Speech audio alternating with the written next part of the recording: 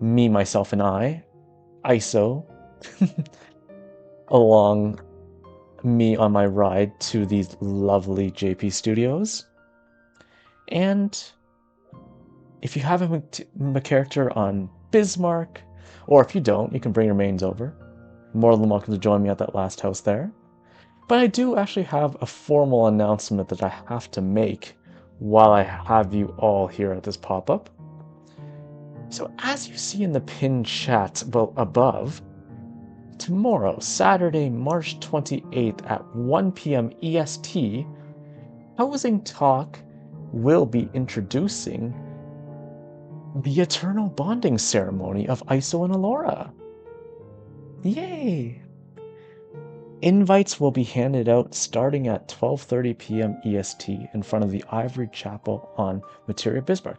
So yeah, our ceremony between Alora and I, my co-host, we will be getting married in game finally at 1 p.m. tomorrow. And for those of you who do not have an invite yet and are needing an invite to attend our in-game ceremony on Bismarck, we will be standing outside the chapel doors half an hour before the stream at 12:30 p.m. Eastern to hand out any invitations for anyone who would like to join. Now, please note, you must have a character created on the Bismarck server to attend the event. I did post the announcement in our Discord channel and our friend's Discord channel on Noah's Discord channel if you're following that DJ and Housing Daddy himself. All the instructions are on both of our Discords. There's the events posted on both of our Discords. So whichever community you come from, whether it be Noah Saitoshi's community or the HousingTalk community, you can see all of the instructions listed in the event and stream promo sections of our servers. And for in our case, it's the community chat. But yeah, save the date. Saturday, March 28th, 1 p.m. Eastern. That's tomorrow afternoon, folks. So for anyone who wants to join, you are more than welcome to come on over to Bismarck. We start handing them out at 12:30 Eastern. Hope to see you all there. Friends old and new, we're very, very excited to finally present this Eternal Bonding to all of you, as we have been playing the game for quite a number of years, and we just have friends from way back when we started on Ether, all the way through JP, all the way through Oceania, all the way up to Alora and I's final resting place on Bismarck. And that sounds very morbid that I say resting place, but it is indeed our final resting place, the final destination where the Fluffy Empire is located. Fluffy Land. But yes, it will be a very eternal bonding, as this is our final place. And we hope that all friends and family, old and new, will welcome our new bonding into the world. Yes, it will be my final resting place if I annoy Laura, which I already feel like I have, so that's why I'm already confidently saying it now, that it will indeed be my final resting place, Isa. I've already picked out the coffin, I picked out the tombstone, you know. Gonna be over in the Goblet, because that's my favorite district. Probably gonna be by plot 51 by the waterfall springs there. That's my favorite spot. Will probably have me right at the base of the hill there. So have some nice scenic views of the Goblet. But yeah, let me get started before I get too carried away with my final resting place.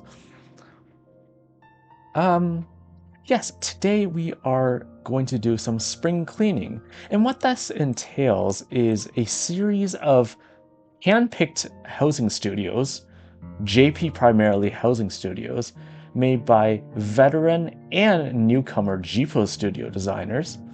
And I will be going through the list of them. Right now, we are starting on Elemental by, I would say, a relatively newer designer, but a long-time G-poser and glamour designer on JP, a very famous one perhaps. This one is by Ayaze Ren. She has been prominent in the JP community for quite a number of years when it comes to her fashion and glamour reports, but also her expert G posing and SS design as well. You can check out a lot of her builds and a lot of her glamour arts on her Housing Snap, her and her Eden and Studio XIV pages. I have decided to omit their links for this stream, purely based on we want to see the designer, the hashtag, and where they're located. All of this information, if you search up the hashtags, you will find on the X profile, where you'll see a link to the numerous other profiles. So a lot of these designers that I'm showcasing today are not quite, I would say, main housing designers. Some of them are. But a lot of these designers that I'm showing are actually creatives who have been in this space for quite a number of years, and they are very multifaceted. They do a lot of screenshots, they do a lot of G posing, they do a lot of kind of community work on the JP cross-link shells. And I thought it would be best to introduce them in this nice, light-hearted spring season tour. So yeah, that's why I call it spring cleaning. But yeah, without further ado, let's get started on this first studio by Ayez Ren. And her hashtag is AreasBlue14 on JP Elemental Gungnir Mist War 24 apartment subdivision room number 2. Yeah, look at this lovely build. I chose to sit at this green corner because green is my absolute favorite color. I don't look happy, but I am.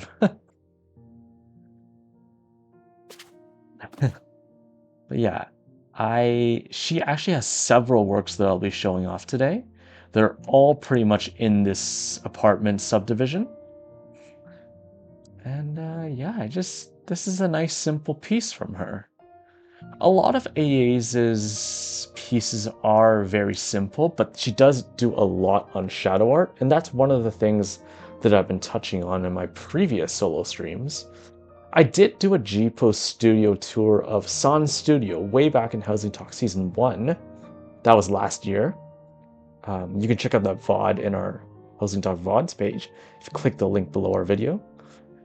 And I just want to kind of expand on that a bit, extrapolate, kind of bring it all together, bring back all those G-Pose and screenshot elements I showed on the San Studio tour, and implement them and kind of dig deeper into why people make these studios, why people use shadow art, why people use the lighting patterns that they do, what kind of screenshots can you create from these patterns, what is your focus point, what are your focal points, how can you apply these studio elements into your own personal builds and your own commission builds.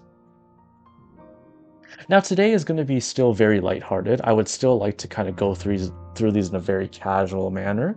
I will be hinting on some points of analyses depending on, what interests you guys. If there's any beginner-friendly questions, any sprout-friendly questions.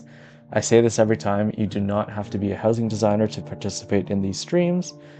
As long as you have a willingness to learn, you want to learn some creativity, go for the more creative aspects of the game, then this is it for you. This is going to be a nice chill stream. That's why I'm going to hint on the analysis just at a minimum, more so me just enjoying this creativity and breaths of fresh air from the people in our creative housing community and GPOS community. Isa says, you sneer, the only correct emote for Alala and G poses. I guess I'll do that for the red one, though. I mean, there's a red and a blue one, see? And there's like a gold one and a black one on the other side. But I posed in front of the green one because green's my thing. I guess I could do a sneer in front of this one. Sneer. That's pretty funny. Ooh.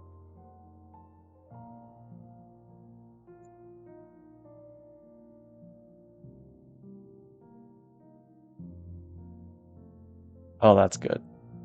That's a Laura level, right?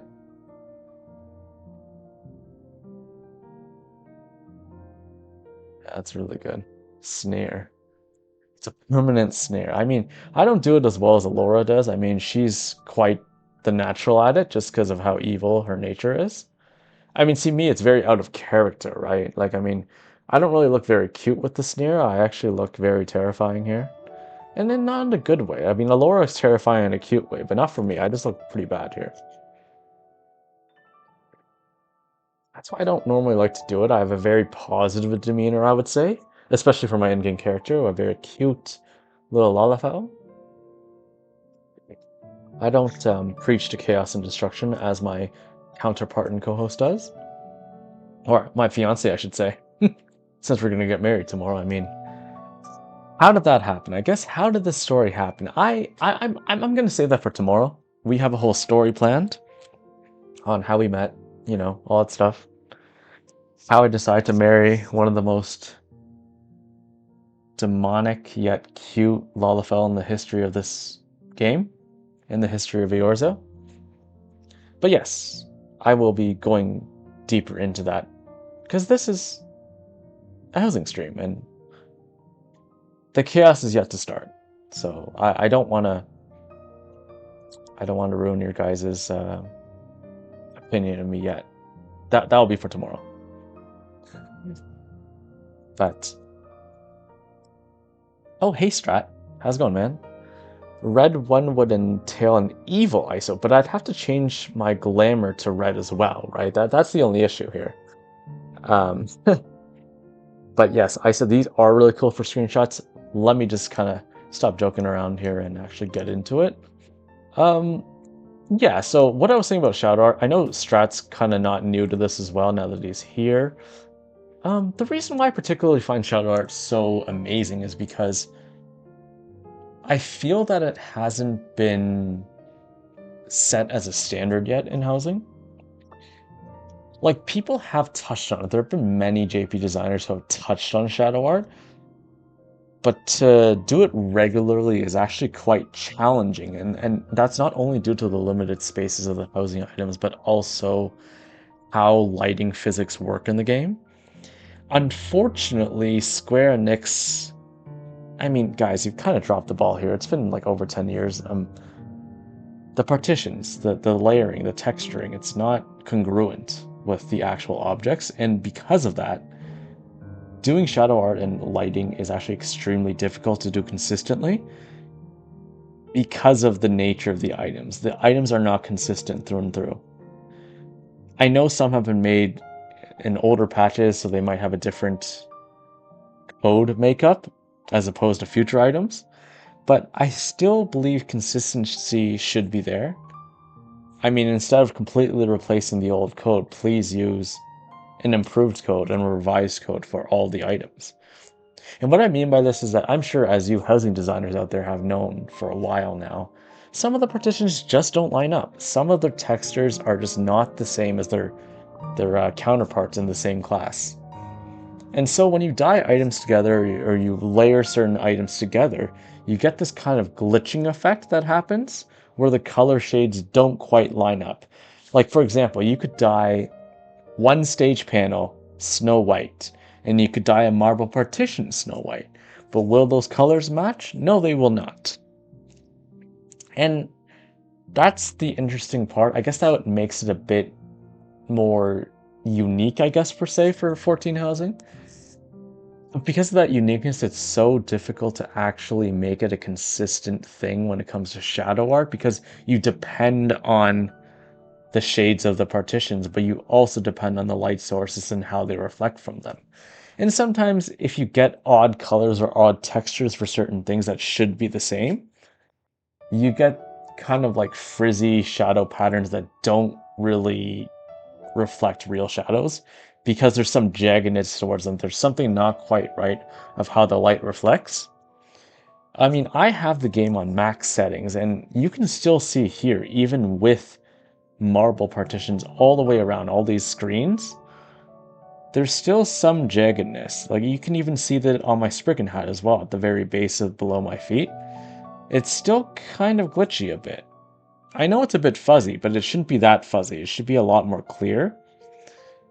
But see, this is the distance where I'm standing from as well. Look, where my hat is, how it's portrayed, as opposed to the flowers behind it. I mean, yes, you could say that I'm a stickler. Yes, you could say that, but I believe with in terms of GPO Studios, because you're looking for the most crisp, finite image within this square, you want it to be as consistent as possible.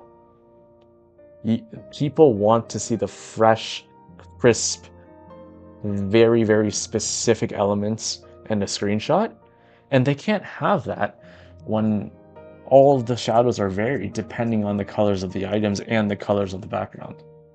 And the distance too. It just this is kind of why I wanted to touch on this build in particular, because it kind of shows the flaws of 14 housing, but also how you can mitigate the flaws as well.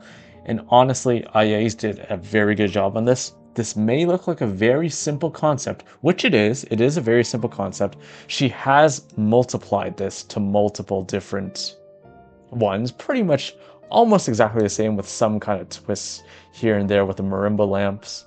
But what she is showcasing here is a visual masterpiece. I mean, you can't get more perfect than this when it comes to angles. I mean, when you look at all three of these different studios that she has lined up, I would 99% say that all the shadows are pretty congruent despite the differences in shades.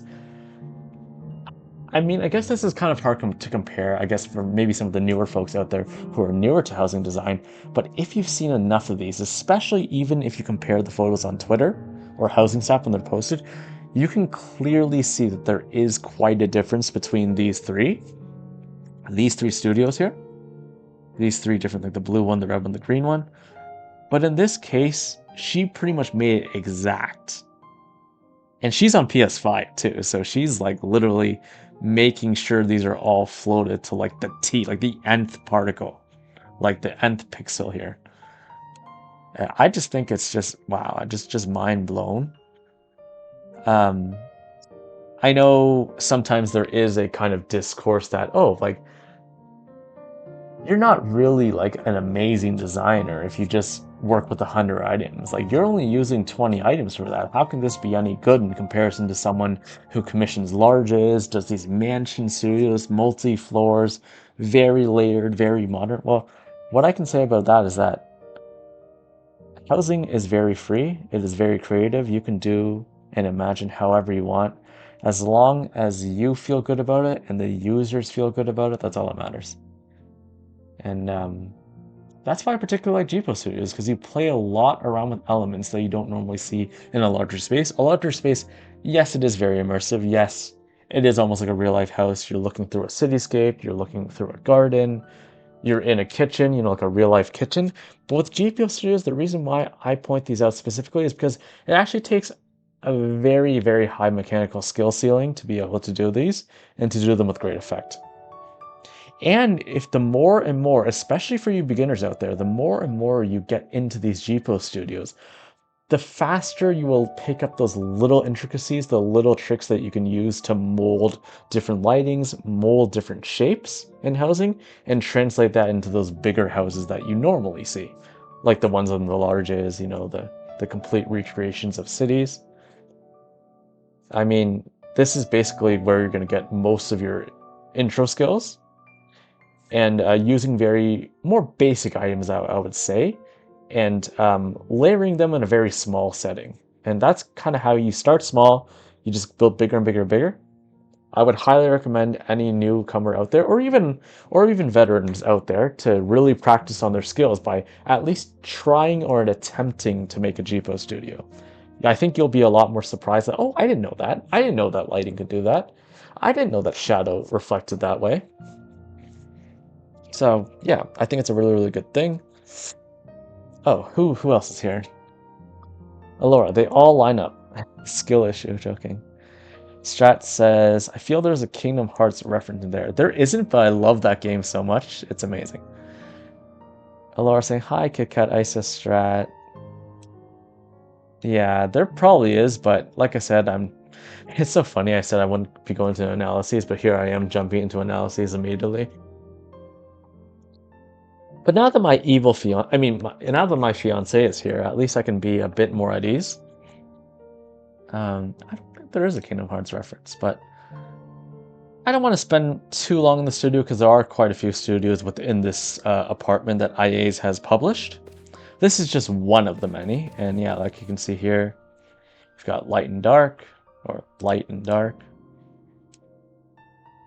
I really, really like how she used the marimba lamps because they are kind of like vines in themselves. I never really noticed that, but see what I mean here? Like back when I used to use marimba lamps for my Amarok builds to kind of create that ghastly blue tone, I really never noticed that they looked like branches here. It's actually pretty cool. Like, look at that. Did you guys even ever notice that small detail of these lamps? It completely matches this whole floral arrangement that she has going on. And the fact that you can dye them too, like, look how good they look, guys. That's amazing. This is amazing. It's awesome. I really, really like this. Ah, wow. This just makes me think that I can make some floral builds or something. I don't know. I know you guys, especially the three of you who are here, participate in the Housing Your Mansion Challenge with Alwyn. I'm surprised none of you decide to use this marimba lamp thing, you know, or even maybe you guys didn't even know this was a thing. Unless maybe Strat, I was wrong. Maybe you did have the marimba lamps in there. I don't remember, but yeah, it's a really cool effect to see here. See, I learned something new, and I've done so many studios. It's crazy, and I've used that item to such great lengths in all of my previous builds. Amazing, astonishing. Hey Teague, what's up? What's going on, man? Sup Teague? Hey, going to lurk because of work. But hi, very cool Jeepo Studio. Love the flower work. Yeah, I loved your build, man. Frequency. Guys, if you haven't seen Teague Heltzer's amazingly awesome, astonishing, most current venue design, the redesign of Club Frequency over on Crystal Goblin, a very popular NA nightclub, you should go check out Teague Heltzer's X page, his Twitter. It's amazing. Like, we've already visited it. We've got photos. We just haven't posted them. Oh yeah, Laura, you've been behind on a lot of them actually. We've been to so many build visits already. But understandable, Laura's been feeling under the weather. She's been sick the past couple weeks, so we're just happy to have her here because she should be working, but I don't think she is. So I guess she'll be here. Isa saying, to be fair, that Housing Mansion one was only second Jeepo studio I've ever done. And first was very basic. But see what I mean, Isa? Like, it is... I'm very glad that you were so happy to have done it, Isa. I remember you sharing so much sentiment that you really enjoyed the experience. And that's how it should be, Isa. This is what I'm saying. It doesn't matter how new or how old of a designer you are. You can learn a lot from doing Jeepo studios with the very limited item and the very limited space you have. So... yeah, I saw you did amazing. I've seen like at least 4 JP builds after you built your room, Isa, that they've kind of got inspiration from you. They have similar kind of build as yours. I was like, wow, this is all Isa's doing to do this. This is awesome. Finally, we've got some inspiration going all ways from all the regions instead of, you know, historically it's been like JP and then us, you know, but now it's kind of like everyone's kind of fusing their styles a bit, and I really, really appreciate that. And that's how it should be. That's what I want for Housing Talk, to expand, extrapolate, analyze, and share. Okay, let's go on to the next room here, but I should leave a comment. Should I say this is astonishing now? I don't think the world's ready for this yet. We'll have to introduce this together another time. This is amazing. They're not ready. Okay, let's move on to the next A's build. Where is it? Oh, here it is, room number 6. Let's go on in.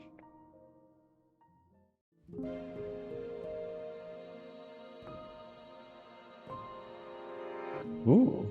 Oh, this is a build that I've been wanting to see for months now. I remember she released this last year. This is insane. Look at that. Oh my god, this is so good. Isn't that like, holy crap. Look at the individual, like, I remember when she first released this last year, these individual slots for like different like environments per se. I remember when she released this last year, I was like, oh my god, like I have such a cool idea for Jeepo Studio, but then I never went through with it because, well, A, I felt like I would have been copying her, but B, I just didn't have the creative drive to do something like this. You know, what I was originally thinking was having each slot to be different time periods in Eorzea, and I was going to do like a different cityscape within each one. But I think for me, it honestly got a bit too complex, a bit too overwhelming. So I decided to drop that project and focus more on HousingTalk. But eventually, I believe I really, really want to do a build. I've been wanting to do it for a while, and just looking at this now gives me some new ideas, something to work with.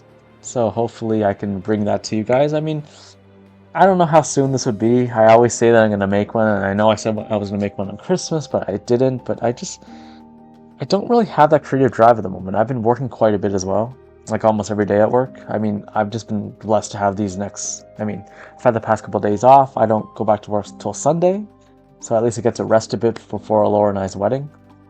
But yeah, this is just miraculous. This is astonishing. Like, look at this. These are just very simple items. You got the stained glass behind there with the flowers that she kind of used in the last build with a marimba lamp, you know, right here. That's all she used. And when you put the black contrast around it and you have this shadow effect, almost like a doorway, an entryway per se. See how she purposely made the shadow go this way? This is an entryway or a doorway into another dimension. And that's basically what she did. And she did that with this one as well. See this? Same thing. Using the partitions, using those, yeah, all the way around. And having the steel locker floating above here. Has the phasma behind there with some branches sticking out. A little flower pot at the base here. And then, of course, like the little Moogle thing for the moon at the back. Same with here. Using the new Pilgrim's Traverse stained glass window, and then putting the little oasis lamp with the flowers and some little potted plants down here. It doesn't take much, only a few items here, and she already makes such a massive dramatic effect on how the studio is shown. And this brings me back to my previous point. Using very simple, very limited number of items to create such an abstract pattern in which you can take away from that, enjoy it, and also extrapolate from it, expand on it. How can you put this into a bigger build? How does this look on a bigger pane in a small per se? Can you translate this into a window or an archway space, an awning space in a large? Maybe instead of making this vertical, block off the horizontal parts and making it into an upper trim, maybe above a doorway. I'm sure you've seen many modern designers out there who have had these similar kind of fixed panes here, fixed windows, and having them kind of align in different parts of the doorway. What if this was a door? Have one fixed pane here, have a doorknob here, have another stained glass up here with the flowers in there. See, just so much you can work with. And yep, look here, look at the entrance. Same kind of thing.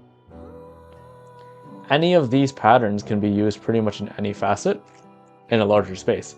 This Jeepo Studios to me is kind of like, do you guys know, I'm not sure if you guys know or not, but you know how there's those people who I guess wear cologne or like scents and stuff. You get those things from the store where you have a whole palette of different scents, like all these samples. You know those sample sets, you get to like, you buy the sample set for a bit of money, and then there's like 10 different clones in there. You get those little samples on each one, these little bottles, you try each one. And then by the end of it, once you try all of them, at the very back of the booklet, you have like a coupon where you can redeem it for a free bottle of whatever champagne, or not champagne, cologne, oh my god, cologne that you would like to purchase out of all the scents you tried. I would say that's very similar to this Jeepo Studio. It's like a present as soon as you walk in. It's a present that needs to be unwrapped, and once you unwrap it, you see, oh my goodness, look at all these completely contrasting, different colors, different patterns, different feelings that they evoke. Which one shall I choose? Should I choose the red, burning red flowers, the blue crystal orbs, the yellow Thavnarian royalty, you know, the deep blue seascape kind of effect, the very springtime modern aesthetic, or should I choose the very deep green, almost like a poison ivy kind of like dark deep dungeon look, you know? There's all these different little panels. Like, which one do I choose? Which one do I really like? Well, for me, my favorite one is definitely going to be the fire one, and it's not because of Alora. She has no influence with me on this, but she probably wishes that she did. I like this because it reminds me of Amrot. Burning buildings, burning fire, burning roses, burning flowers. To me, this represents a symbolism of hope that is dying, dying hope. Flowers represent life, the fire represents death, so the juxtaposition is there for me.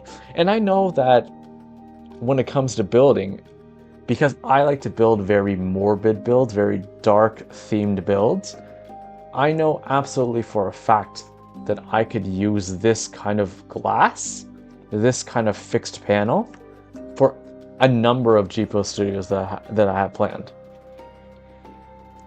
And that's just it.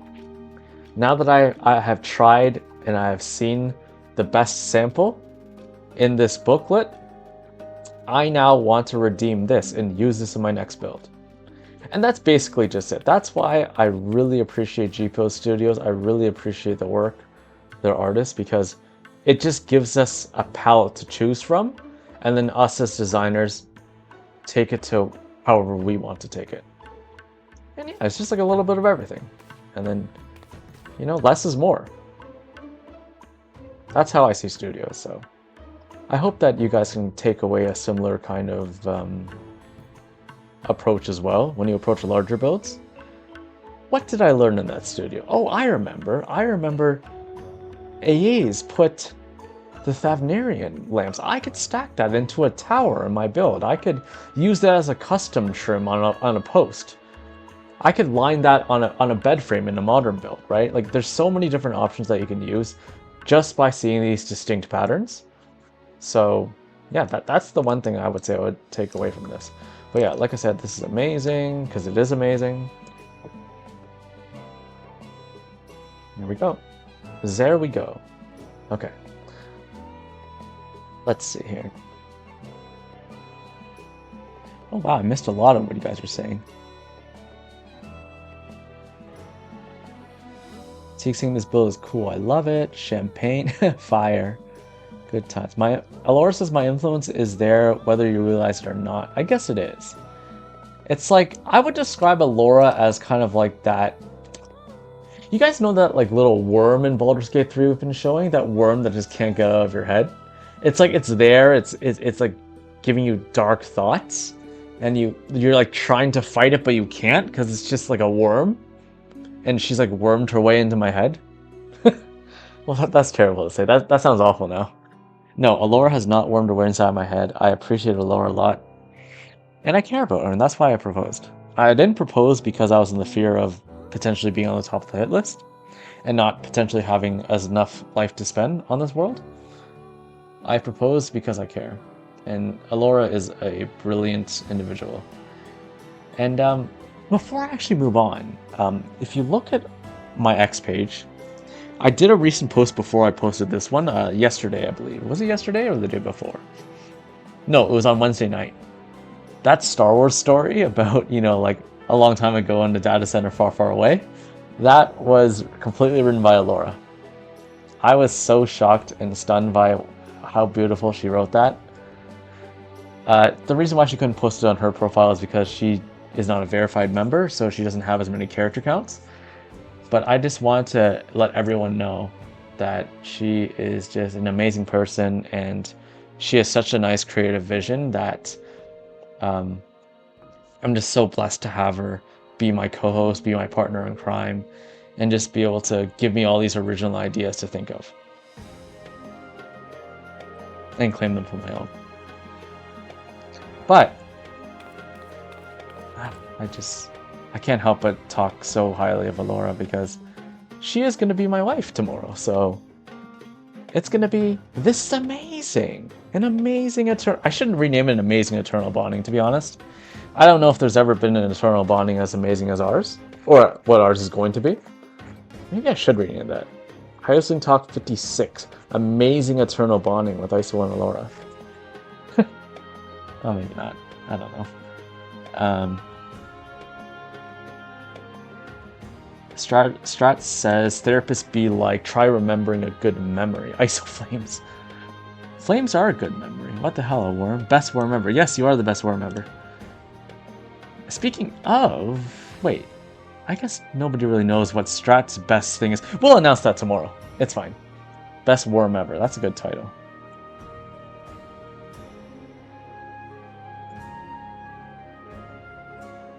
Let's see.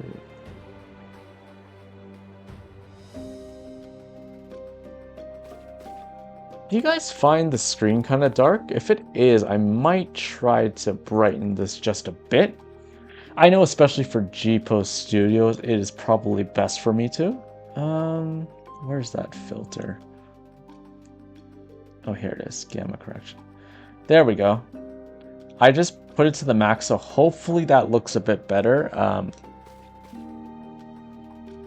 Yeah, I think that looks a bit better, right, guys? I look damn good, don't I? I look sharp.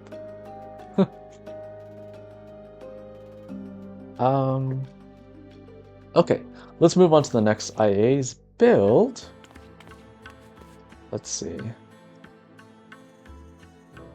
Okay, room number 15. Let's see what else she has in store for us. Oh, wow. Now this is cool.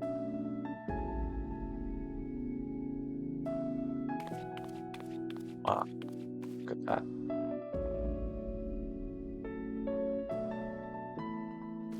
Wow. This is a good one. Look at this, guys. This is crazy. How she did the shadow effect. This isn't an item. This is a shadow that she made from the lighting to make it look like it's a ramp. Like, look at that. Isn't that crazy? Like, look at this. This isn't actually an item here. It's just a shadow. See what I mean about those little things that you can learn from these studios? That's crazy. Wow. This is a masterpiece.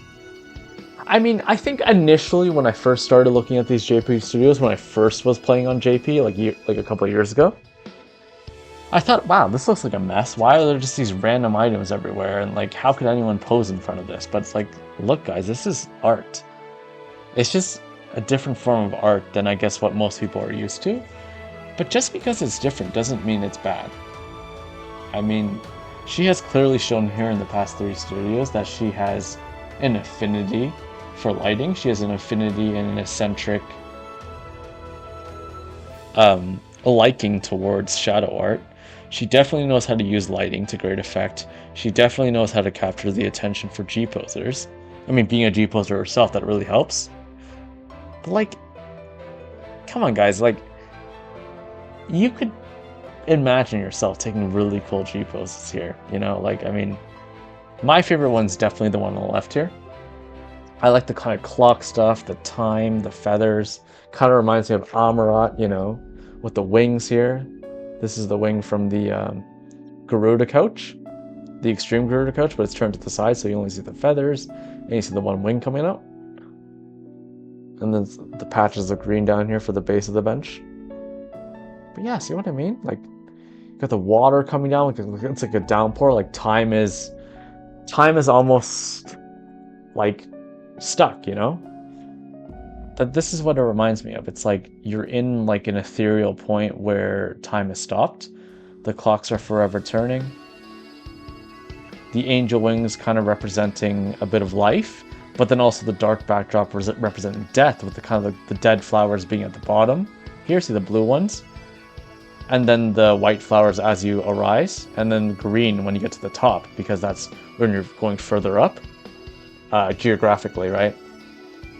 So see what I mean? It's like that in between, almost like my previous build, the Terminus Found build from Mana when I had it up. You're looking at an in-between zone, and it just encapsulates all of those thoughts with very, very few items. Like, what's this? 1, 2, 3, 4, 5, 6, like maybe 20 items in this one spot here. And you can just evoke that many different emotions, and that's why I find that these studios are so amazing. There's just so much story behind this. And my analysis of it is probably not even close to what she thought of. This is just what I think as a visitor, what I think as an enjoyer here. It could be completely different from what she actually intended this to be. But yeah. You can see how the waterfall hits on different items. How much it's just more opaque on this side where the Queen's Rest is. How much more translucent it is depending on the different screen pattern here. All these little things can really help make or break certain builds, especially when you build bigger with bigger spaces. Light reflects differently as well, so you can kind of see how it is contained and kind of extrapolate from there.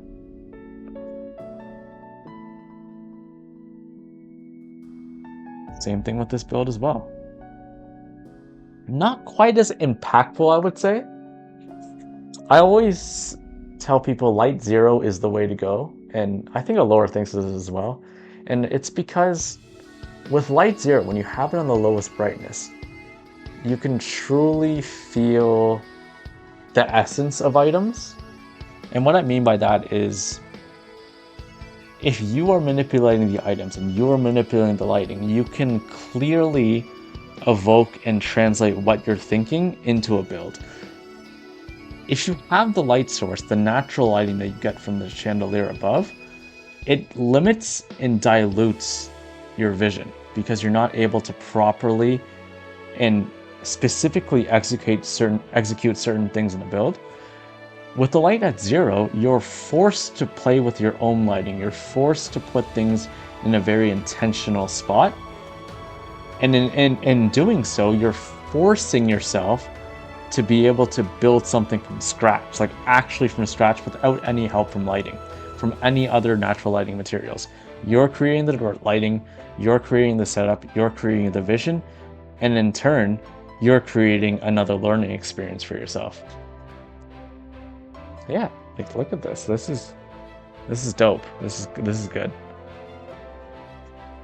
And now, will I give my personal opinion on it? Yes, I do believe that you can learn a lot from here. You can take really cool G-poses here. But do I like floral stuff? No, I've never liked floral stuff. Like, this wouldn't be one of my favorite studios, but this is a very technically creative one, and one that a lot of people can learn from, and this is why I want to showcase it. Especially with the whole light and dark theme, I realize that this is kind of very, I guess, on style for her. In all of her builds, she has shown the whole light and dark concept.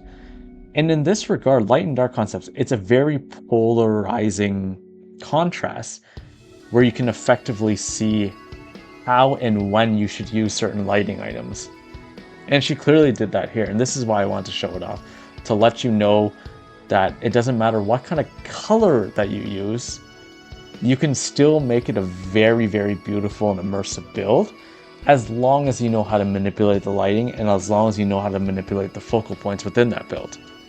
So yeah, like both of them are amazing. I just prefer the one on the left because the themes speak to me more. But the one on the right, very, very intricately well done. Like, if you like the lighter backdrops, go with the one on the right. If you like the darker backdrops, go with the one on the left. If you just like the whole goddamn thing, use both of them in your builds. So yeah, there's that. I want to go on another tangent, which I already did. I just have so much love for GPO studios. Like, I could literally talk forever about them, but I'm just kind of trying to break down the very simple points to take away from them and how they can potentially help even one of you guys out there. Even, you know, like, I just want to be able to help expand the minds and expand your creativity to a level that's beyond what you initially could think of yourself. Like sometimes we get stuck in these patterns where it's like, no, I have to build this cityscape or else I won't be able to do anything. That's the thing that I got stuck on. I thought that I was predetermined to do cityscape GPO studios for the rest of my housing designer career. But I thought about it. I really thought about it. After seeing all these different studios, I thought to myself, I don't need to do GPO studios all the time. I'm gonna try modern. I'm gonna try completely going against what I've taught myself. And that's where you really grow. Now, I'm not saying that you need to completely abandon your style, but if you do attempt to do another style like I'm going to attempt, it just opens your mind up even more than you already have with your creativity, and it just kind of adds a bit more layering, adds a bit more flavor to your builds, right? You just take away these little things, and eventually you'll be able to see how much you can improve. Like, think about those designers like Nora, like Twist, like Tetsu, the ones that I did my solo streams on last week, or a couple weeks ago. Like, they didn't start from being 0 to 100. They did similar things. They layered things together. They did smaller builds. They saw how lighting worked together. And eventually they just did so much of it. They practiced that muscle there, the creative muscle, so much that they finally thought, oh, Tetsu's I really like doing modern. I'm going to use everything I learned to make this the absolute best modern piece ever. Or in Nora's case, I really like doing flowery gardenscapes. I really like that garden immersion. I'm going to make sure that I learn them as much as I can from studios that have wide open concept floral builds and floral patterns. And I'm going to make sure that I can perfect my cluttering abilities so that I can clutter anywhere. That's basically what it is. So yeah. The more you go to these studios and the more you attempt to do these kind of designs, the more you're able to clearly understand the limitations of 14 housing, which there are many. But as I've said, and as a lot of people have said in our community, limitation breeds creativity. Limitation breeds creativity. And that's not a joke. It's literally the quintessential part of housing. Without these limits, people wouldn't be discovering these kind of effects. So I'm kind of glad that 14 has its limits, because this wouldn't be possible without it. So, but with the new item slot increase, yes, we are happy for it, but these limitations will still exist. The lighting will still exist until they find a way to change the congruency between different layers and different shadings. I don't really see the landscape changing too much. The only thing now is that people can create more complex designs because of the item increase. But the limitations will still be there, and I'm here for it. This is what got me into housing, the challenge. It's not fun unless there's a challenge. So I guess if you are finding that your liking towards housing is waning a bit, mine kind of waned a bit too. I wasn't really so much designing, but more creating, more visiting things. Then I would really encourage you to visit studios. That's probably the best way to reinvigorate your designs, and a good way for you to pick up some techniques that you didn't know before. Okay, let's see. Oh, I already said only my message for the day. I already left a message. I was about to leave and I stuck up going, wow. Okay. Let's see this other one. Strat says, I find it hard to make a GPO studio expecting people to take selfies in there. But see, I think that's what you have to change. It's your frame of mind, Strat.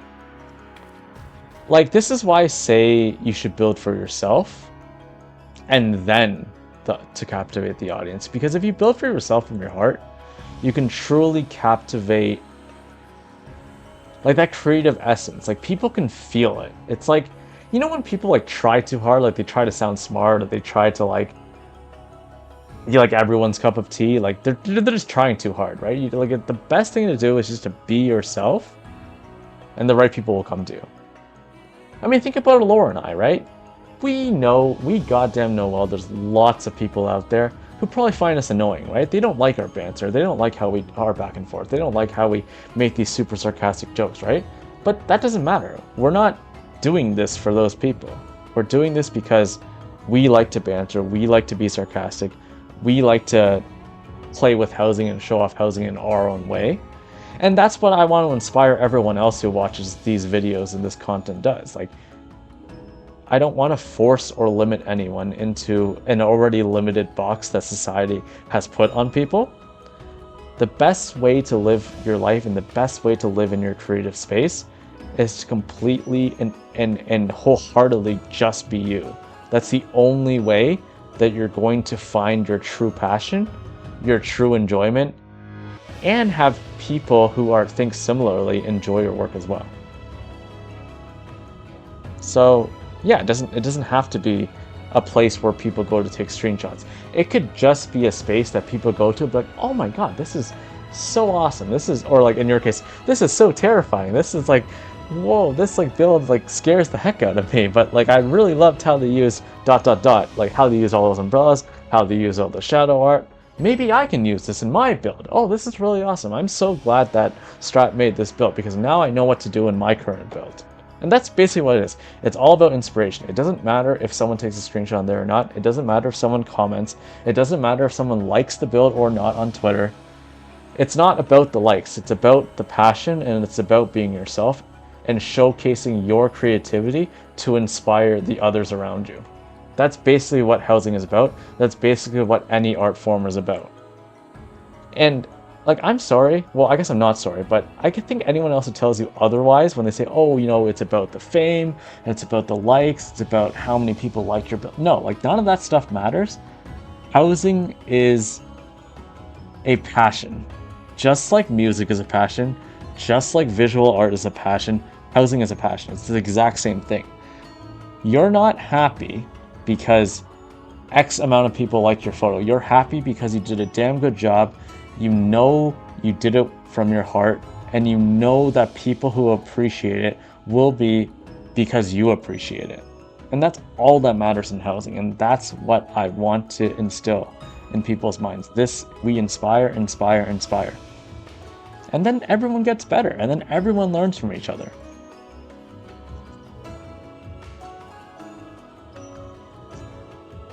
Alora says Strat's totally awesomely creative. It's about taking over the world. I guess taking over the world is at the end. But yeah.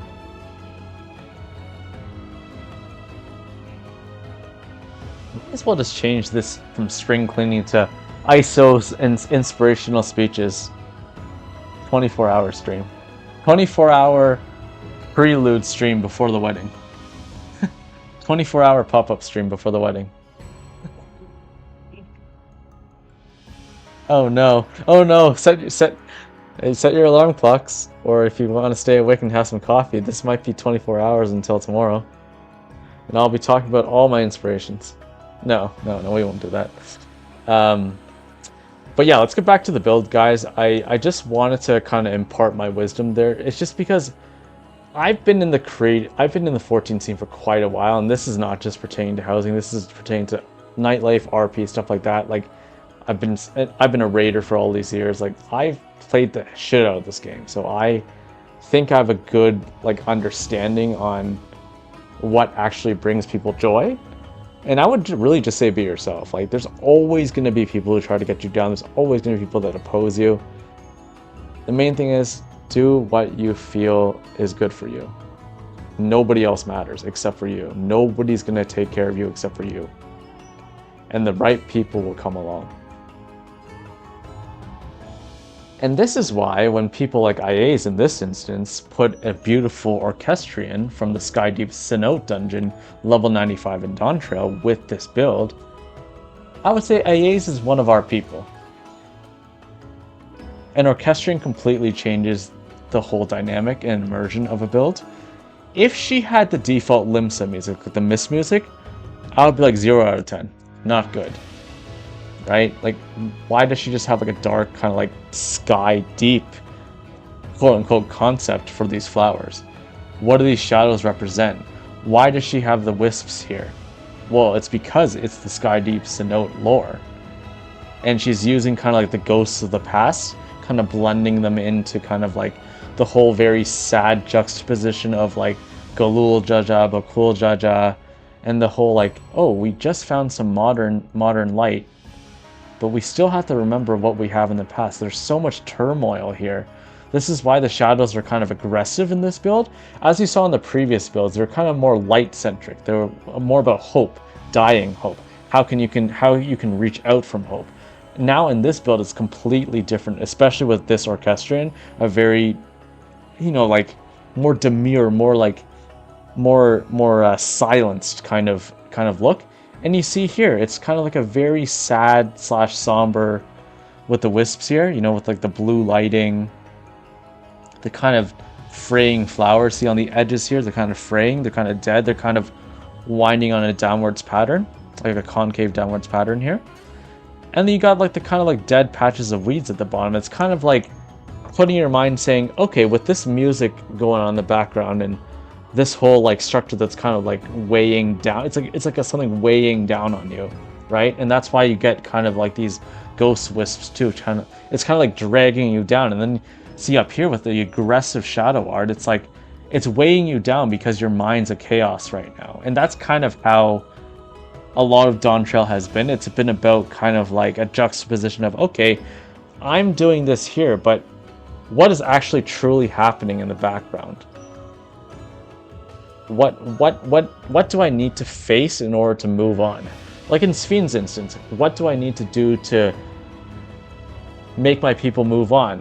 And this is her dark side. The aggressive shadows here are Sphyn trying to keep her people alive, trying to make them into endless, right? Live forever.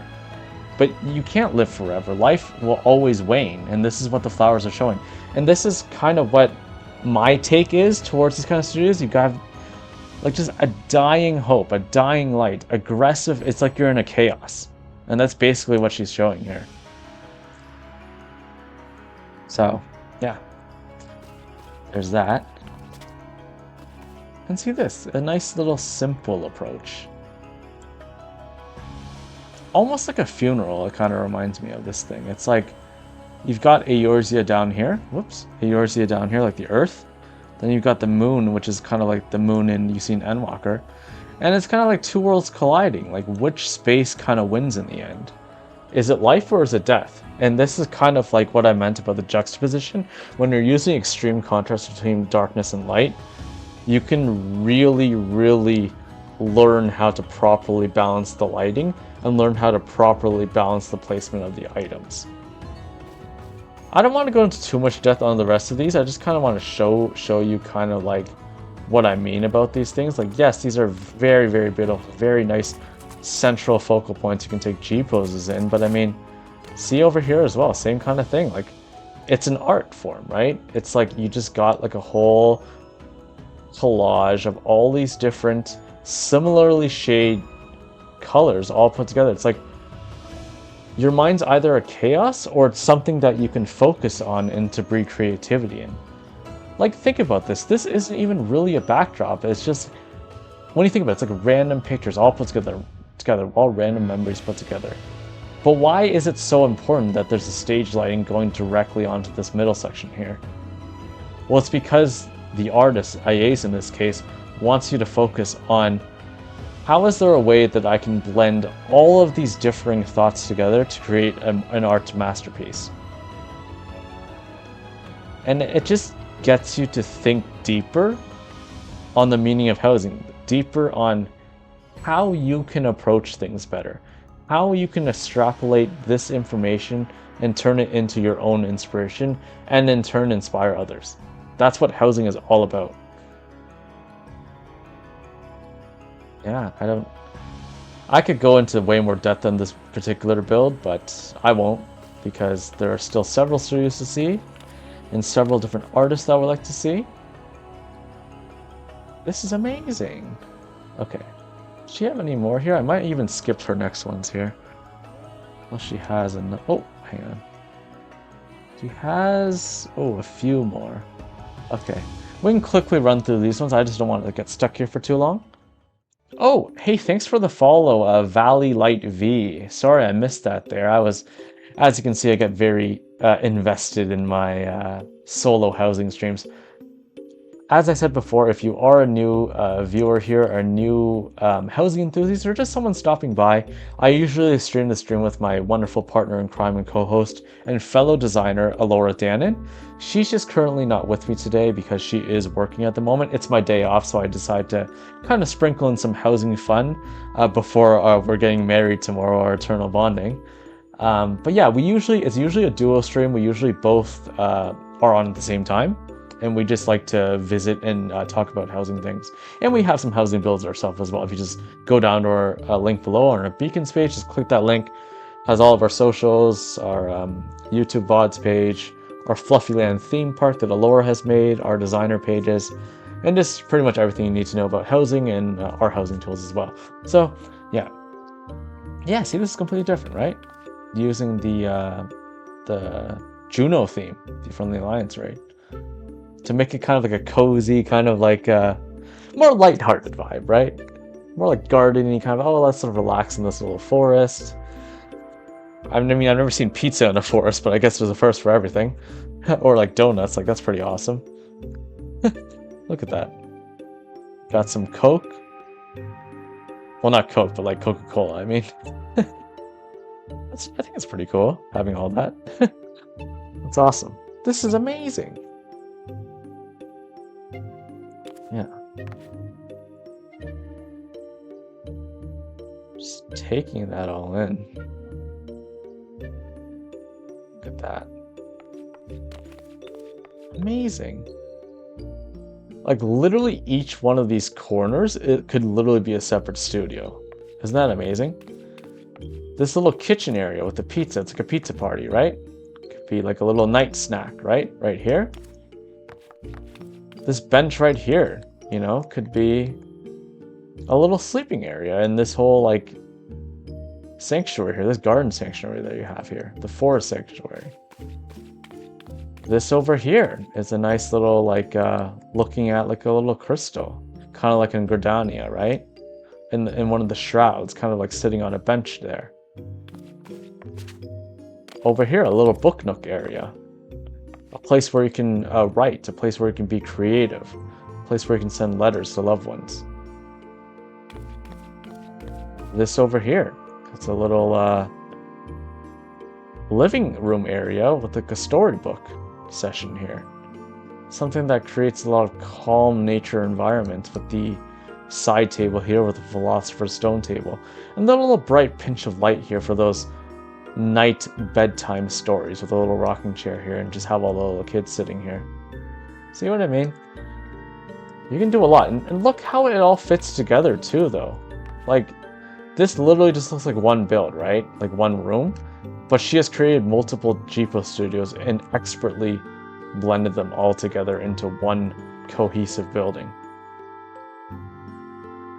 See what I mean about what I was talking about before? Taking all those individual elements and putting them together into a larger space, and this is what she's basically done.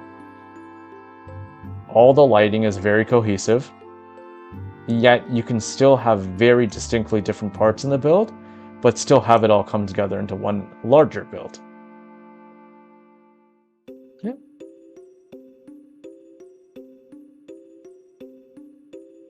Yeah. Wee Kit Kat. Your kind of forest, Alora? Hope the Moogle doesn't poo on the pizza. Well, hopefully not. Unless those little bits there are the poo rings. I don't know. Well, I don't know what's in that salad, but it looks like it could be nasty. Same with this little drink here, too. I don't know if that's ice or that's brown pellets or what have you, right?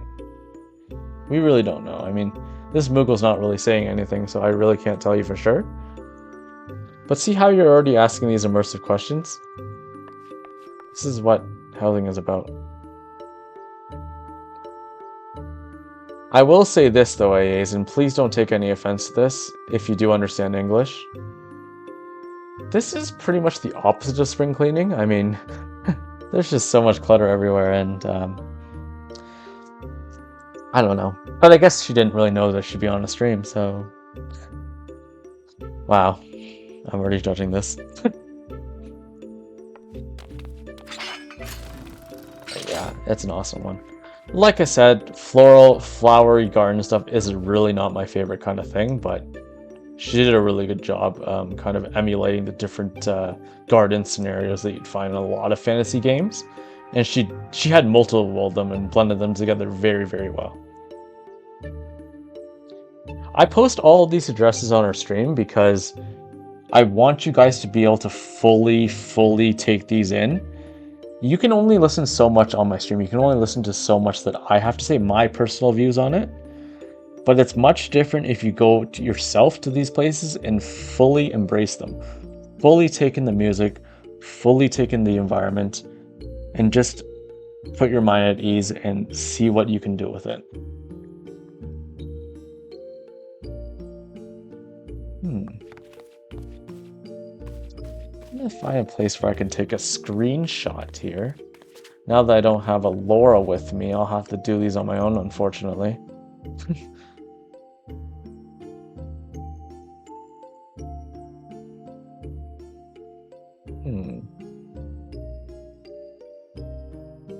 Let's see. I thought I had a G-pose button. I guess I don't. Weird. Weird. No G. I thought there was a G-pose hotkey. I swear there was. Maybe not. No. What do I have here? Oh, I don't even... Wow. I swear I had one. I guess I have to do it the manual way then. But look, Alora, I'm using Bright 4 like you always wanted.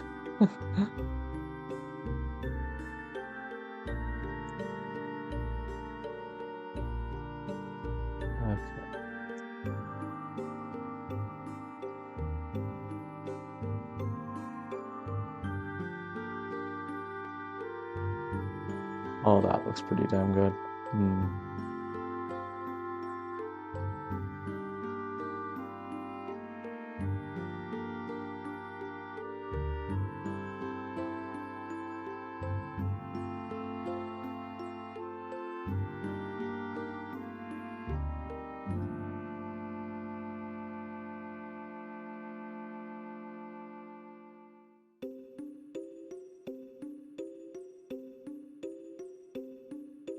Just trying to get a nice shot here. There's just so much going on.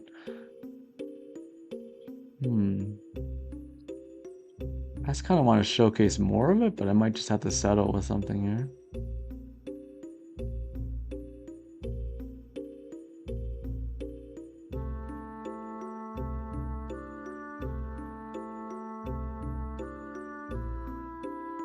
That's a kind of a terrifying image, but I'm gonna take it. I look so displeased, but I'm not. Alright, this is amazing. Alright.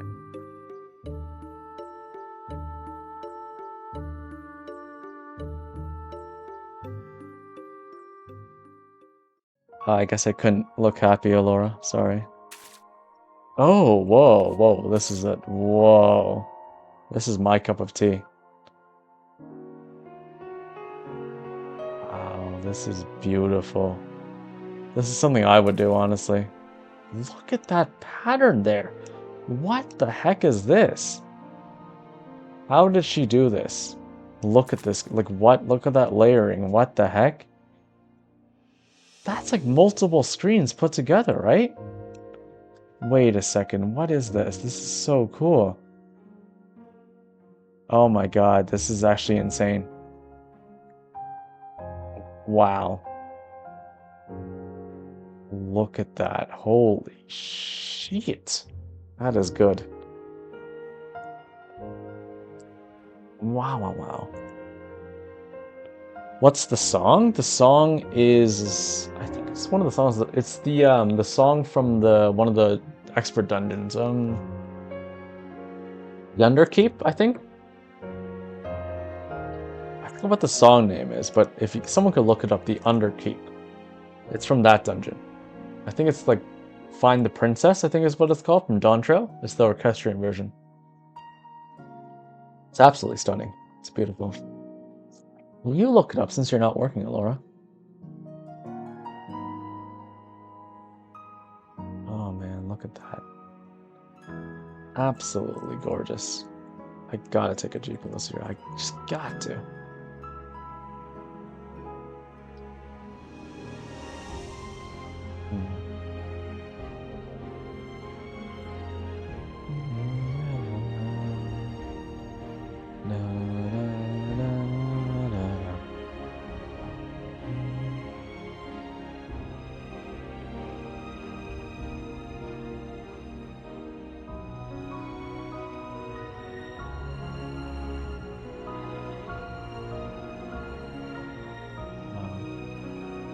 Absolutely stunning.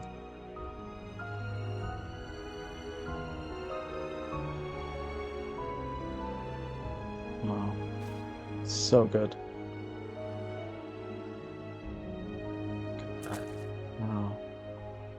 I've never seen someone use the Palace of the Dead blocks to make a custom trim here. Wow, that is... It's very abstract. I mean, this little middle part with the kind of like layered, like tethered screens together is already abstract in itself, with the kind of crystals layering out from it, but even to like the edge of this too, like making it like that, what the heck, man? So many thoughts going into this build, like what I actually think about this, but I don't want to bother you guys too much about that. It's just, wow, like just, you gotta be here, guys. Like it's hard to explain kind of how this vision is encapsulated without you actually being here. It's just, it's so much different than watching on the stream. Like it's actually insane. Oh, wow.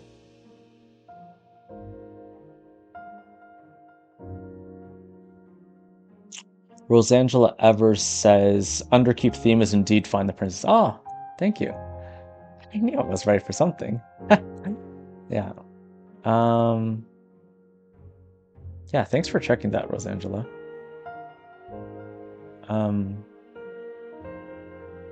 Yeah. Very, very stunning. This is, yeah, my kind of thing. Something that I would make. Very beautiful, very immersive. The music is absolutely stunning. I guess just like me, like you said, Laura. I wouldn't say I'm stunning, but I just look stunning because of the builds that I'm in. That's it. I just look irritated more than anything. Oh, whoa, whoa, whoa. Good thing I turned around. Wow, this is... Okay, guys, this is a whole nother level of shadow art here. What the heck, man? Oh my god, I didn't even notice that at first. Look at the bottom here. This is such a key detail. See this shadow right here? This is from the marimba lamp. The edge of it. Like, it's the marimba lamp cascading off the block to make this. And it's almost like a... how do I explain this? Like, I guess if you don't know Dawntrail lore, maybe it won't pop up to you immediately, but... This reminds me of, like, the Warrior of Life from Stormblood, the shadow, like, with the samurai sword and the hat and stuff. And it's kind of like, you're like a shadow, like, approaching darkness, which is approaching Shadowbringers, right? But, like, you're still somehow within the light, and that's what I talked about in Dawntrail, the juxtaposition between light and darkness. It's like, you have all this chaos around you, right? You have so many contrasting, conflicting feelings about what you should be doing. But, like, you're still somehow within the light. Like, I don't know how to explain this, guys. Like, it's the same with these, like, Hydaelyn kind of crystals from Endwalker, right? I feel like she really... Like, her feelings, I can feel her feelings through this build. I don't know how to explain it, guys. Like, I know I talk a lot and I know I yap a lot, but, like, I can't, like, stress this enough. You have to actually be in this build to kind of understand what I'm saying. Like, all these little intricate parts, like, you know, like, with the whole, like, weave of, like, this is, like, to me, it's like a weave of thoughts. Intertwining thoughts, interconnecting thoughts. but then also chaos as well, because they're not all aligned, right? There's some little rocky, like jagged paths kind of sticking out, but then there's also some hope as well, some light coming out, and it's like, oh, you just have to be here and with the music and everything to just fully feel it without my annoying voice over it, of course. Like just to feel like the presence of this right here. It's insane. I like, of all the things I've analyzed, I do not know what this square is here. I don't know what this is supposed to entail. Like, this could be even more complex than I've even like originally thought of. Like, look at the water patterns here. This is insane. Look at that. This is all from the marimba lamp and the pond under here, the indoor pond. She just covered it up with a partition on top. But look at how that, isn't that insane? Like, look at that pattern. That's nuts. Like the wavy pattern. It's kind of like a not quite static, not quite wavy pattern, but it's kind of like ghost, like ghastly kind of. Like, that's insane. Like, what the heck? Like, do you guys see this pattern here? Like, that's crazy. Ah, man, this whole backdrop here, this entrance here is a cheapo studio within itself. I'm gonna have to take another picture. This is crazy. Like, this is, wow. What a work of art. What a masterpiece. This is insane. Just wow, man. Good job, Ace. I had no idea you were this talented at these studios. Like, like I said, she's always been known to be exceptional glamour artist. But like, I had no idea she was this good at housing too. This is actually really crazy. I'm gonna have to bookmark. I'm gonna have to go follow IA's and actually like look at more of her studios. I've just kind of. This is actually wow. It just wow. What the heck?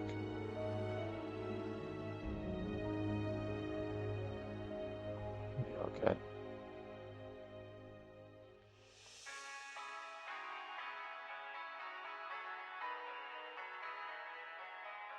Yep, that.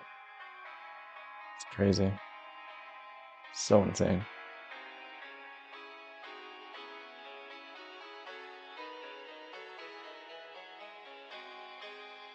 Isa says the one I keep meaning to visit. Yeah, you really should, Isa. Pretty much. I guess I'll just put the address again, just because it's kind of up there. I'll take out the room number 2. So basically, that's where we are. It's on Gugnier, but it's all in the Topmass subdivision of Ward 24 there. So all of her rooms are all there. They're just in different spots, right? So there's just so much that you can learn from here. It's insane.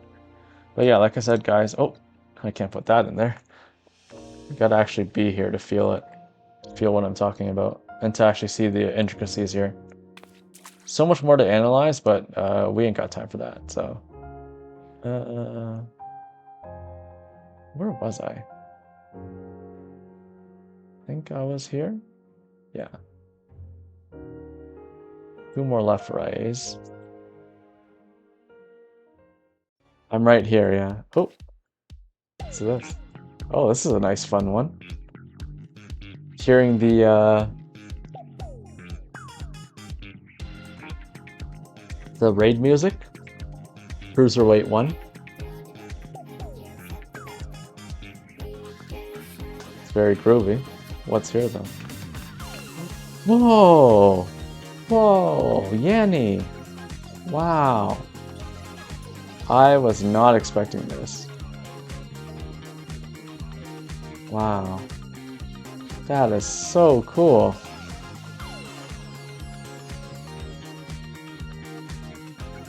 Wow, guys, look at that.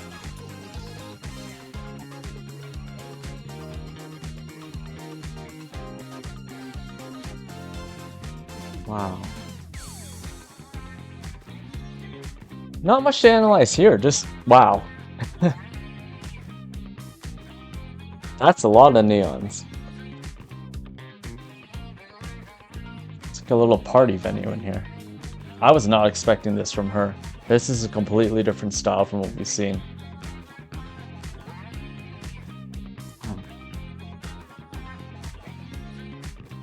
Disco ISO, you need your disco ISO? I don't have it on my JP character.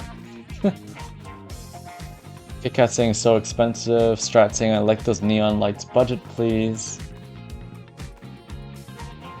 Rose Angela saying fun. Yeah, very fun. So cool.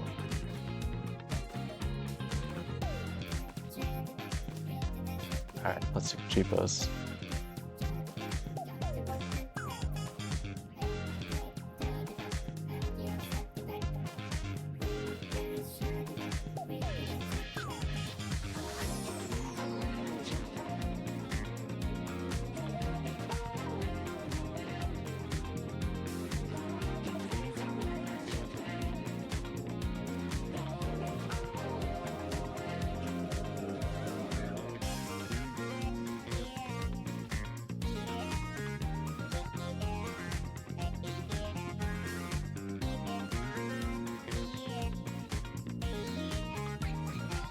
I think that's a bit better.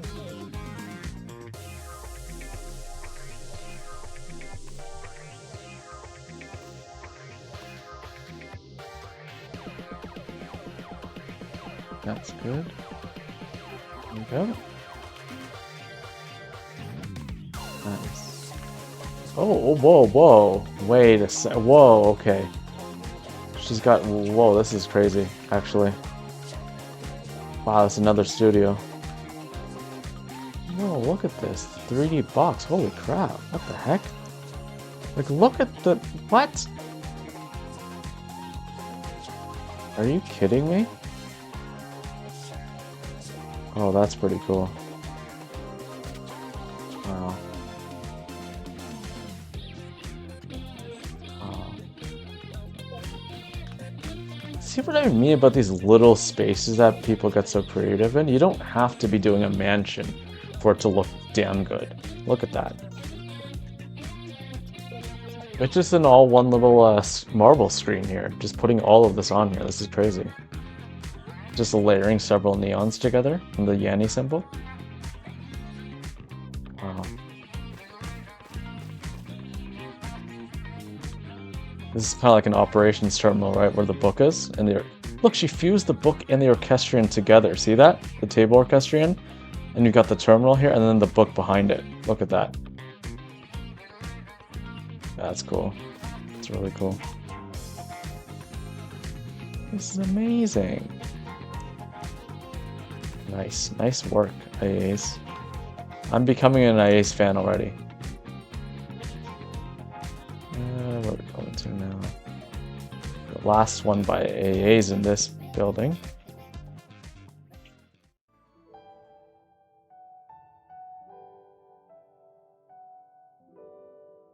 Alora keeps trying to farm them with my retainers, but there's so more useless stuff. Get on the dance floor, you'll pop more. Maybe I should have. I just thought it would be conflicting. Caged ISO.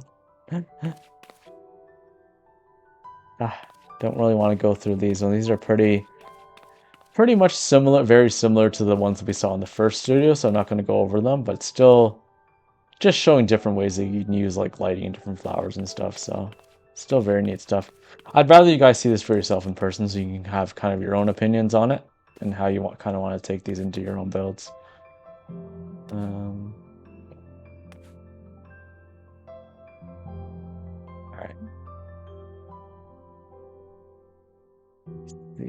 Oh my god, I'm falling? What do you mean I'm falling, KitKat? Where am I falling to?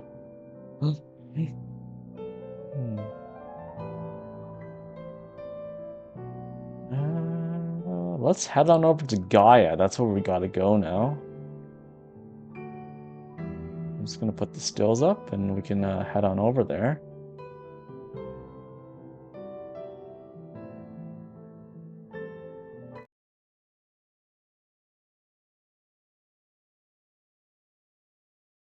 So right now we're changing data centers. So we're gonna pop over. We were just on Elemental, for those of you just joining in.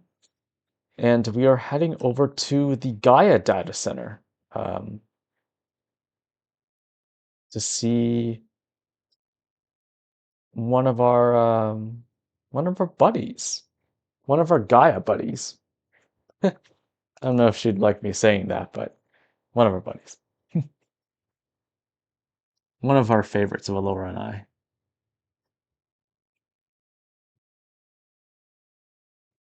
And then Laura's gonna say, I thought I was your favorite. And I'm like, definitely not.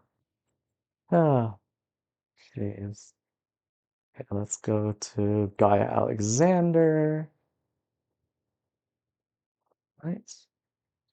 A. I'm your fave worm. Yeah, you're probably my only worm, but I guess you're my favorite because you're my only one. I guess. Oh, man. I guess now that we're transitioning over to the other data center, what are you guys most excited about tomorrow? What do you guys want to see us do, Alora and I? Like at our wedding, is there anything you're really excited about? Is there anything you're nervous about? I mean, our wedding's pretty much going to be streamed on full display for everyone to see, so I don't know, like, are you guys wanting to see some chaos? Do you want to see the chapel burn down? What are we going to do at the after party? What goofy things are we going to do? Are we going to take it seriously? Love to know your thoughts.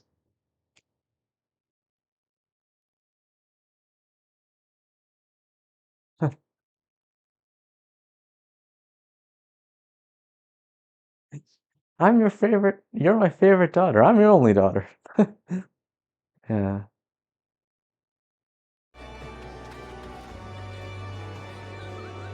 Alright. We have made it to Gaia.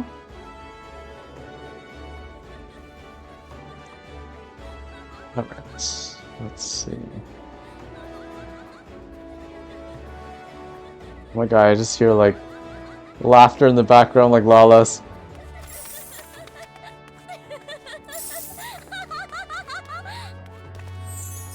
That's crazy. Oh wow. Okay. 21. Okay. This one's in another apartment complex. It's another apartment room with 100 items in it.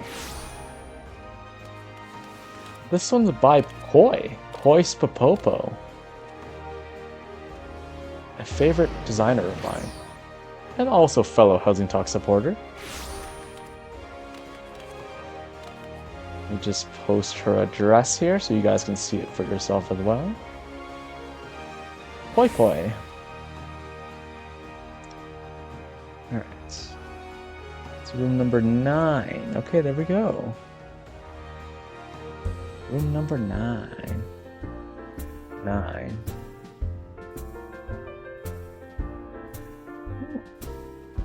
She literally just posted this build like 2 hours ago. Oh, this is so cute. It's very Easter. This is very, very different from what she usually does. I'm impressed. Wow. This is so cute. Oh, I'm getting hungry now. I want those cakes. Oh, wow. Oh, glad we came in the daytime. That's so nice. Oh, wow. This looks like it should be in the Imperium. Let's see how the Phasmoscapes are showing the Imperium. And we got like the kind of like Heaven's Wardy kind of architecture here. If they made a little snack there or a snack zone in the Imperium, this would be it.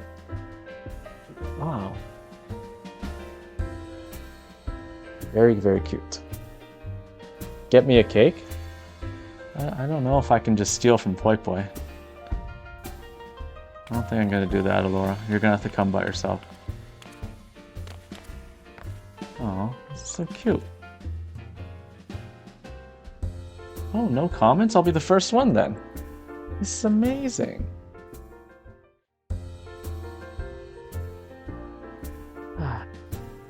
This is amazing. Wow. Oh, I love how she made these. Oh, that's actually cool. Look at that. I'll try to point this out. So,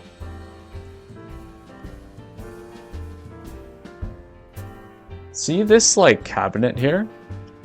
And see this cabinet here? she used these as, like, you know, to separate the windows, like as the walls, but she also made it, see how this is almost like a window blind here? It's like a shutter right here, and the shutter's right here. See what it is? Like this is the shutter for this window, and this is the right shutter for this window. That's cool. That's slot efficiency right there. That's really, really cool. Huh. I never thought of that. She did this for this side as well. The shutter on this side and the shutter on this side, but it's actually part of this. Wow, that's cool. Nice. Look at this ceiling too. I've never seen a ceiling like this before. Relatively simple, but she's just got the partitions floated up there, right? The glade ones, like the base of them, that's where you see the trim there. It's like the bottom of the glade partition all the way around. And then she's got like lofts going up there through like a stage troop. Nice. It's very cozy too. Like the orchestrion, it's very, very cake shop-like. I don't know how to explain that. Yeah, really cute builds. Poi. Madame Poi. Where should I take this screenshot though?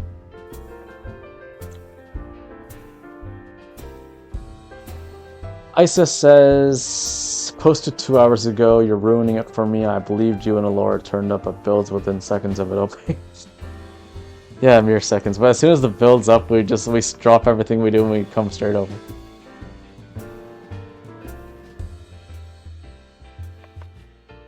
This is a cute one. Also beside the teddy bear.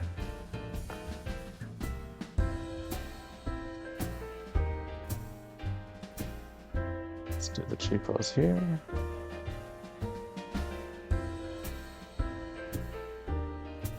Actually, I want to do like a laughing cheapos, like a chuckle.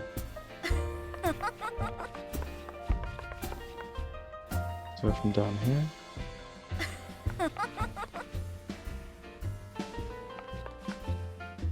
That's cute.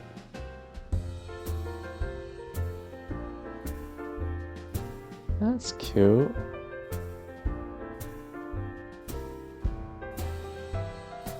Aw. Look at me using Bright 4, Laura. Aren't you proud? Aw, that's so cute. Look at that. Nice.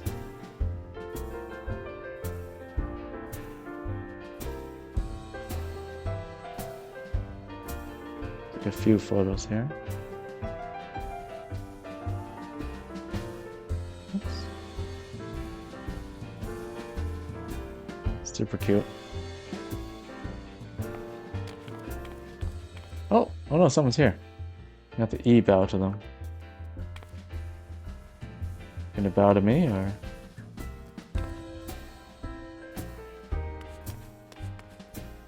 I'm so sorry, I gotta get out of here.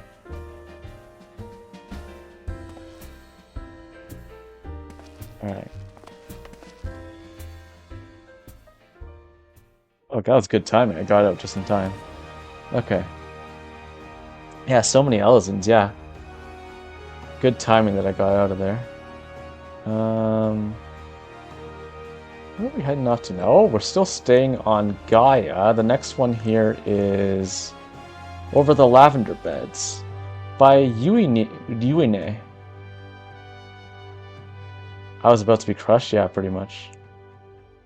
Popoto salad. Okay, let's head over to the lavender beds over there. Alright.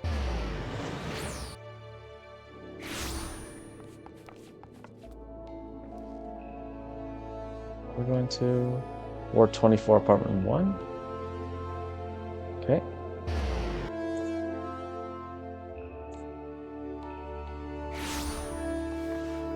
Let's go. Okay.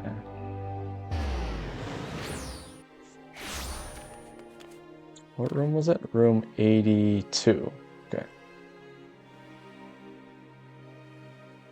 You Okay, let's see. She's made several builds recently, a relatively newer designer. Oh, I like this already. Okay. Ooh. Ooh, ooh. This reminds me of Decibel. Our dear friend Decibel, who we had on Housing Talk back in season 1. She's made builds that are kind of similar feeling to this, especially with these colors as well, and how she made like an ascending staircase. It's like her kind of thing. Oh, it's cool. Wow, nice. I really like this. Again, not something that I would do. I don't really like the floral kind of patterns, but this works. This is a nice one. I like the elevation here because you can kind of have like a resting area for people to come in and... Oh wow, another studio here. Okay. Okay, this is nice. So yeah, you can have people taking pictures here, but then you can also have them taking pictures up here as well. This is kind of more like the main part of it. Oh, that's a nice bench. Oh, that's classic. That's nice. Oh, oh, that's beautiful. Nice. Look at that.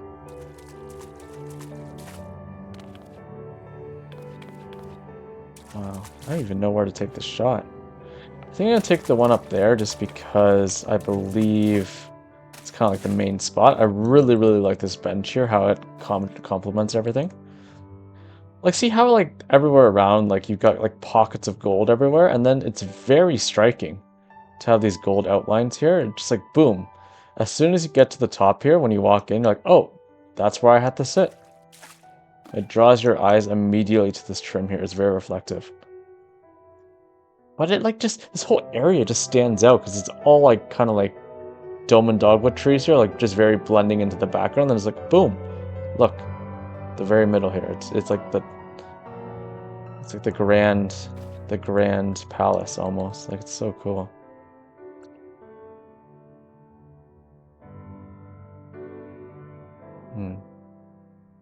Kind of want to do like a joy or something. There we go. Oh, that's cute.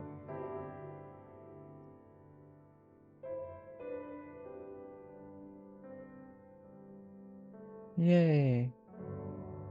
Yay me, as Laura would say.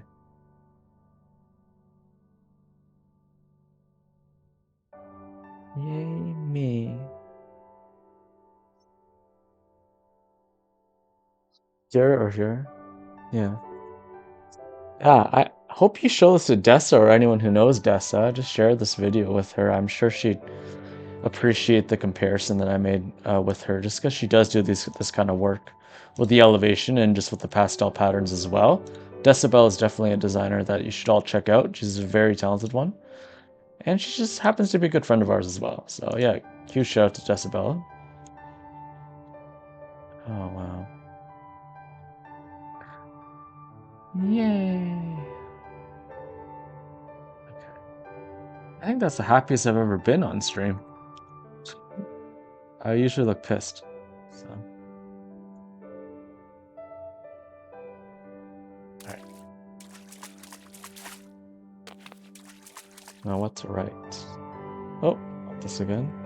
It's amazing. This is amazing. Okay. Where are we headed off to now? Oh, true, you didn't have to say that, Alora. Okay, we're heading over to Mana, so I'm gonna have to put the screens up.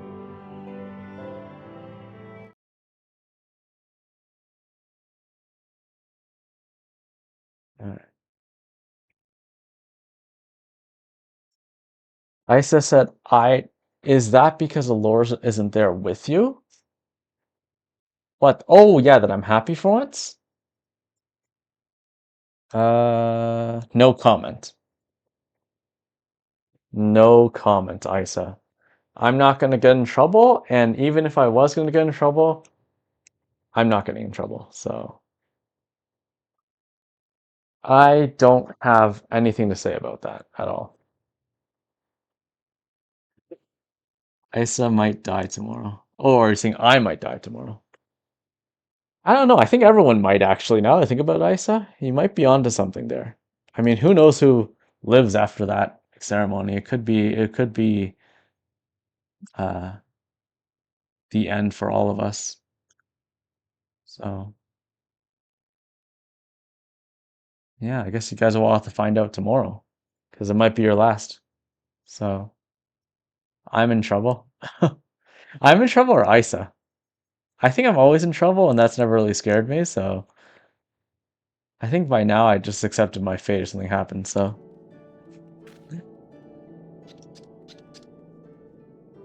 Uh, so this next one's over on Mana Masamune. Masamune is probably the most like English server that you'll get on Mana. There's the largest speaking English population there, so for those raiders out there who do Savage and Ultimates, if you are an English speaker and you would like to raid, like on JP, I would say Masamune is your best bet. They actually do have a variety of English FCs on there as well, like primarily English speaking. They also have a lot of RP stuff that are in English as well on Mana. So yeah, Raiders, go to Masamune. Okay, where are we heading to now? Oh, we're going to the Laugh Beds, so let's head on over there.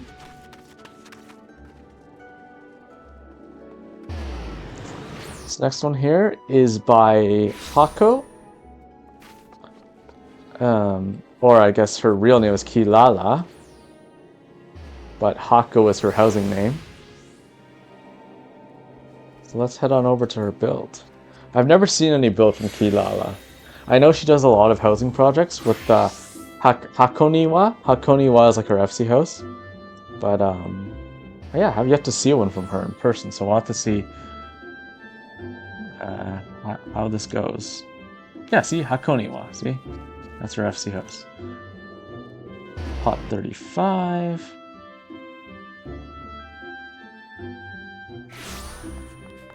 Alright.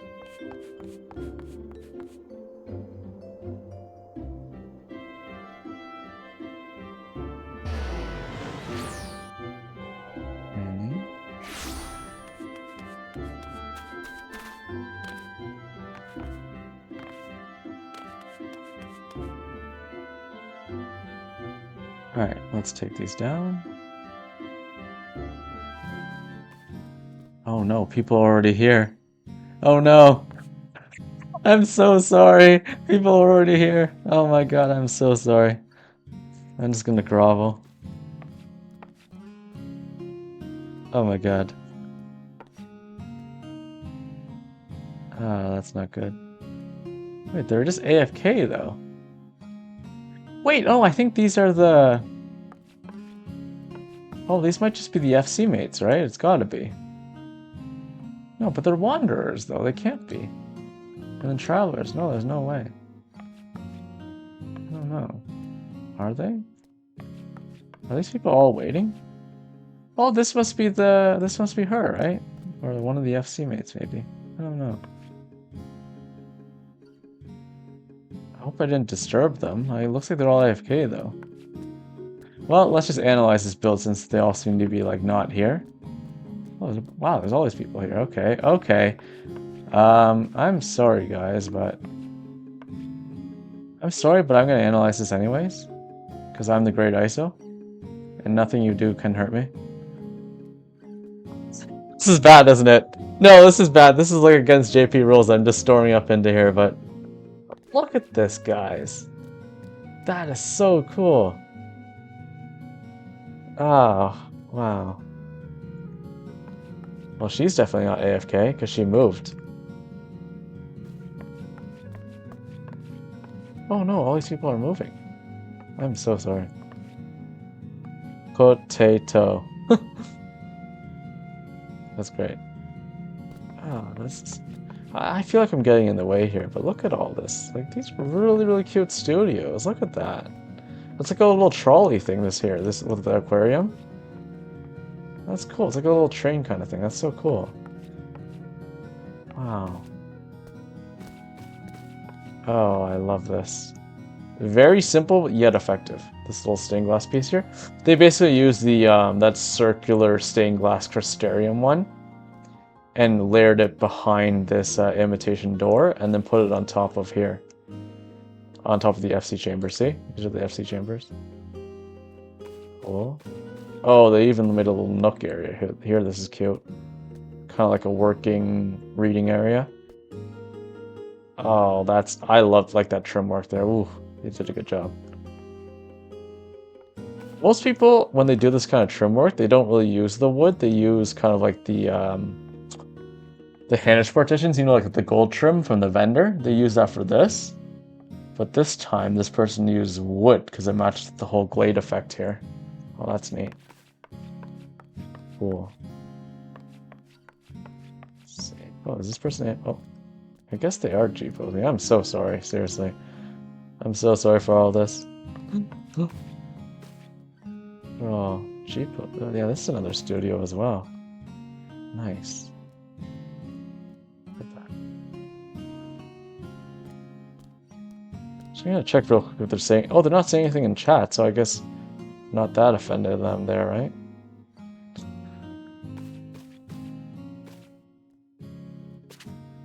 AR plastic? Are you saying you're plastic?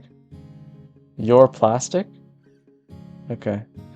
That would make sense. A lot of people from Asian countries get plastic a lot. So I guess that makes sense. Are plastic. She's just like looking out and I'm just like, what are you doing here? Why are you in my way here?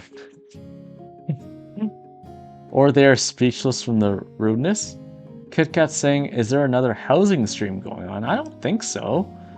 I thought we were the only housing stream. Oh, I'm not that dense.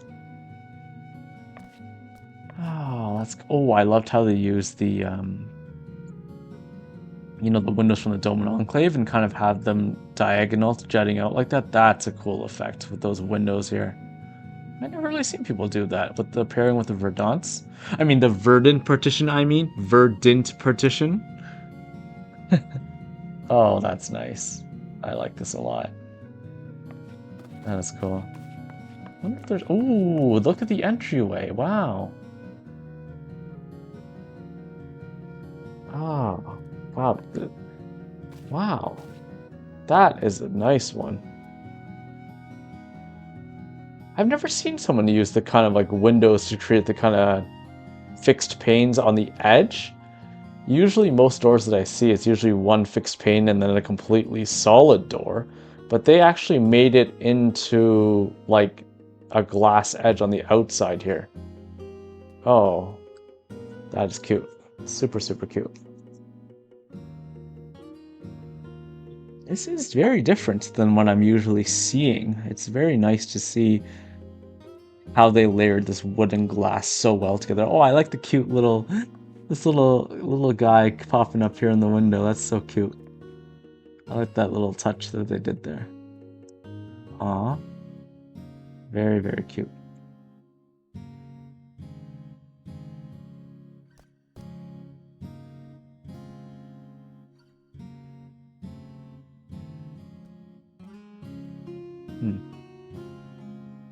Guess I can take a cheap pose here.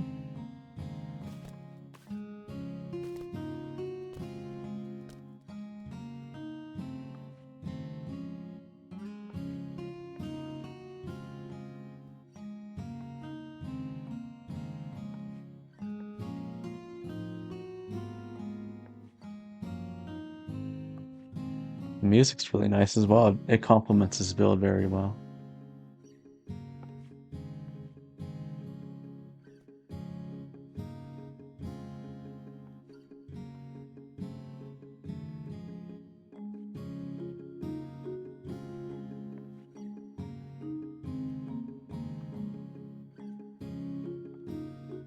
Wow, nice. Very nice. It is very nice, KitKat, yeah. Wow. Oh, it's actually kind of functional. That's cool. So you can get up there. Look, they even put a seat up here. See this love seat up here? Well, it's not really a love seat, but it's kind of like the piano bench. But they actually put this. Oh, that's cool. This is the Ann Walker trial. The what is it? What's it called? The Fate Singer.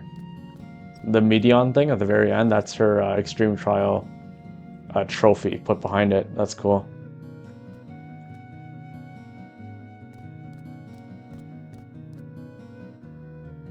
Oh, that's neat. I really like that effect here. Oh, wow.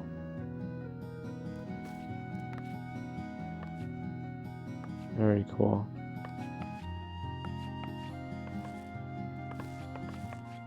Oh, they are not AFK. Wow. Guess they don't mind me being here. Oh, there's an upper area. Wow, there's an upper area here. Hey, you copied me. This looks like my ISO cute look, and you copied me. Well, kind of. Well, I understand. A lot of people like my looks, so they're just inspired, you know. It's hard not to like me. I get it. The thingy? What do you mean the thingy, Alora? KitKat saying, "Oh, many GPO slots." Yeah, there's quite a few in here, and that's what I'm saying. Like over here too. It doesn't look like it's like it just looks like it's all part of one house, right? But they're all literally distinct GPO studios all here. This is wow. This is pretty crazy. This little sunset view of the Stormblood area, Giribana. You know, like this is like the field where Xenos is killed in Stormblood. A spoiler alert. Alright, let's do cheapos here.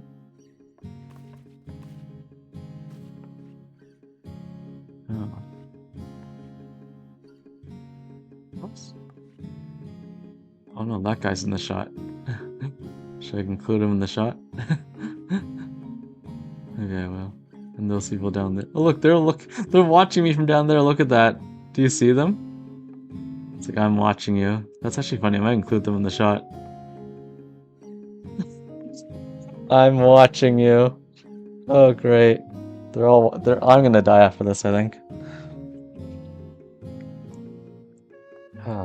This is a nice shot, though. I'm gonna take it because this is amazing. This is amazing. Yeah. I don't care if they're staring at me. I mean, I feel very rude to do this, but I pretty much am JP as well. I've played here for a couple of years, and I'm sure they know who I am. Or maybe they don't. I don't know. Oh, they did another doorway with the imitation panel here. The one they usually use for the near builds. Oh, nice. And kind of add it with the Phasma, with contrasting with the cherry blossom bed as well. I wonder if you can doze into this. Oh, you can. Look, I found their secret. You can doze through it. And now you're behind the build. I shouldn't reveal this. Oh no, they're talking. Oh, I think they saw me go through it. I'm gonna get to the front door. I feel bad now. They're like, oh no, this person just came in here and butted into our whole RP session. No. What's Lala? I just saw Lala get slapped. That's not cool, lady. You just slapped that Lala. Do I dare doubt them? No, I'm not gonna do anything. This is their house. Oh god. I feel so bad. But you slapped a Lalafell. That's a no-go. I'll be back for you.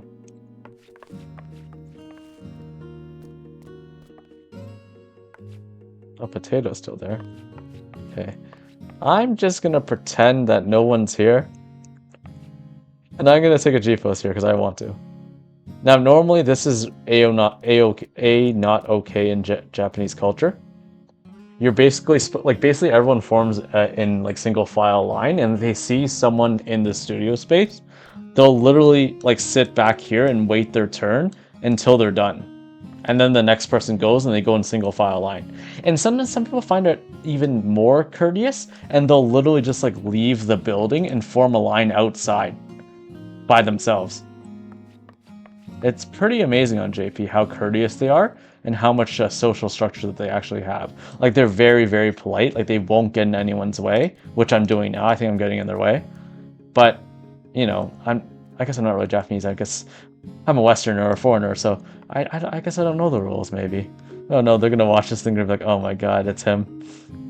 Maybe I'll sit with them. Oh no, I can sit here. Oh, perfect. And get them all in the screenshot then.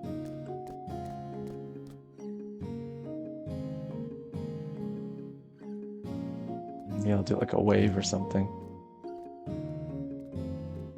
I think I need to... Maybe I'll do that. There we go. Oh no, that's not good. I'll do that. Okay, there we go.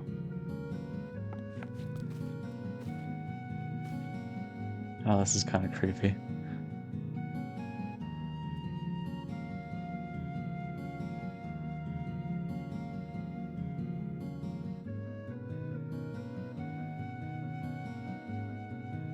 Oh no, they're all watching me. Look at that. Every single one of them. All of them. Look, they're all watching me. Oh no, this is bad. Literally all of them. Look at that. They're over there. They're over there. Oh no. I feel very uneasy right now. This is a social no-no. Do not do this when you're visiting JP builds. It's not a good thing.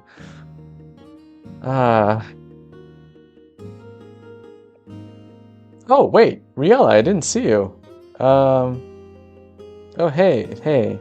Sorry, I didn't see you guys come in.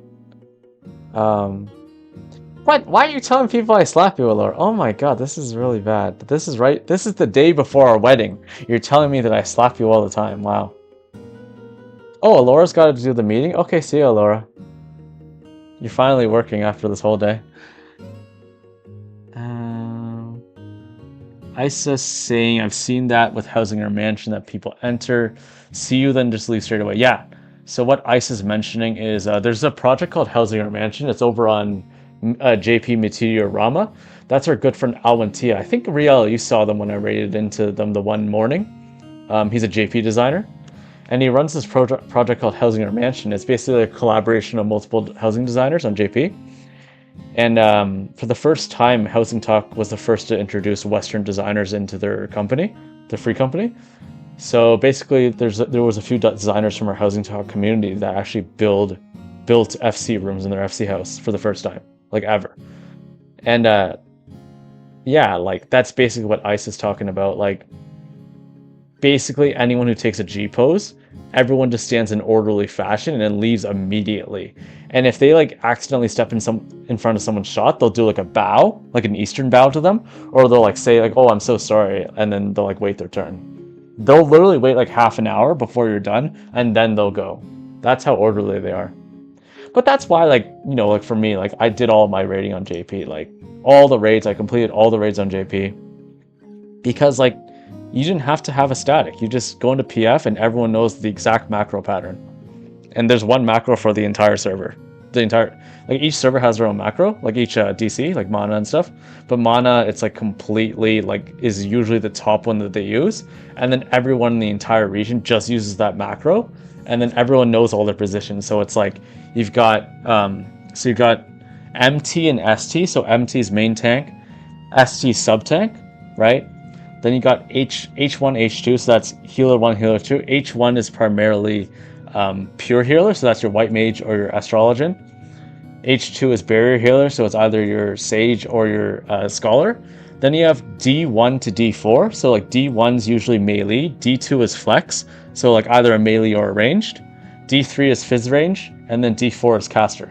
So that's basically the general order you do for raiding. And basically on JP, you could literally jump into an extreme on the first day, and most likely someone will have a macro already made within like an hour or two, and everyone will use that macro and they'll follow to a T. Like there won't be like, oh, like it's like that's why I was making the joke last night, Riella, when I said P1 to clear. That's what I find on NA when they're like, oh yeah, I totally can clear this whole thing, even though I've only seen one section of it. But like on JP, if they find out that like you did not see the content, you'll literally be blacklisted, and your name will be published on every lodestone thing you can think of.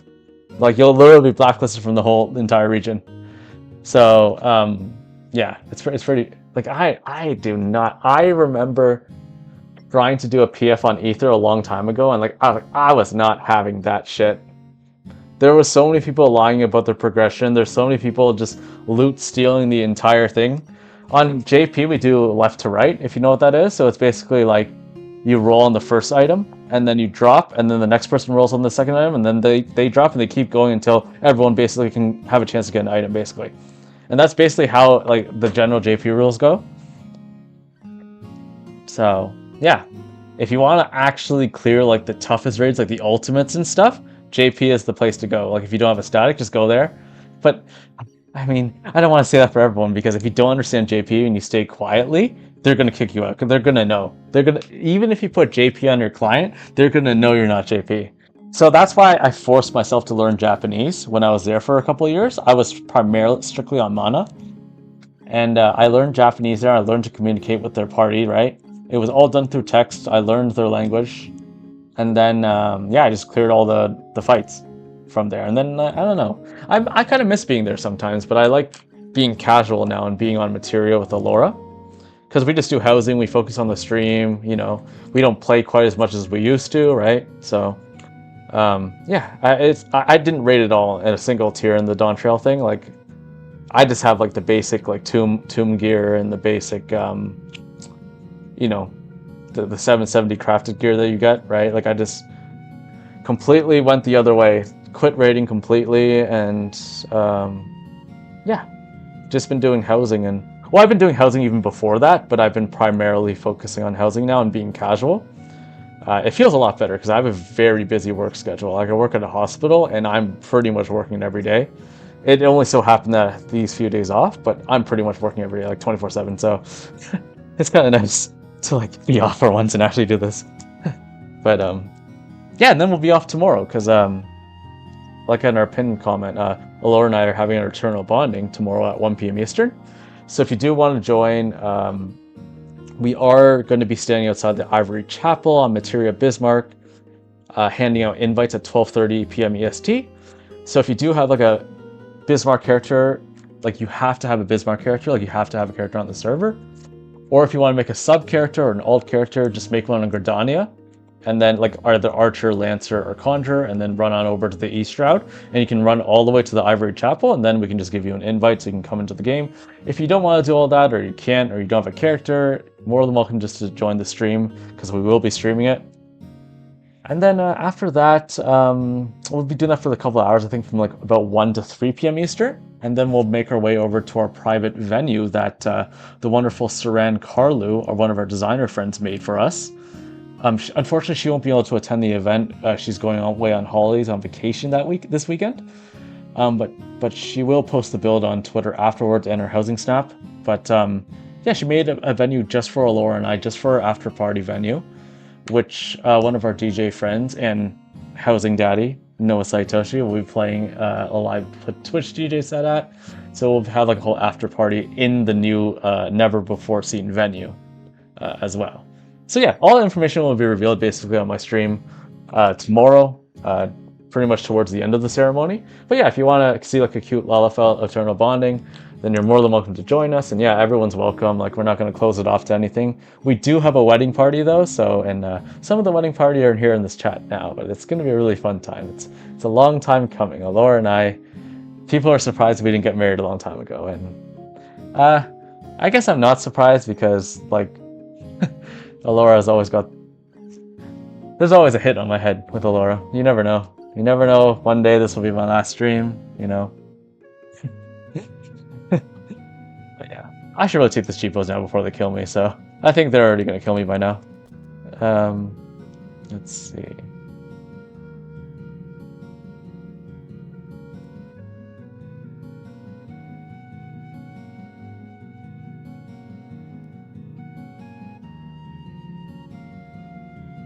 Ew. Okay. All right. I don't think anyone really noticed too much. Oh no. Oh no, I see people. Oh no. Okay. This book here? I don't even... This must be the book, right? Oh, there we go. Oh, no. Can't do that. This is amazing. Nice. Okay, where are we moving to now? Oh, thank you. It is very sweet. Thank you, both of you, Riella and Rosangela. First time? What do you mean first time, Riella? Oh, like first time marrying, you mean? I actually, Alora and I have both gotten married before, but they didn't last very long. And this was years ago, though. Like, this is way before we even met. When we were still on Ether. Yeah, we actually started on Ether. We both started on Fairy, but we never knew each other back then. So, it's kind of funny how it all comes full circle, and now we're both on Bismarck as foreigners. Yeah. Oh, together? Yeah, it's our first time. First time. It's either going to be a really, really fun and sweet one, or it's going to be a chaotic one, and Alora just burns everything to the ground.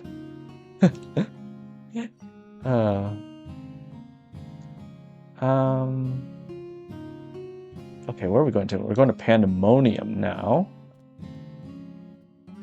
Alright, so let's head on over to the Lavender Beds again so we can get back to the Crystal, and we'll teleport over to Pandemonium.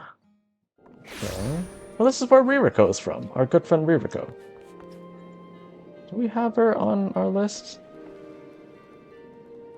Oh yeah, Ririko. Oh no, she's from Asura, I forgot. But yeah, Ririko is another housing designer who we had on the show back in season 1. She was one of our first... She actually was our first JP designer that we had on the show. Well, she's actually Chinese, and she mostly plays on the Chinese servers now. But if you want to go back to our VOD, on our YouTube VODs page, you'll see the interview that Alora and I had with her last year.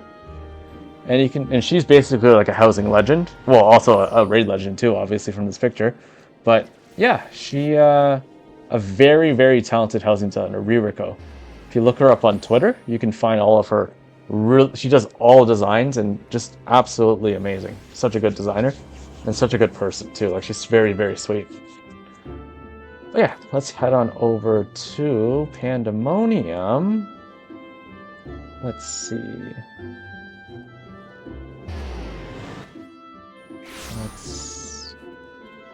This is by Charo Vega or Blon on X. 23.8, Ward 23 plot 8. So let's see. Oh, here he is. It's personal house. Okay. Let's go over there. Riella says, I hope I'm around to watch. Yes. Yeah, if you're not, whatever. It's totally cool. We just kind of make an open invitation for anyone, if they do have the time, that you're more than welcome to join us. Oh wait, no, I'm on the wrong spot. Where are we going to now? Oh, there we go.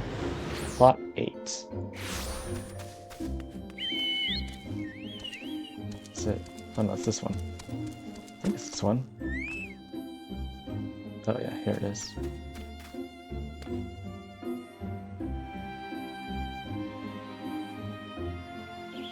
Oh no! Unless it's in the base. I think it's in the basement. Oh no, it must be in the basement. I thought he demolished it. Oh, there's another studio here. Nice. Can you sit here? I think so. There we go.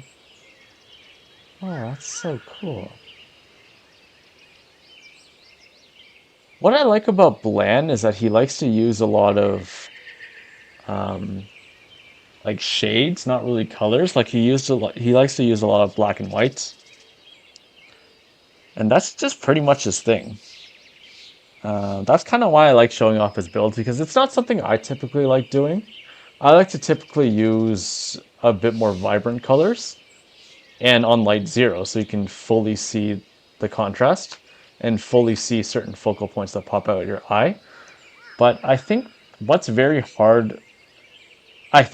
technical difficult to use a lot of these shades is that when you can only work with one or two subset of colors or shades, not many items look very good with that. I mean, these dye very well, like white.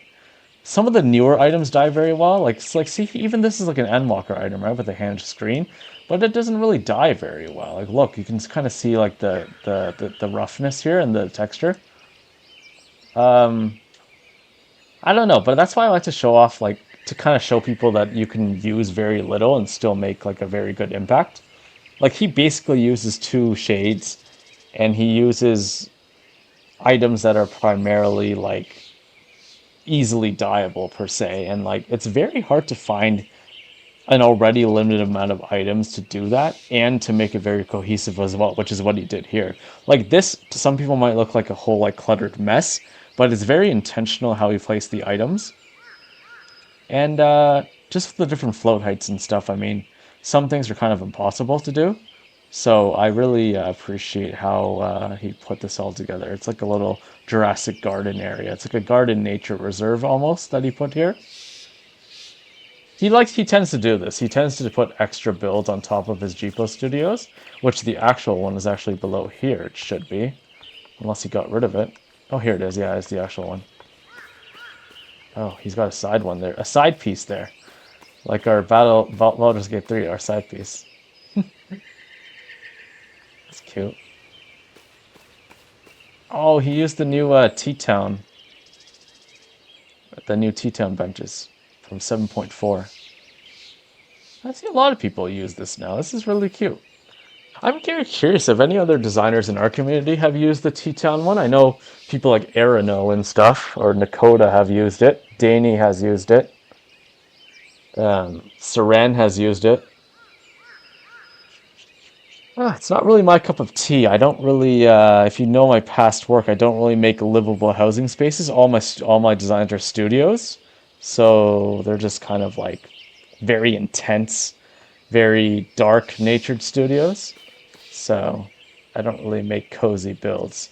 Neither does Alora really. Alora is good at making cozy builds, and she has made them, but we like to put some death and chaos into our builds. That's kind of what we're known for. Although the most recent Alora build was a cozy cabin over on Materia Bismarck. So, but yeah, we tend to strive towards the chaos. Oh, this is great. Oh, wow, look how much he layered here. What the heck? This is literally like one of those spice racks, and then there's like the back of a seat, the Valentine seat behind it. See the Valentine seat here? He put it into the actual rack here. See the edge of this? That's what the seat is here. Wow. And you got the Hanish bed. See the bottom? This is like the bottom of the bed. That's a whole Hanish bed all the way here. Oh, what else is there? I don't even know. Oh, this is that new ornate couch, that bench thing. Oh, look, I can see it better now. There's probably like 6 items layered here to make this custom bench. What's a custom bed more like? Oh, look at that. Oh, that's cute. Cute.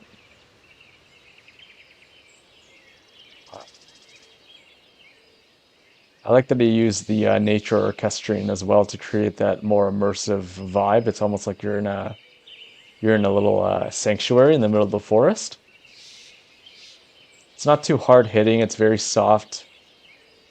And it goes along with the white color scheme as well. Very soft tones with the soft greenery and the soft orchestrine as well.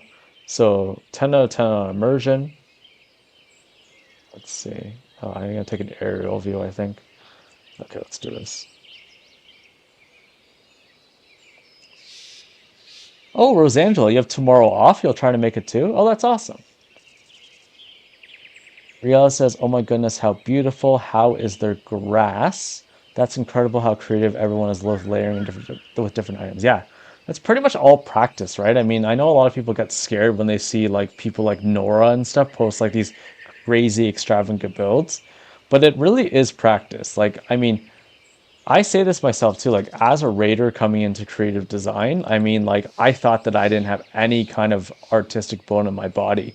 But when I started to get into housing, I really locked into it, and I just started testing layering on a lot of items, and eventually I got to the point where I found my own style and I found my own like special subset of skills that I was able to apply to all my housing. So yeah, I don't really have much up anymore. I'm more taking the back seat. I guess you could say I'm semi-retired. I'm kind of like HGXIV. It's kind of like we've kind of been there, done that, and but like now I'm just kind of here to showcase housing and to kind of help people get into it and learn more about the great things about housing. And the community is very, very good. I would say out of all the communities that I've been in for 14, housing is probably one of the most welcoming ones. There's not really much drama that happens in housing.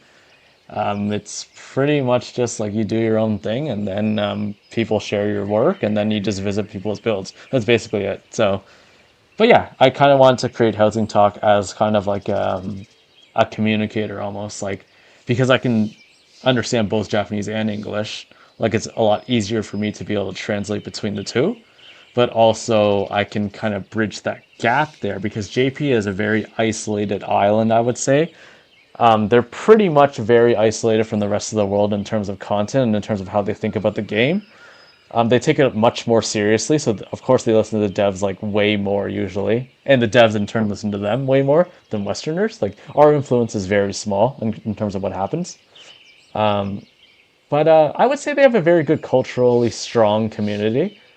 Like they have link shells, they use fellowship, right? No one in NA uses fellowship, but JP actually uses fellowships to organize things. They use link shells to organize things, and they use the lodestone to post forum posts. So yeah, it's a completely different culture there. But yeah, I just kind of had this vision of not having an isolated place and having it everyone come together in housing.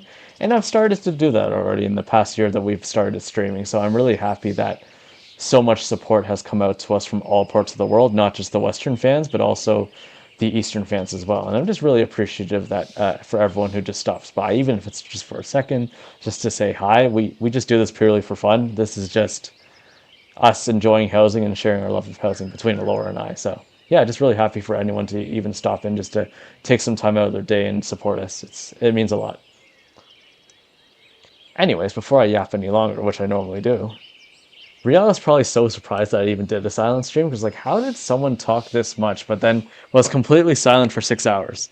Well, let me tell you, it was very difficult. It was a challenge, that's for sure. Okay, let's see. I don't really want to quite take an aerial view. Do like that. I feel like I'm cutting off some parts, but oh well, that's fine. I'll just do that. It's fine. Uh, let's see. Hmm.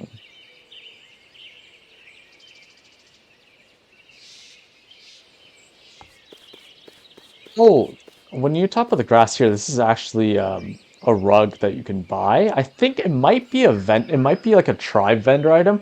I forget if it's from like the Shadowbringers ones or not. For those designers out there, correct me if I'm wrong. This is from the Shadowbringers thing, right? Like the Porksea tribe, or is that like the pink one? I forget. I just know this patch of grass is an actual housing item in the game. They come in a shape, like circle shapes, and they're like rugs that you just layer together. That's how you get that. And then this down here is the sheep rug. It's like this huge like sheep cushion thing. So yeah. All right, let's head to the next one. Oh, he doesn't have a book here. Wait, did he have a book outside? I don't even know. Um, Maybe he had a book outside. Some designers don't put the book because they don't have space, but well, maybe he didn't have one. Oh, that's unfortunate. Um, where are we going to then? Oh, where are we heading to now? Oh, we're heading over to Meteor now. Okay, so this is another DC, so I'll have to put our stills up and head on over. Oh shoot, that's the wrong one. That's the Baldur's Gate 3 one. Pretend you didn't see that. Oh my god. Oh well. Oh well, you guys already saw it. Whatever. Um, where are we going? Oh, Sora's build. Okay, this is on Rama. All right. Let let us head on over there.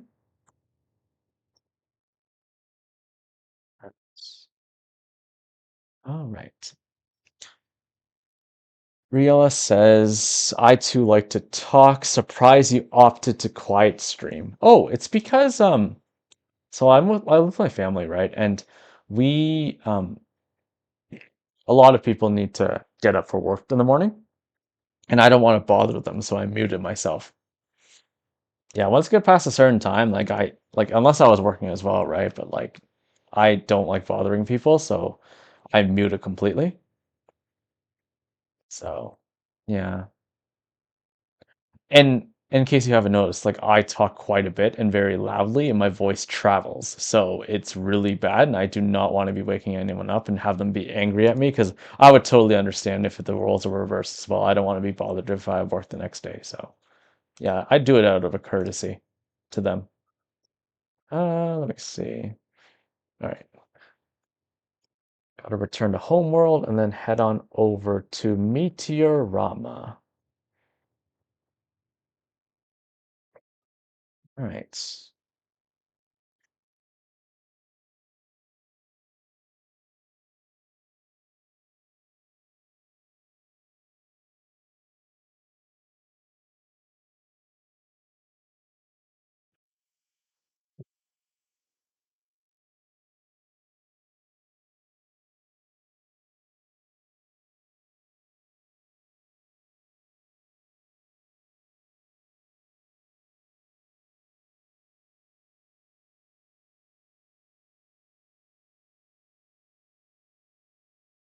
Oh yeah, when you had roommates, you two had to be much quieter. Yeah, yeah.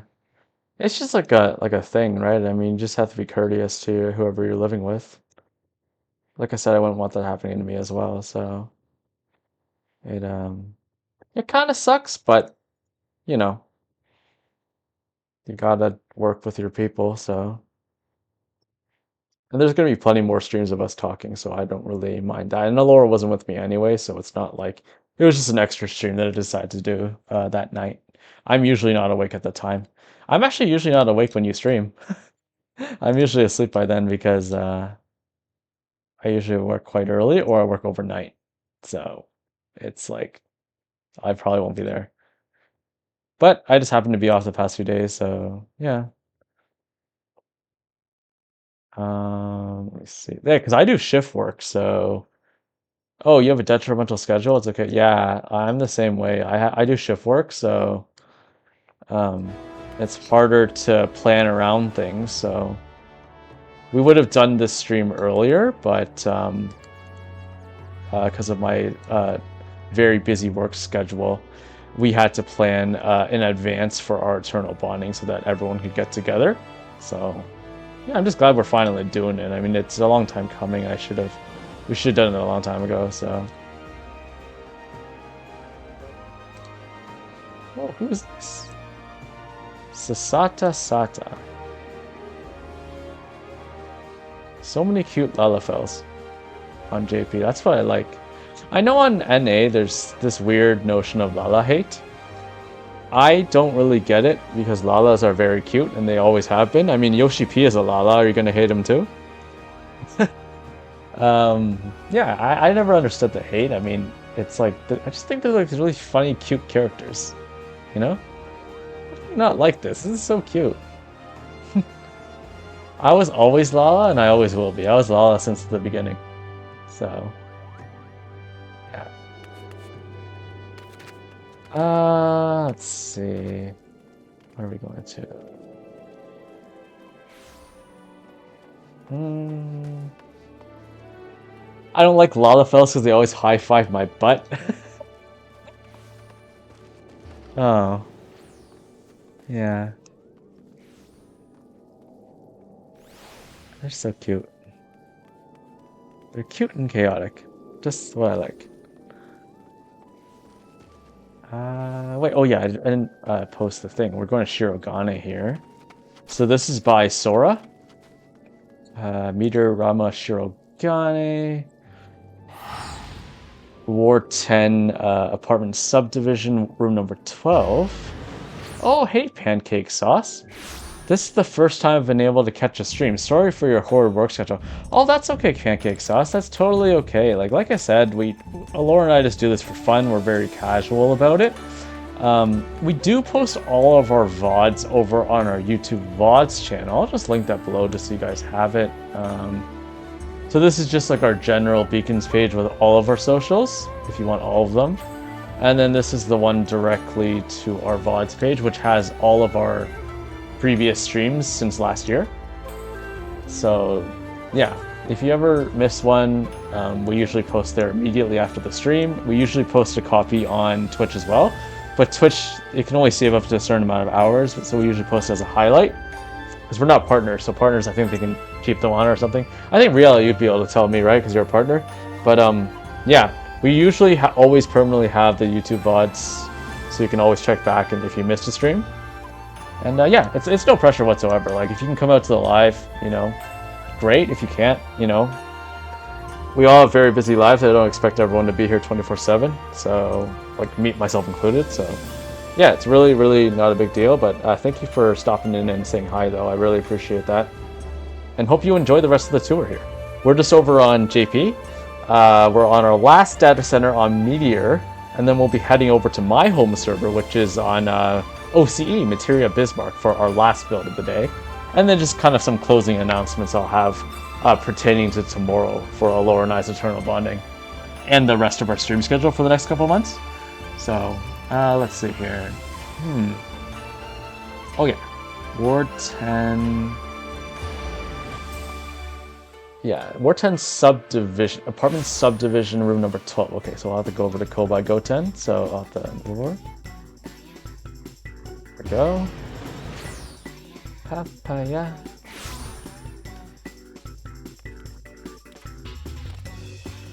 We were thinking of choosing this as our wedding song, you know, like at the after party, like after the wedding ceremony, but we decided to change it up a bit. Because I've heard Papaya way too many times at different weddings, so... Oh, here's her room, room number 12. Perfect. Let's see what she's got in here.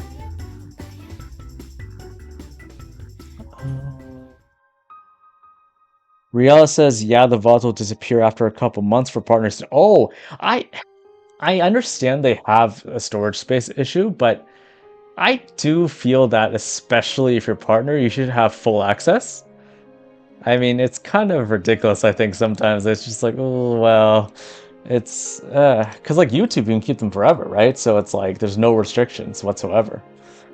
So that's where I find saying, oh, well, I think they could do better on that, but, you know, whatever. Strat says, to be fair, VODs are heavy in memory to store. Oh, yeah, I know video and photos, they take up quite a bit of memory, but why can YouTube do it then, right? Because it's like, but then I'm thinking also YouTube is much bigger than Twitch. I mean, Google owns everything, right? So that could probably be why as well. But I also think it's the formatting that Twitch uses too that is not... Like, I know YouTube, they like to compress their videos, so that could probably be why that they can store more. Even when high definition, they do have a compression threads that they use, and maybe Twitch doesn't use that. I'm really not sure how that goes because I've only been streaming on Twitch for about a year. I'm very new to this. I don't know exactly what constitutes what they use and like how much you're paying into that. Like, I don't know how that distribution goes, but there's got to be a reason with the servers, because it must be because Google is just way bigger than everyone that they are able to buy that storage space, I guess. I don't know what it is, but it's all free. So like, I really don't know how they do that. Riella says there's a larger highlight space, but I'm not familiar with the intricacies of it. Yeah, like I know for affiliates, we only have 100 hours, which is still a lot, right? It's only not a lot to Allure and I because our streams end up going for like 4 to 6 hours. Or 24-hour stream that one time. But like, because we like to keep these highlights actively on our channel so that people who do miss it, right, can watch it immediately, we usually tend to have them all up. Like, especially in the current season. We're on to season 3. We did season 1 Housing Talk, season 2. Now we're on to season 3. And we usually keep all of them up, but we've been finding that the storage space is really not that much. So, I mean, I have the most recent couple from Baldur's Gate 3 up, and then I'll have this one up right after this. But all of our VODs are over on our YouTube VOD. So if you ever miss any stream, or you want to look at the ones from way back when, which are also very good as well, you can just subscribe to that link or bookmark the link, Housing Talk VODs, and then you can just pretty much watch all of them. I have them all into a playlist chronologically, so you can see them from 1 to 50, whatever, how many we have now. And then I also have a separate playlist for Baldur's Gate 3, which is our side piece that we do. I know I call it side piece. I know it's inappropriate, but whatever, it's fine. Oh, hey, Pocket, how's it going? How's it going, man? Thanks for posting that club design that you did earlier. Really appreciate you sending that over to us. And Teak did a new one too recently, I saw, for Frequency. So lots of club builds you guys are posting. I appreciate that. But how are you doing, Pocket? I think I saw Amelia online earlier this morning, but I was busy. You guys were doing some MSQ or something? Something like that? Doing some content? But yeah, welcome in, Pocket. Hope you're done work now and you're off. But yeah, I have my internal bonding tomorrow, which you guys are all invited to if you'd like to come. It's at 1 p.m. tomorrow. Wow. Oh, wait, hang on. Isa? Wow, you've been staring at me this whole time, haven't you? Wow, Isa, wow. You didn't say a word, you just moved out of the way. Oh, look, another designer. Nice to meet you. Housing. I don't speak any Japanese. And that's her Housing Snap user link if you'd like to see more of Isa's build. We have visited a few of Isa's builds on our stream in the past. And she is a very talented designer from Europe. So yeah, go check out her stuff if you want to see some cool new builds. Oh, wow. These are all independent studios too. I like this. Using the Yomaron Divan as the base and having the 2 fairy rings layered together, the 2 fairy tables, that's a cute idea. Oh, that's not good. Can I? Oh, I can lay down here. That's cute. Aw. And I like how she used these blinds here for like the shower curtains. That's a cute idea. Aw. In order to get this, you have to use the side curtain, put it on a partition. This is flipped around, so you put it on another partition and drop it off here, and that's how you get both of them. This, you can't flip it around by itself. You have to put it on a partition and drag it over here to get both of them over there. Oh, that's cute. I like this. And I like the music too. Oh, wow. I've never seen someone use these for that. These are the new Cosmic Exploration windows here that released in 7.3 or 7.2, I think. Yeah, like these are usually used for spaceship builds, but she used it in like a gardeny outdoor build, which is really neat. I really like the lighting from it. It's very isolated, but see how like you see the rays coming in? It's not from this window. If you go through this wall, there's actually another window here. Like, I'll just show you. There's another window behind it. Ah, shoot. I don't think I got very far, but they have another light source behind here. That it's probably another one of these windows layered behind here. It's like one of these windows, and it's layered behind this window, and that's why I see the light coming down.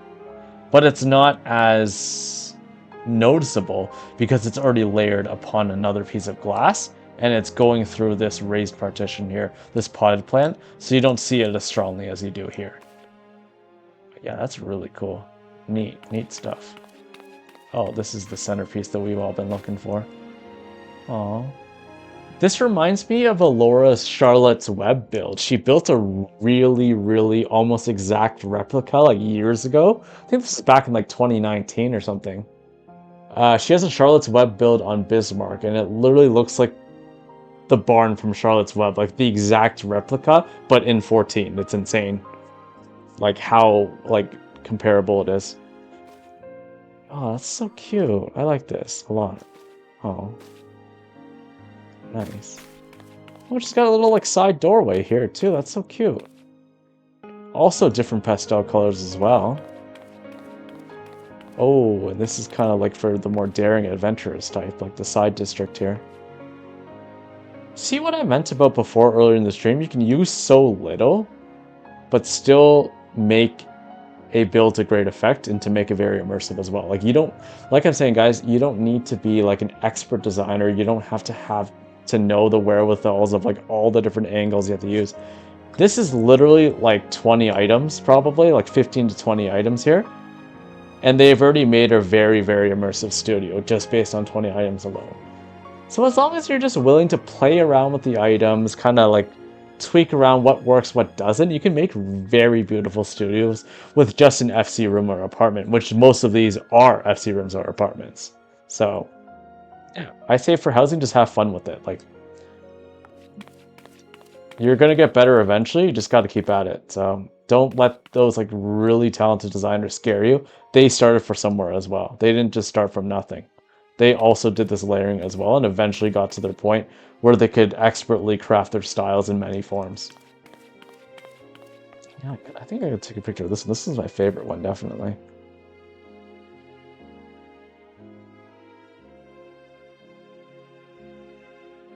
Maybe, yeah, 20 tilt, I think.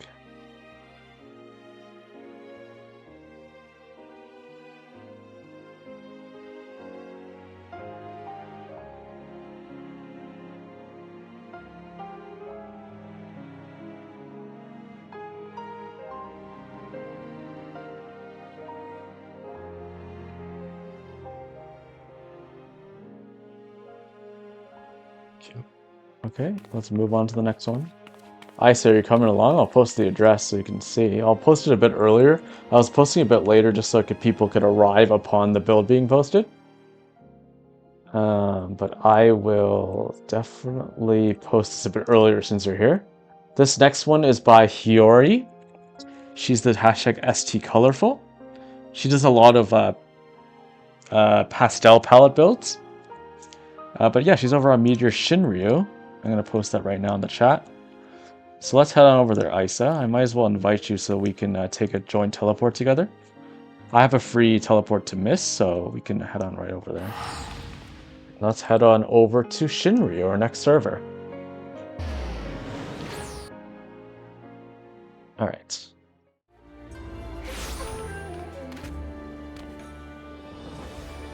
Oh wait, we gotta disband the party, right? Oops. Shinryu, okay.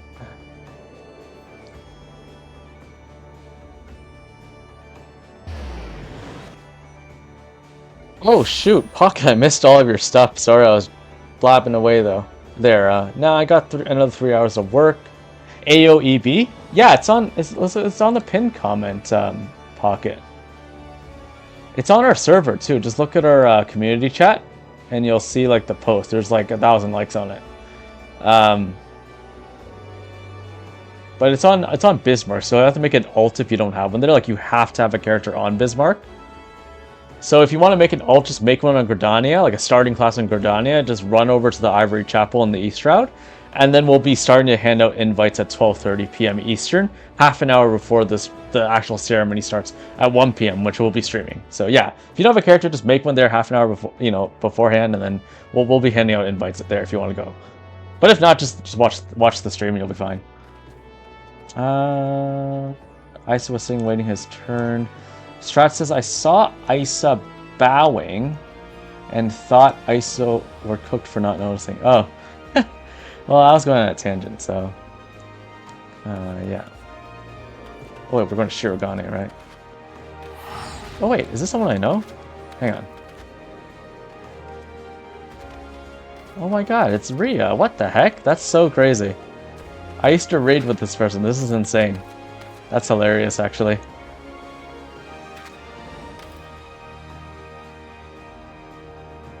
Wow. Okay, that's surprising. Yeah, let's go to Shirogane.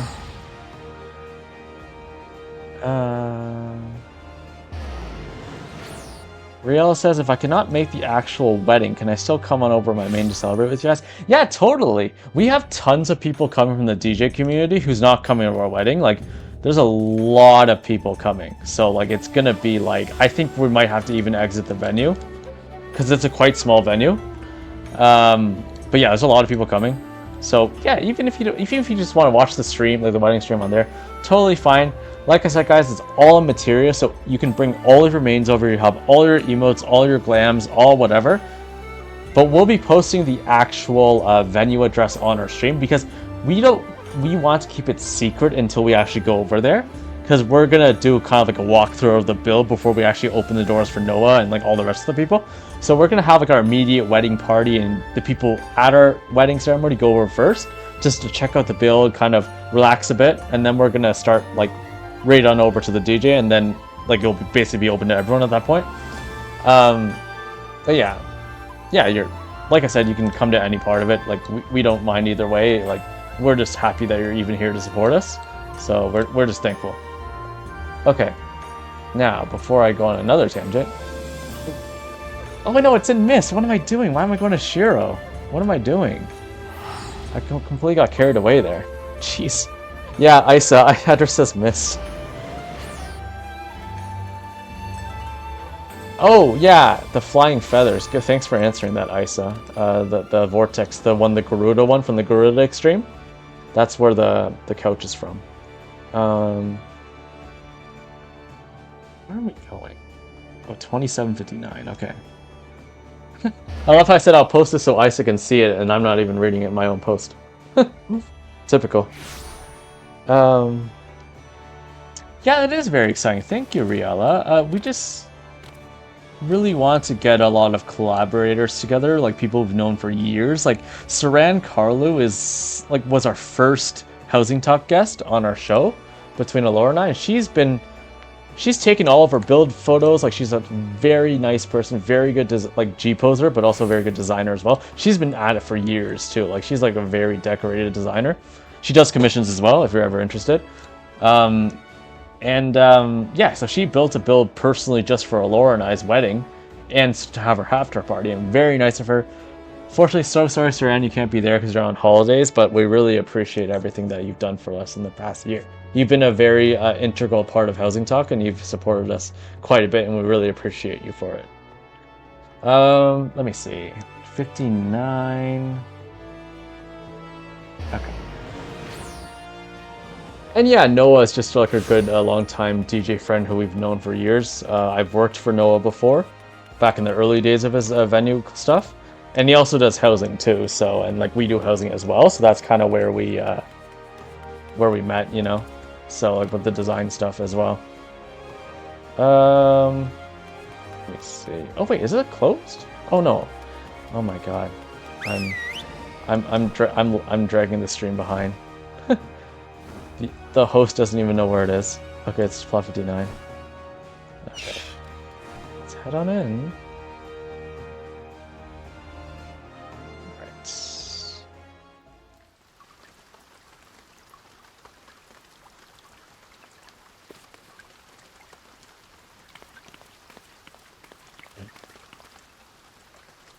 Wait. Oh, it's the room. Jeez, of course. What's it, room 3? Yeah, it's room 3. Yeah.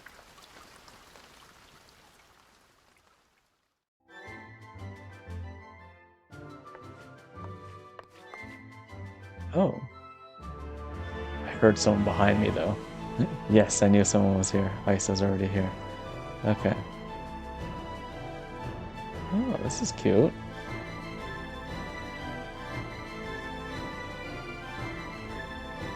I don't want to point this out, but I feel like I have to now. Okay, I'm not going to point it out. There's an inconsistency somewhere, but it's just because of the snapping pattern. I kind of want to point it out as a learning thing for people so they don't repeat the mistake, but I kind of don't want to because I don't want to be exposing someone's flaw here, so I'm just going to keep quiet about it. Oh wow, this is really cute. Oh, I love how she used this board here with the holes in it. It's the back of the climbing wall. I'll go behind to see if I can show it for you guys, but you'll see what I mean. See this? See how it's the climbing wall? It has all the stones, like, you know, like rock climbing, right?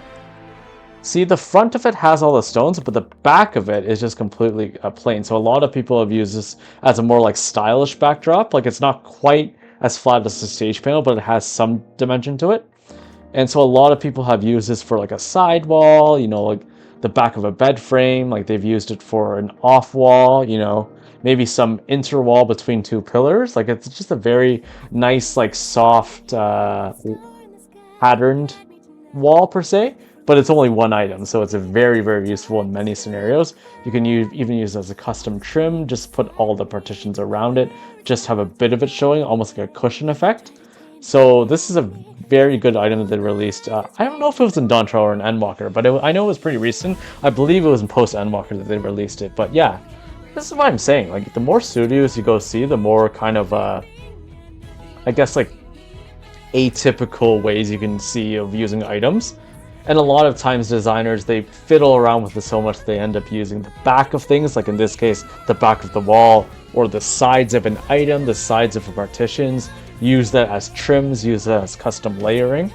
And yeah, you can just like learn a lot from seeing these little studios here, because there's really not much, like you can kind of tell like the individual items here. There's not really much you can kind of not like grasp or like not analyze, because they're all pretty apparent like what's there. So from a learning perspective, it's also very easy for you to see as well, so you can kind of slowly understand what goes well together and what doesn't. So it's a really, I always tell like beginner designers or any designers to just look at studios if they need some inspiration in their life for their builds.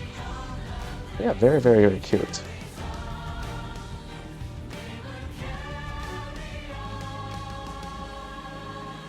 Nice. I like the music too. It's very hopeful.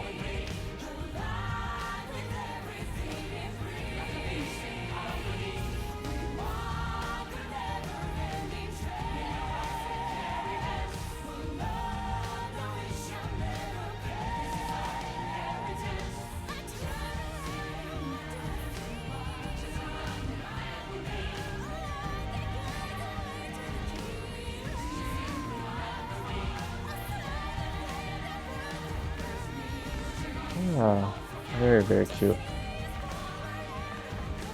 This looks kind of cursed though. I'm sure Laura would like this a lot more. The three teddy bears. The lamp. Is this an elevator? No. Nice. This is epic though. Look at this. They used the neons for like the custom window frame here. And they paired it very well with the ivy, the hanging ivy lilies here.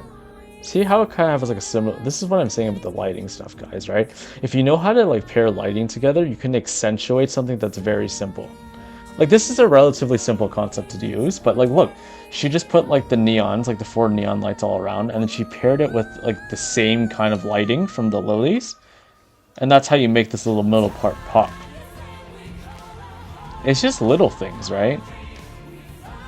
It's just here and there, you just add these little patterns on it, and then eventually you get to the point where you can layer multiple things together, which you'll see in like other people's builds that are like they've been doing it for years. So yeah, this is very, very cute.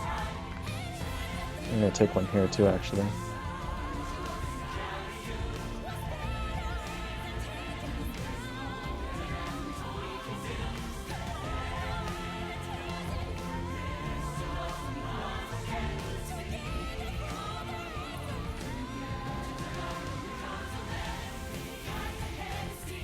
Them talking at you.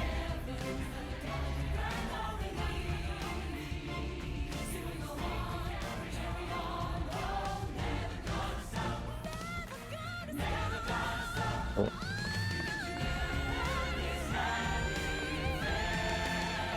Oh, Black Mage main. Highest quality housing? Yeah. That's right, ISO highest quality.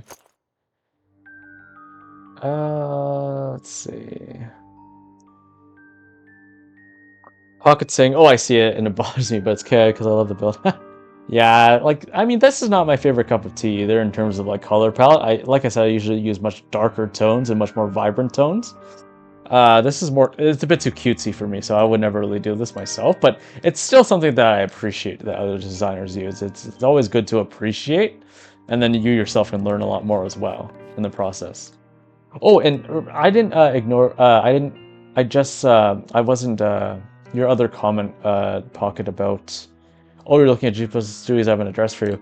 So, We typically don't take requests up like live requests. If you do have something that you'd like us to see, just post it in the community builds. And Alora and I, whenever we get to it, we'll go. We're just so busy, like it's insane. Like we had someone else ask previously before, like to do live on stream, and it doesn't really work out because we, like I said, like we have like a set plan that we have, and we just go with that. But you're welcome to like post in the community chat or community builds, and I'm just gonna be very honest about this. We both have very busy schedules, so there's a chance we might not get to it, and if we do, it might be months later. We used to have a community visit request section in our Discord, but we've since removed that just because we are very busy. We have a very, very busy schedule in our IRL lives. So pretty much when we have time for the stream, it's pretty much strictly used for what we're doing because have very tight time constraints. So I would say that, yeah, like I appreciate you wanting us to visit your builds, Pocket, and like for anyone else out there as well, but it really is just a time thing. We can't really take the request, especially live. And I just want to say that up front, just because I don't want any hurt feelings or anything like that. It's not that we don't want to see your builds, it's just like a time issue. But I do recommend Nakota Sue is an affiliate streamer of ours, like a part, like he's kind of in our own circle. He streams as well, and he pretty much regularly visits builds every Monday. So if you do want to submit a build, I'd highly suggest, I'll just shout him out so you guys can see it. Yeah, I know you'd be understanding, Pocket. I just like to put that out there, just so, like, you're like a good friend of ours. I don't want to, mislead anyone. So, if you go to Nakota Sue's channel, he's another housing streamer, but he does take visitor requests. You just have to fill out like a Google form. I think he has it on his page somewhere. It's a Google form you fill out. You just put in like your address, the details, whatever he needs kind of thing. I think maybe a Discord handle in case he has to contact you.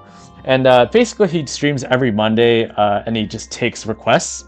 So if you do want to see it be shown on a stream, I would highly suggest going to him because he does that all the time, like every week, every Monday. So yeah. Yeah, for us, HousingTalk, it's very specific what we do, so that's like also the reason why we don't take requests. But yeah. Yeah, I know. Yeah, you're busy too. Yeah, you do work around the clock, so let me see. You said room number 4? Isa? I go to the right one. Oh. Oh. Yeah, this is also from her, right? Sora ST. Oh, wow. Is this amazing or deadly? Where's Alora? She should be here for this. I don't want anything to do with this if it's about death. I ain't about this life, but I guess I am now since I'm marrying her tomorrow, so... You know what we really want to do in our... You know how, like, if you guys have ever planned eternal bondings, or if you've ever been in one? So, there's different color themes you can choose from in the package. So you can have like a red theme, a blue theme, whatever, right? Like different ribbons. We wanted a black theme with like blood everywhere, but like they don't have that. And like we were thinking of not even getting married because we couldn't even have that. Like, come on, Yoshi, if you get on it. It's been over 10 years. You should have a bloodbath theme by now. Like, like a wedding gone wrong. Like, how come they don't have that yet? Hopefully after we do our eternal bonding, maybe they'll reconsider that. And they'll actually have themed weddings. Like, wouldn't it be cool to have like a wedding in Amarot, like an Amarot backdrop, or like a wedding in like Tululia, or a wedding in Heavensward, like like a wedding at Sir Amaric's palace? Like, wouldn't that be cool? I don't know. I just think they should do more themed events, which would be kind of nice. Like, yeah, maybe pay more, maybe pay a bigger package, but like have that option available. Okay, where is the Bloodbath Reaper package? I want that one. So yeah. Oh my god, I thought that was a person there. I thought there was a face here. I got scared. Oh, I like how she did that. So this here, see the cross here? See these like kind of faded crosses that aren't lit up? They're other neon lights, but they're turned off, see? They probably dyed it black or something, like soot black. And that's why you see the border around here. See that? Right there. That's another neon light, and that's another neon light there. And then that's the one that's actually glowing. And they did that all the way around. That's really cool. That's a smart idea to make it pop a lot more here. Wow. Too bad Alora's not here. Oh well.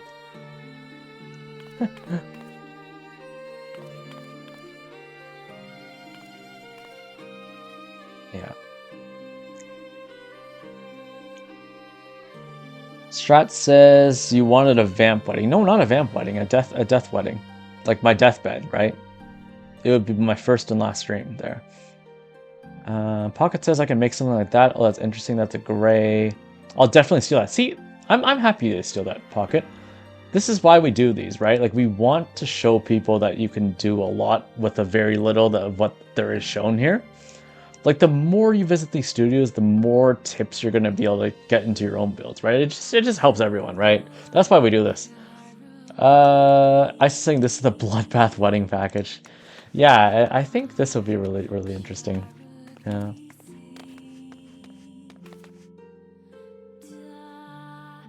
I could take a J pose here.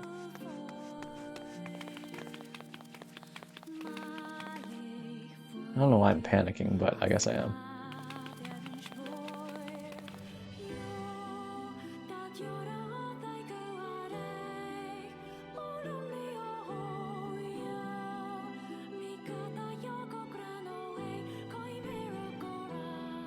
This is a bit too bright, though.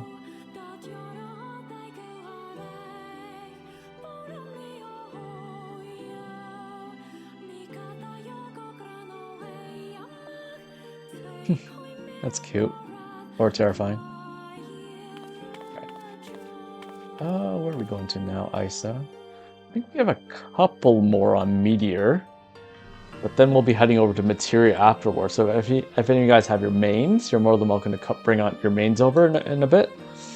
Let me see. Yeah, we've got one more on Meteor, and then we're heading over to my home server on Bismarck. So anyone can come over after this. This next one will be over at Ellie's build. Crimson 14, Meteor, Shinryu, Lavender Beds, War 20 plot 6. So we'll just head on over there. Let's see.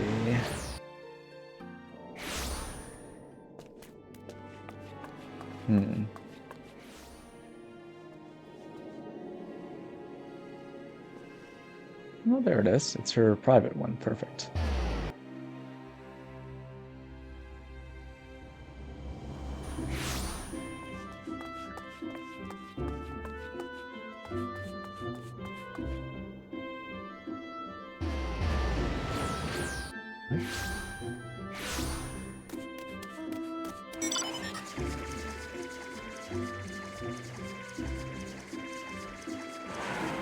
Oh, nice. Nice little entrance here with the new cherry blossom trees. Alright, let's see what Ellie did here. Ooh, got the raid music. P4. Oh, not P4, P12. What am I saying?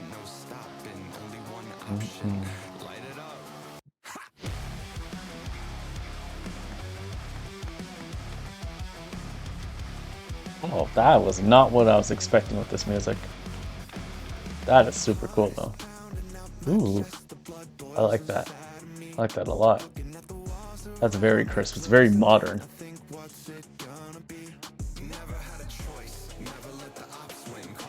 I've seen quite a few people do this little cube effect. I think there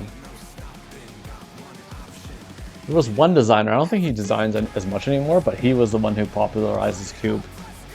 This was back in 2024. Oh, that's cool. Oh, nice. I like what he did with the what she did with the extra indirect stage lighting to kind of accentuate this part. It does add a bit of lighting, and it does add that particle effect as well. Hey, this is the bench you like, Riella. This is the vortex bench that she used again from the Garuda Extreme. That's how you get the feather effects coming up here. She hid the bench underneath there, and then the feather effects float up. So nice. This is great.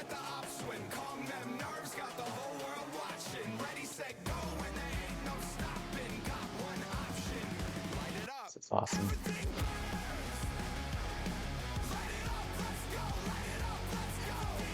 I honestly think like this raid tier's music was probably one of the best like they ever released in all of the expansions. It was so good. It's so damn good.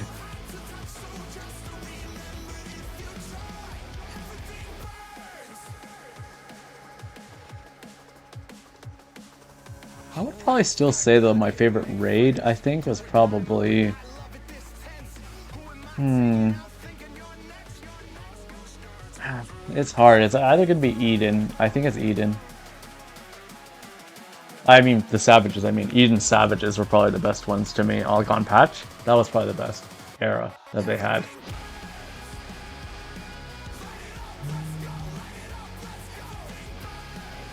The Ultimate was meh, you know, like I don't think it was like that extraordinary, but yeah, I would say the Savage Eden was like the best like that they ever made. Like, and I'm talking about like the mechanics, the music, like the theme of it was really nice. Uh, let's see.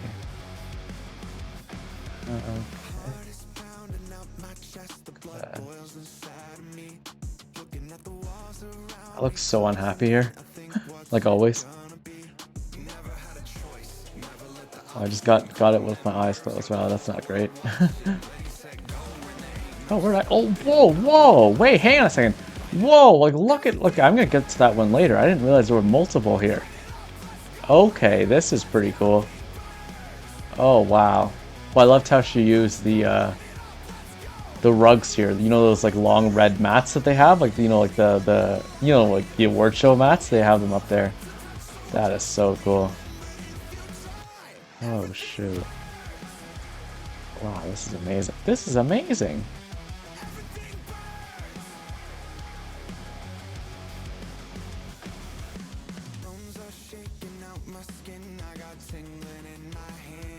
Wow.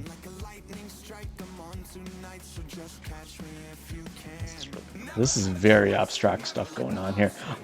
You know, I rarely see this kind of pattern. Like, they have two separate studios here, like two separate places where you can focus on, but they're literally like reflections of each other, right? Like, that's pretty cool. It's literally a reflection. Like, it's completely the other angle. Like, every little thing is on the exact other angle. That's cool. This is the stuff I like to see. This is very like open, like concept thinking, open, free thinking, freeform thinking. Not only do they have one Jeepo studio, they have two to technically make one. That's cool. And that's why I said about the whole light and dark concept as well. It really gets you thinking more on symmetry, like in this case. Symmetry, what angle shows different lighting, and how the shadow art reflects off of certain different lightings, right? See, in this one here, you have a bit of a brighter lighting here, paired with the white marble screens. Here, it's like you have a more warm lighting. I'm sure that you probably use glade lighting, something like yellower lighting here, and pair it with the black to make it a bit more, like, the vibe is different, right? And they paired it with the red to make it a lot more, like, I don't know how to explain this, like, I guess more, oh, what's the word? Like satin? I don't know if that's really the right adjective. It's more of a satin look, whereas the one on the left is more of like sterile look. It's kind of like you're in like almost like a futuristic, like, plant or something, right? Like a factory. And the other one's more like a club kind of vibe. So yeah, it's pretty awesome how they like, you can clearly see like the difference in lighting and the difference in shade and how dramatically it affects like the overall image of the build. And you can see it as a mirror image of each other. So you can clearly just like see how it sets it apart. And that's a really nice thing to do, especially for people learning. And it's just a really nice, cool effect overall to see that. It's just really cool. So let's see.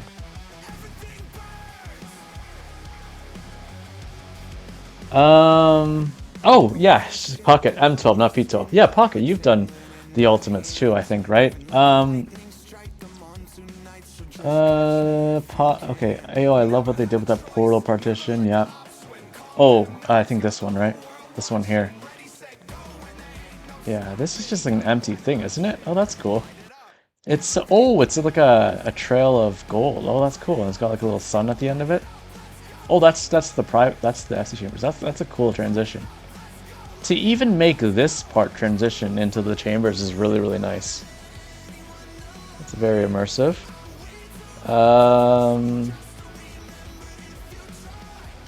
Realizing the box is actually incredible too. Yeah, this box thing is crazy. Like,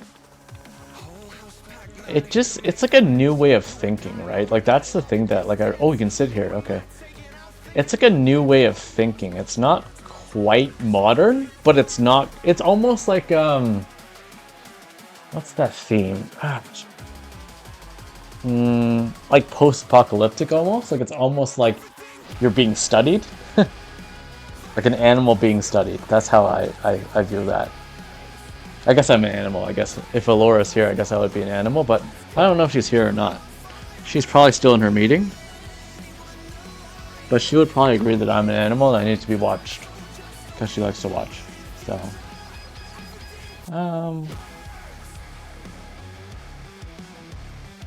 Purple one is amazing. Yeah, I said. Like, this is the one I wanted to save. Oh my god.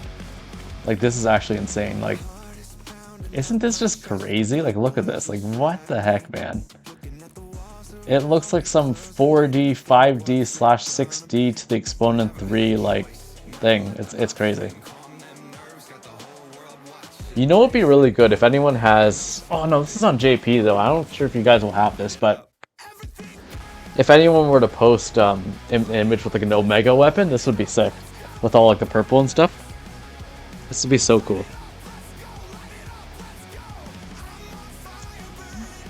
But yeah, oh my god. This is so good.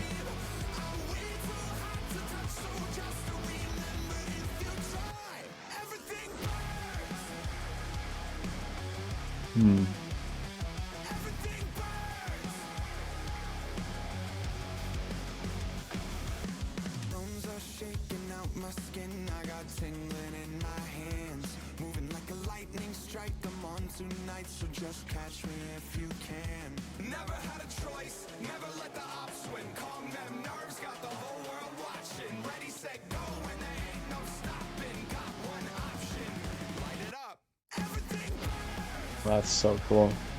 Like, what the heck, man? Like, how do people think? Like, Alora and I are always, like, scratching our heads. Like, what? Like, how did they even think of this dimension to use?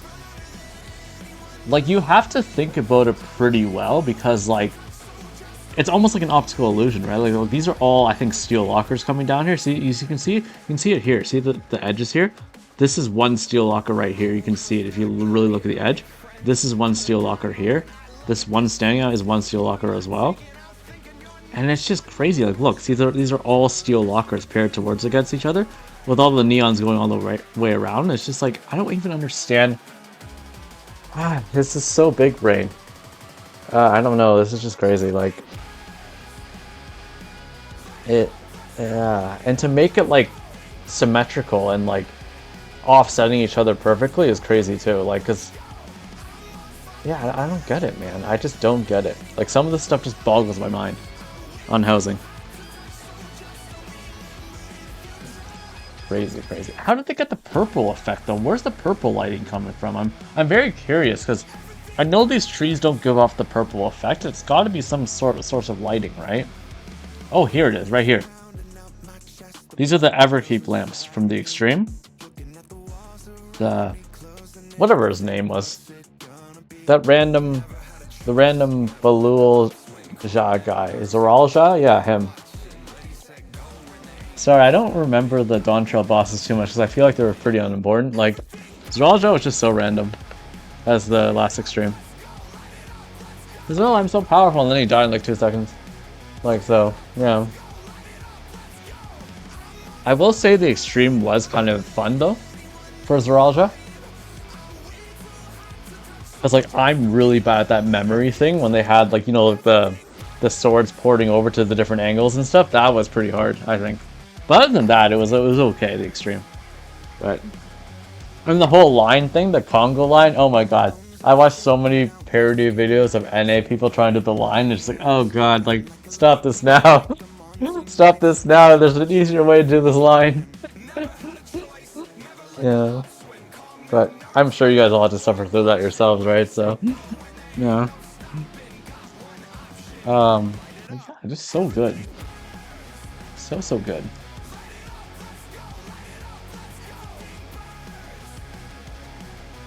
Oh wow, I missed so much chat. Sorry guys. I was saying these are truly stunning.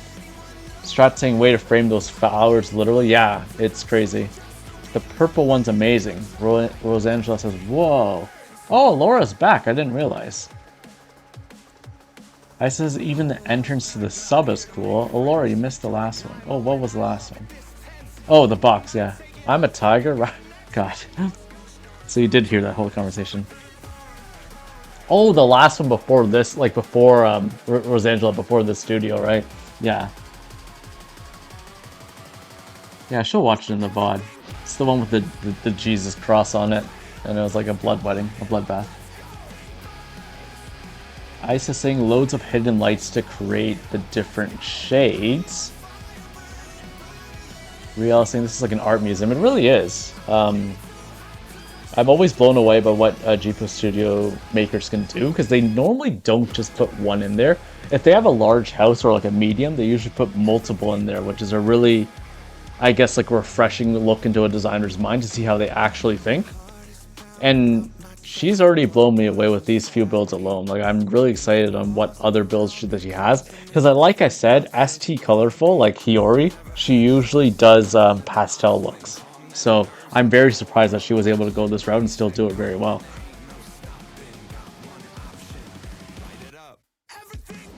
What was Jaja? Oasis lights. Oh, for the contrast. Oh, really? It must be. I can't see them though. But you said the door though, Isa? Oh, whoa, whoa. Whoa, whoa, look at the door here with the gradient. Oh, this is cool. This is a Saran special, the one who designed Laura and I's secret venue. Saran is the queen of windows. Like, she is the one who taught people how to do this gradient pattern. She posted a lot of tutorials on Twitter as well how to do this. But this is insane. Like, so basically what happens is there's a stage panel, right, behind both of these, or a screen, depending what it is. And you have like warm lights behind on top here, and you probably have the Everkeep lantern at the bottom. And basically it's just like it draws the light downwards, and that's how you get the gradient pattern here. See how Isa's blocking it? She's staying right in front of the lantern because there's physically a lantern there to draw the light down. But that's like, it's so cool like when people do this, but I've never seen someone do it like this with the yellow going to the purple. That's really sick. Yeah, that's so cool. Oh, hey Carol, how's it going? Long time. Pitpat fell behind, didn't do the extremes. Oh, yeah. Riel says welcome back. Hope you killed it in the meeting. Riel, do you mean Alora killed them in the meeting, or she killed it? But yeah, hey Carol, welcome back. Welcome back, Miss Lala, another housing Lala. Let me see. Great point out though, Isa. I really appreciate you pointing that out. This whole studio is probably the best one that I've seen today. It's actually crazy. Like what the heck, man. But see what I mean? This actually loops back, coincidentally enough, to our very first build that we saw on the tour. Remember that one with like the gaps? The one where it had all the partitions and all the single fixed panes? This is what I'm saying. This is in a much larger build, but they used it and expanded it into a giant door here with two fixed gaps here, with the door in the middle. That's what I'm saying. The more you see, they're almost like GPO Studios are like palettes. They're design palettes, inspiring people to use those little design technicalities in their larger builds. That's why I'm saying always, if you want inspiration, if you want to learn more, always either attempt to create a studio or go visit a studio yourself, because you can see like all those little things. And the thing is, there's not really much layering going on, so you can even go behind and see, oh, I see what they did there. they use like the little plotter planter here for this.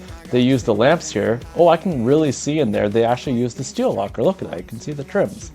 And you can kind of like really analyze like every little part within these studios because usually they have them within a very segmented, isolated part. So you can kind of go in behind the build, like glitch through it, and you can kind of see what's in it.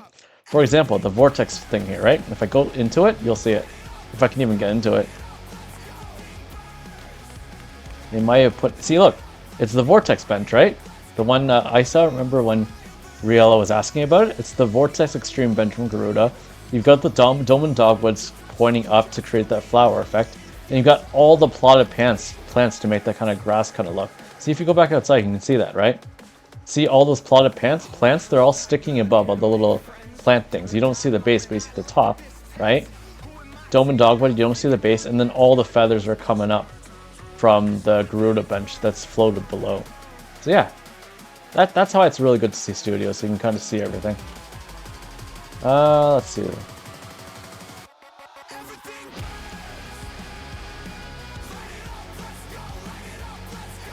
The Oasis ones are in the purple studio. The doorway is Google lamps. Wait, what do you mean? Are you not talking about this one, Isa? Oh, here! Oh my god, I didn't even see this. I see. Wow. See? See, I'm learning something, right? You can literally see exactly how they made this, by what Isa said. Look at all the backs of the steel locker so you can see every individual piece. It's very, very useful to go to studios.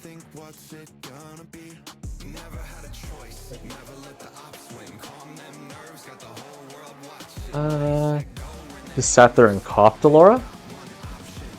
Did you daydream as well? Okay, now we are heading over to our home server. So the last build of the day, Kogane May Studio Kogane. This is on Materia Bismarck, Goblet, Ward 1533. So let me just put the signs up. Oh no, I keep putting the favorite room thing up.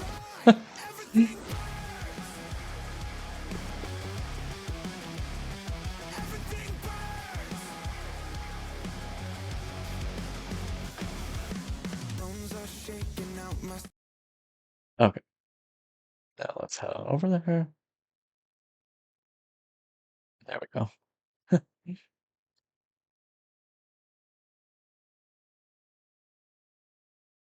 But yeah, if you guys want to come over, you can bring all of your mains over here. This is pretty much the server where we're going to have our wedding on tomorrow. So, yep, let's head on over.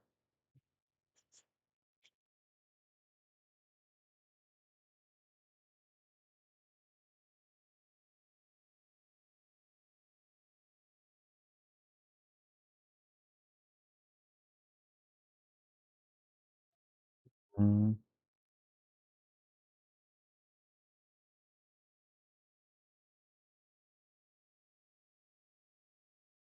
Oh, that's when we did the raid, remember? Look, Alora's dead.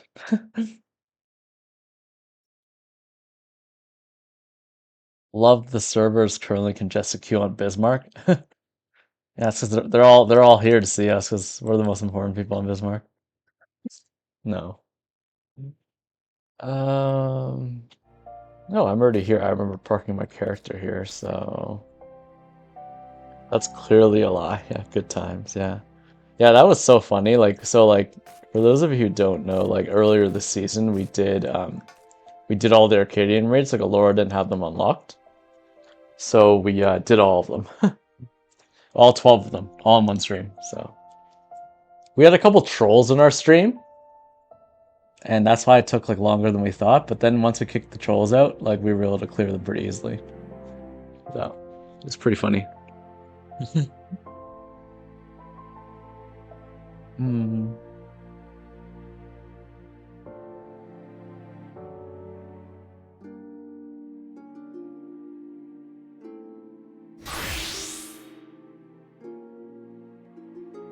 Alright.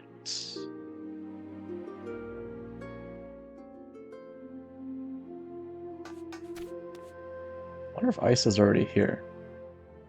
I don't know. Oh yeah, the Valentine one was super cute. Yeah, this is, Alora took all of these pictures. She's been taking them since day one. Like, we have well over 1,000 photos from all of our streams. And for those of you who are in our server, we post all of the Housing Talk photos in our photo section after every stream. So if you don't want to watch the VOD, or you just want a quick glance at what we did, it's an easy way just to go to our photo section and see exactly what was part of the stream. So, yeah. Oh, Laura, you're not the troll for once.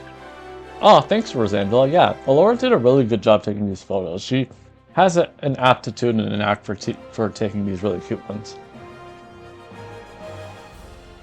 Another RP event in this? Yeah. Yeah, we just had so many memories. A lot of the folks in our stream as well right now are in these photos too. Like Isa, Strat, KitKat, a lot of our regulars. And some other few that usually come, but this is a pop-up, but so.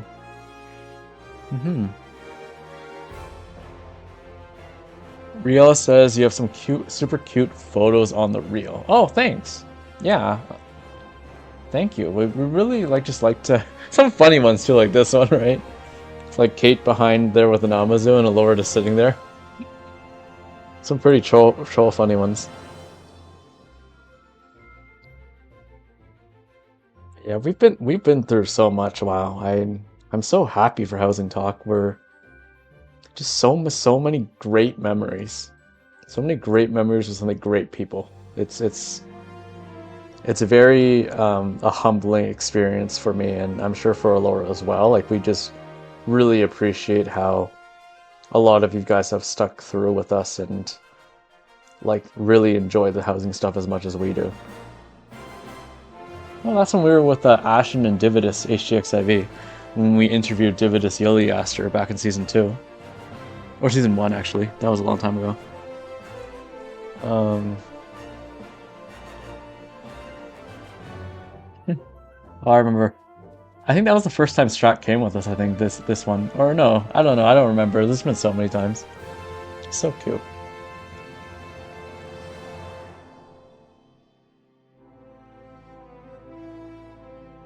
Oh, this is Alora's Fluffy Stein build. This is the build she did for Halloween.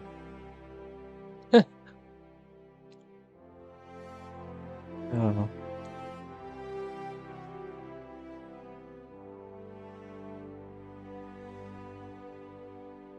It's so cute. Oh, I like looking at these too. They bring back a lot of great memories.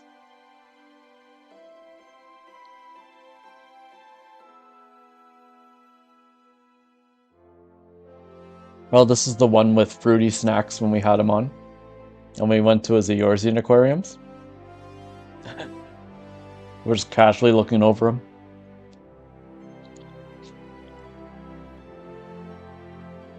Oh.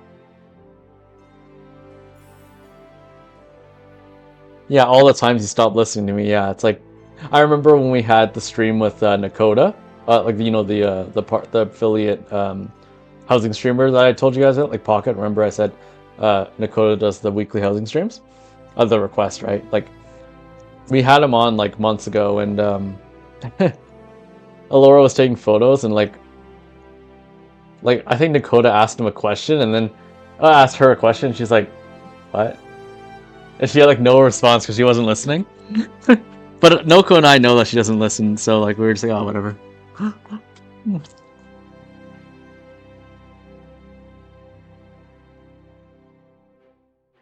Yeah, pretty funny.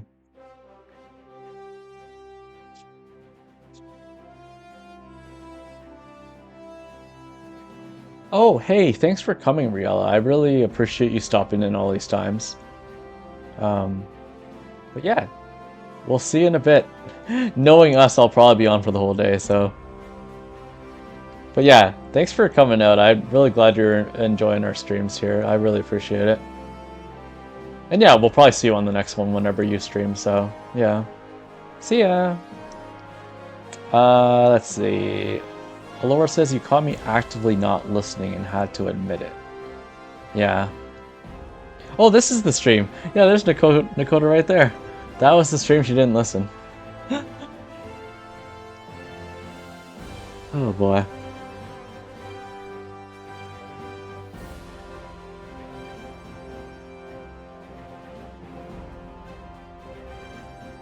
Alright, let's get these stills down though, because I do want to see this last build here. Alright, let's head on inside. This is by Kogane Mei, Studio Kogane, a studio we've seen back in Season 1. Ooh. Oh, well, this is lovely.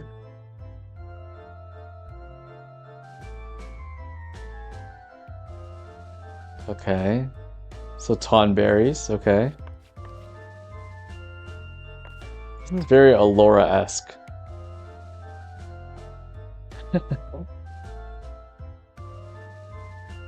Wow.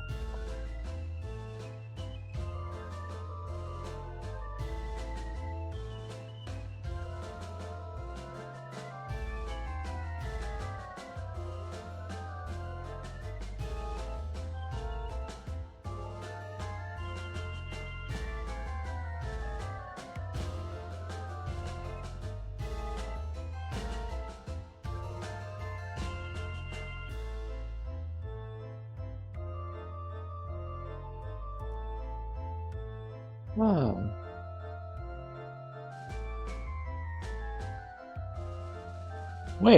Wait, I'm not at the right address? I'm not at the right address. I'm at the right one. Bismarck, Goblet, 1533? Isn't this the one? Kogane? Wait, this isn't Kogane Mei. What the heck? Hang on. This is just some other random stranger's apartment I went to? This is pretty... Wait.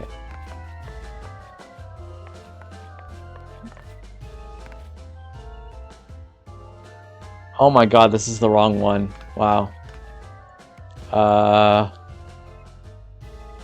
Wait, what?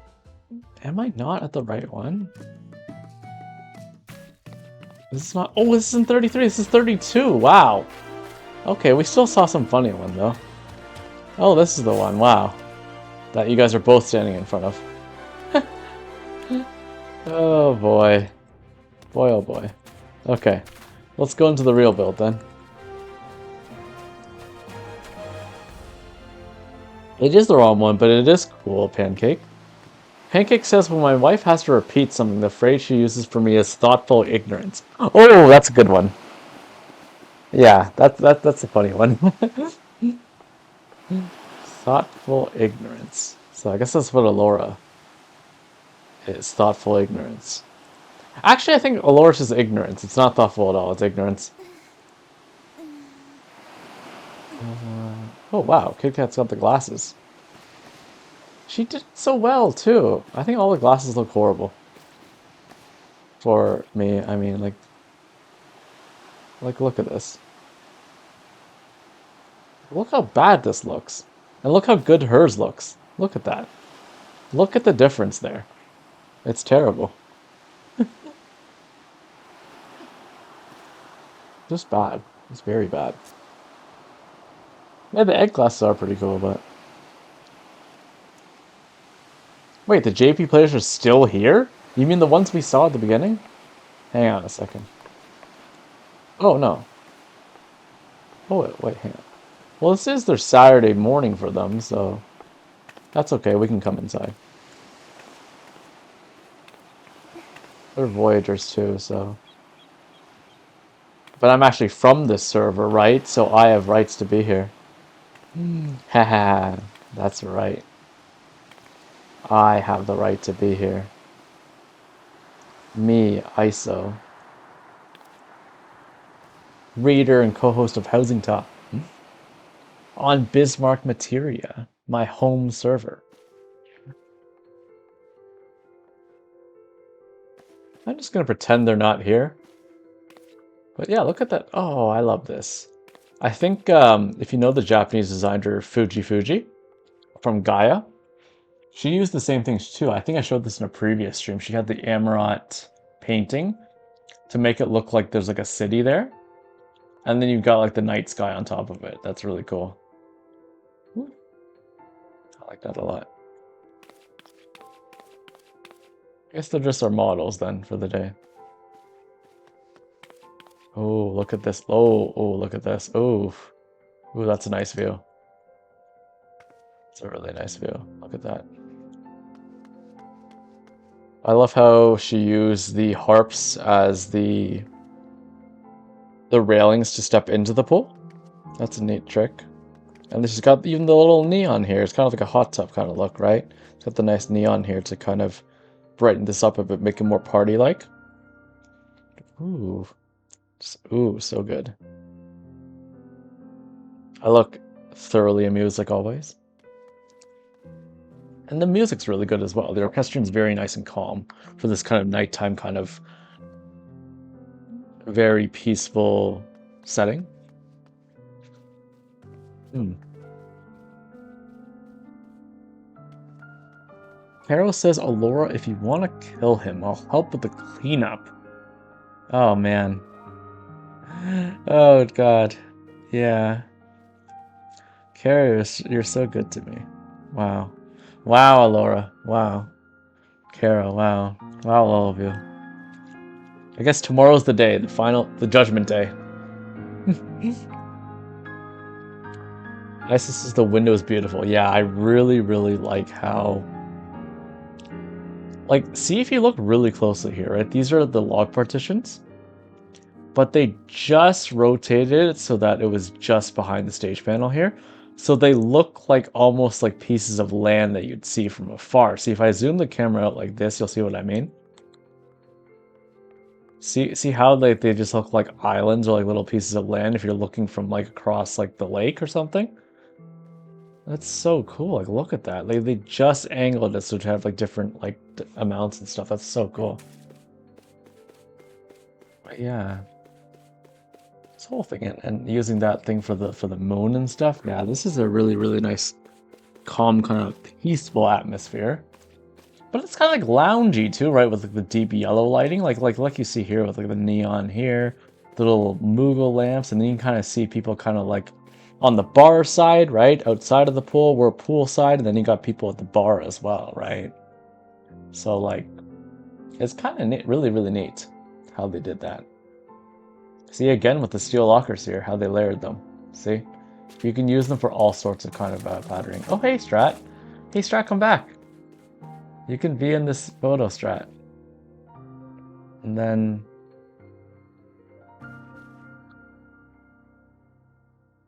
these little Hainish beds, right? That's so cool. It's very relaxing.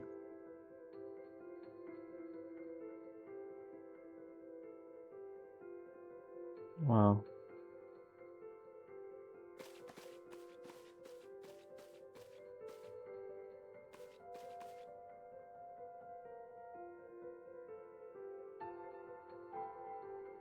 Oh boy.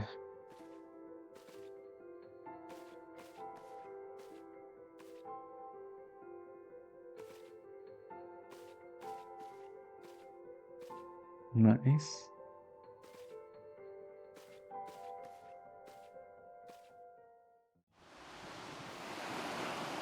Oh, we even got the wave sounds too, as a Christian. That's really neat.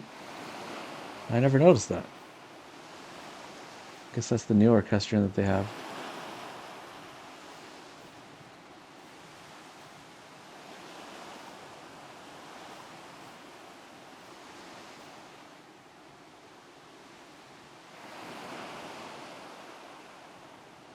It's just so cool.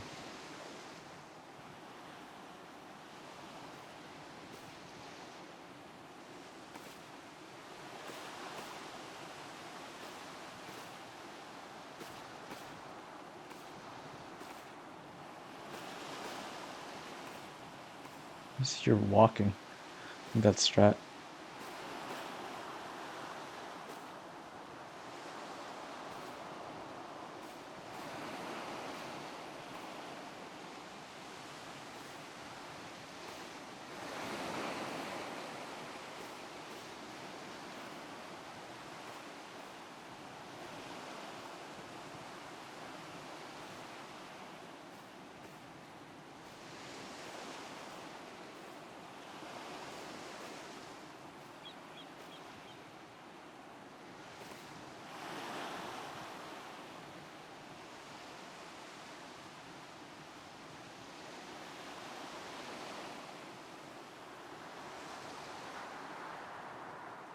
Oh wow. So cool. No, I don't need you out of the way. You guys are more than welcome to join the GPOs. I like to have people in here. Yeah, the horizon is nice though. Strat likes to stand back and watch. Isa says I used it a lot for hills and islands and views. Hmm. What do you mean we're fighting, Alora? No one's fighting anyone. Rosangela says I'd love to have something like this for my FC. Yeah, we would too, but Alora's in control of the Fluffy Line FC, so unfortunately we can't change that. Erwin says those two at the bar I 100% thought were mannequins and was so curious how they'd be positioned sitting down. These two, right? Oh look, I can control the mannequin's animations. Look at that. Look at that. Huh? Uh-huh. Uh-huh. Uh-huh. Um Isa saying lighting on horizon is crystal rays if anyone's wondering. Yeah. Um, yeah, their hair and skin is like perfect mannequin color. It really is. Like I don't know. These people looked really damn good. I'm starting to feel self-conscious now. They did a really good job on their characters. Um, Laura says you get a pirate water ride in FC. Be grateful. What? Well, I guess actually our FC is pretty funny, Rosangela. Like at the end of the pirate water ride, there's literally like a cactus. Okay, this sounds so bad, but there's literally cacti being burned alive. And I don't know why, but Laura and I were just laughing at that. It's so terrible. But and then there's like these captors on a boat and they're being captured. It's just all mayhem at the end of the ride. It's pretty dark, I guess, but that's what I signed up for when I proposed to Alora, so yeah, one's taken hostage, there's things being burned at the stake, It's pretty grim, but it's also really funny at the same time. I don't know if I should actually be laughing at that or not, but I am, so. But yeah, this is what who was it? Isa was talking about at the bottom of this. You see that like little like blue kind of like light right there, like shining through? That's kind of like the crystal rays just behind it. That's why you see that faint line there. It's almost like a gradient effect at the very bottom. It's kind of misty. So when you zoom out, you get that kind of like light up pattern at the top there, see? You can see more of it if I go down like this. You can kind of see it behind it. It might even be underneath it, right? I'm not sure exactly where it is, but like, I think Seren and Noko were talking about this when Seren was a guest on Noko's show a couple weeks back. They kind of briefly mentioned that when Seren was talking about how she builds her windows. And that's the kind of effect that you can achieve when you kind of pair different light sources behind partitions. You can kind of create those gradient effects that not normally would get that if you were just to put a stage panel there. So yeah, it's a really, really nice effect.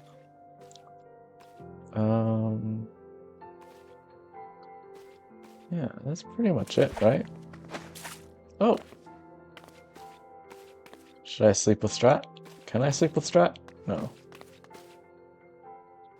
Actually, well, I mean, I guess this might be the bachelor party then, right, Alora? Like, the one night with Strat before we get married? Okay, that's terrible. I probably should have never said that, but...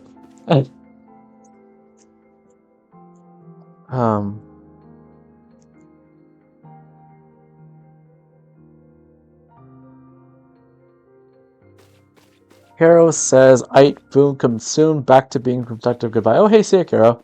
Thanks for stopping by. Bar is free, KitKat says. Isis saying they're on wall behind my screen. Oh, that's how it is. Okay. Isis says, "What does that make KitKat?" I don't know. KitKat's the director, maybe? Right? KitKat's the director. These two are the models, right? Which is other models in the shoot. And then Strat and I are the main stars of the event. Yeah, I would say so. Oh my god, he looks so formal. I don't know what's going on. Oh, there's Isa.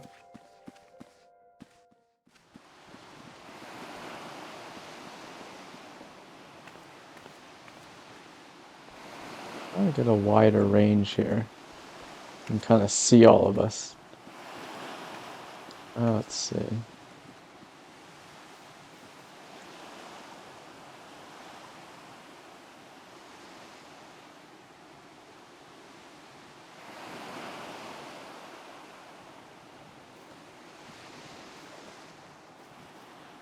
Look at that strap being a creep back there.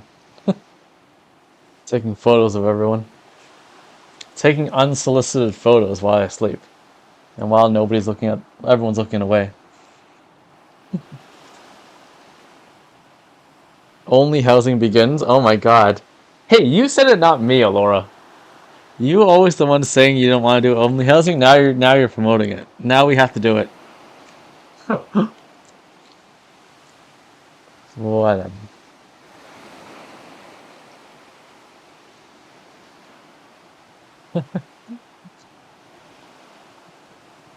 Yes.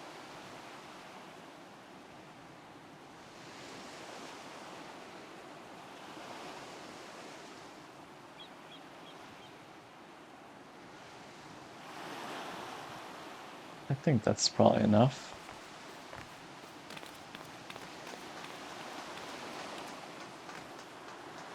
Oh, I really, really like what she did here. See, these are steel lockers as well to make the bar table here. And then she's got the very, very faint neon light right underneath, like the marble alcove thing right here. That's really cool. Small detail to miss, but it's very, very clean here. How she just put it underneath. So this is floated just above, see, because this flooring here, I believe, is all the marble alcove pillar things. And it's just in between both the locker and the tops of those. That's cool.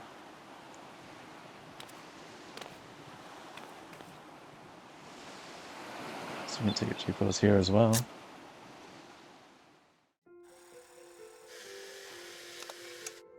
Just taking another picture with us.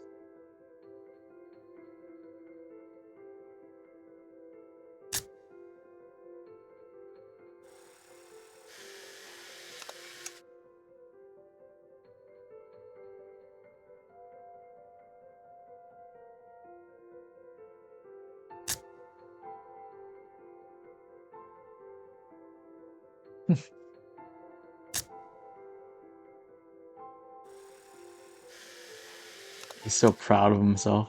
Uh,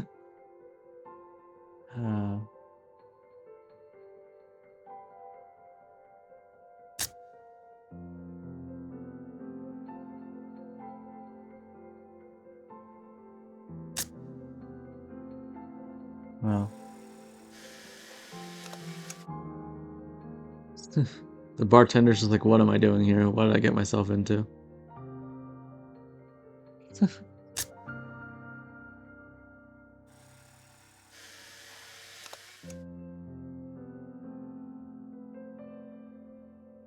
It's pretty funny. Yeah, we got some nice shots there. I like that. Ah.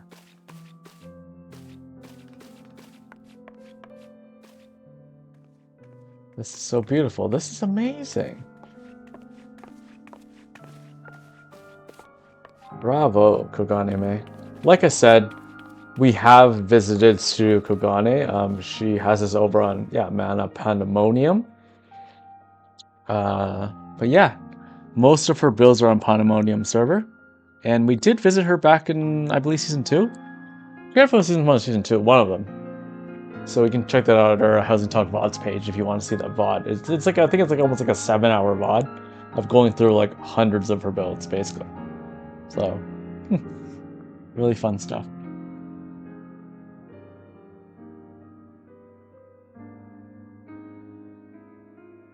All right.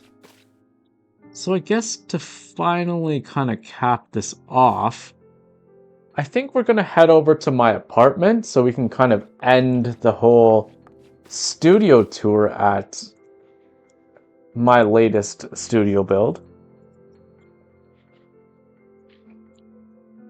Yeah, I might as well just head on over there.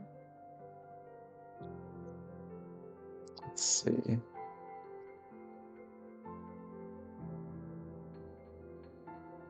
Let's head on through. I'm just gonna use my studio as a little conclusion place just to announce all of our upcoming announcements and also to kind of tell you what's coming more for Housing Talk. So this is basically where it is. Let's see, so it's Tierra Bismarck, Ethereum, 16A1, room number 1. So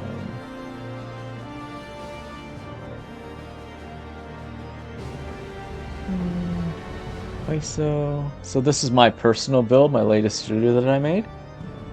And I will link you to my status as well, so you can kind of see more additional photos that we took, that Seren took as well. That's basically my latest build. My latest, I mean the one that I built in August last year, so that is my most recent one. And yeah, if you want, you can go hit the follow button, follow my X account, and we do post a lot of housing there, so would be happy to see a couple of you folks join our designer pages on there as well, and all of our build visit stories that are Laura posts, and all of our stream announcements as well, so you can kind of keep up with when we go live. We do also have our Discord server below as well. That one is basically if you want to get the most up-to-date things in Housing Talk. Just join that server and you'll see all of our announcements, all of our VODs are posted there, our photos, other designers in the community, other designers we've had on the show. All of them are all in that Discord right there. So yeah, more than welcome to join. And like I said again, I will be posting our beacons page, which you can also see at the video below. That also has all of our socials on there as well. So without further ado, let's head on inside to my living memory GPO studio.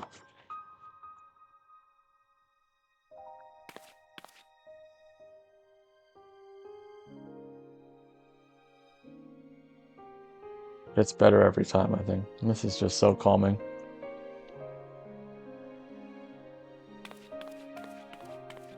Look at that. Breathtaking.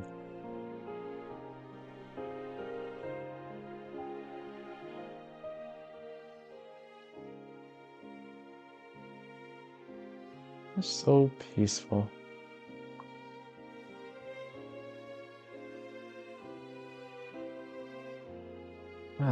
This will never get old. This is probably one of my favorite builds of all time.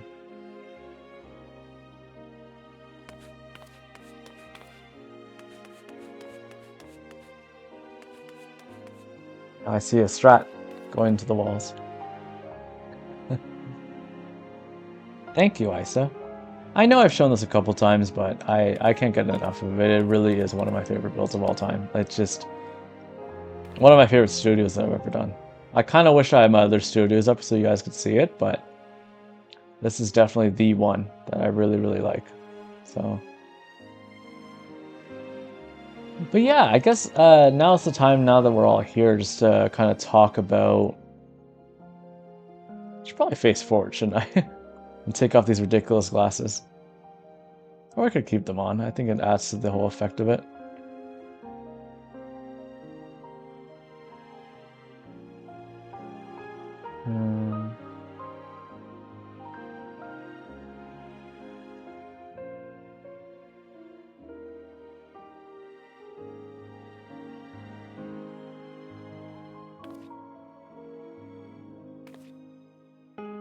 Any way I can sit forward? Maybe not.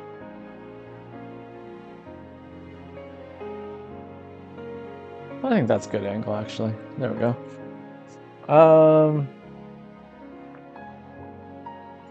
Yeah. Here, my new wedding glasses. No, keep the glasses forever. Oh, maybe I will. But yeah, I guess if you've seen here on the top of our announcement, I'm just going to post it again just in case you are on mobile and it's difficult to see. But yeah, tomorrow it's Alora and I's Eternal Bonding. That's tomorrow, Saturday, March 28th at 1 p.m. Eastern. Invites will be handed out starting at 12:30 p.m. Eastern in front of the Ivory Chapel on Materia Bismarck. So yeah, that's basically Alora and I are getting married in the game. Alora, my co-host, for those of you newer folks coming in. Yeah, we're gonna have finally be married in game around friends and family. And yes, if you guys would like to come out, the official ceremony will be streamed on this channel tomorrow at 1 p.m.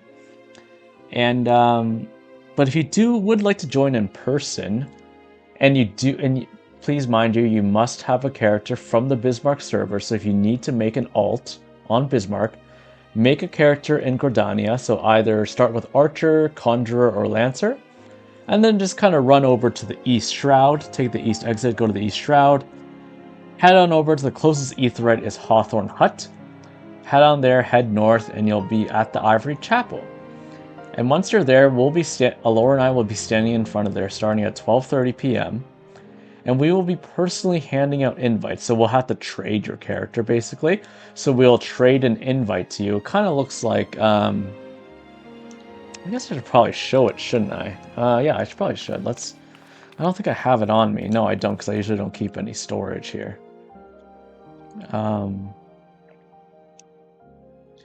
But yeah, let's head out to a very, very full retainer that I always have on me. Oh, here it is. So I'll just kind of show you how it looks. Like, let me just teleport there first to Hawthorne. Actually, I guess I might as well just show you guys from Gordania how it goes.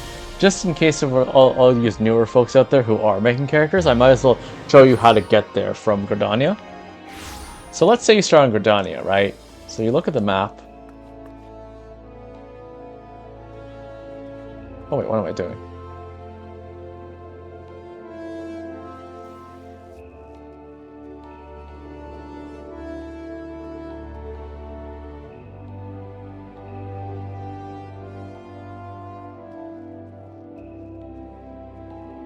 Oh yeah, this is what it is.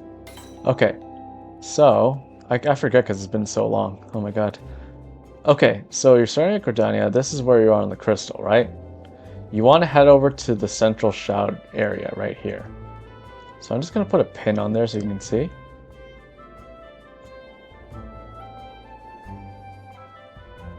So just follow the map and just follow where I'm going. So you're going ahead past like the inn, past the airship thing, and just go back here. You want to run all the way down this path, right? Heading towards the flag there, so you're going all the way to this exit. I'm just going to look behind me real quick. See, that's where the inn is right here. See, that's the inn, and that's the crystal over there. So you want to head all the way to this exit where the red flag is, go through.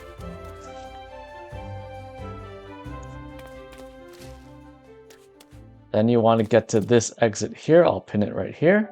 So where that red flag is, you want to head this way.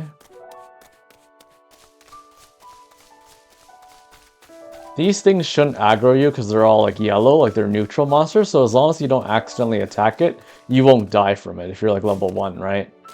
So I head around these boulders here. So you keep following the arrow. Just stick to the left of this wall here to avoid as much as possible. Keep going through, keep going through. You know you're going the right way when you approach this waterfall to the left here. You just go across this river thing here. Just go across.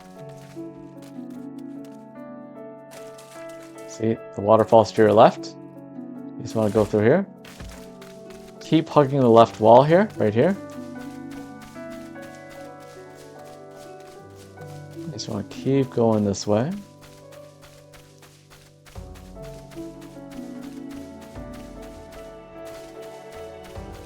And eventually you'll see these lines. And I'm just going to turn around so you can kind of see real quick like what it looks like from back here. So if you made it to the right way, the waterfall should be on your right. The waterfall's like pretty much right there on the map. The waterfall should be on your right, and your entrance is here. That's when you know you made it to the right spot. Okay? So you just go through here. All right. See, now you're here. See, this is the Hawthorne Hut crystal I was talking about, right? So you basically have to turn right, go east. The Ivory Shuffle's up here, the Sanctum of the 12. It's right here. So this is where you want to head to on the map. So I'm just going to enlarge it. That's where you want to go at the top there. We're right here. The map is where you want to go. So the best way to go through there is you just want to go north.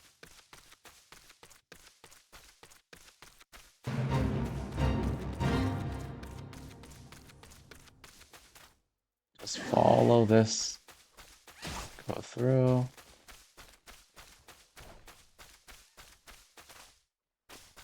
Just follow this river here. See this? It's called the Honey Yard. It's like this river slash like this like wooden path here. See all these wooden planks? Just follow this path all the way down. See this giant log right here? You want to go through that tree log. There's like a giant tree log, and that's the entrance right here. So instead of keep following the path, just cut across. Go through where all these like ivy, see all these thorns here and stuff are, and this giant tree log. You can't miss it. Look how big this is. It's like a giant tree log. See? So you go through here. Past all the level 20 plus mobs, yeah.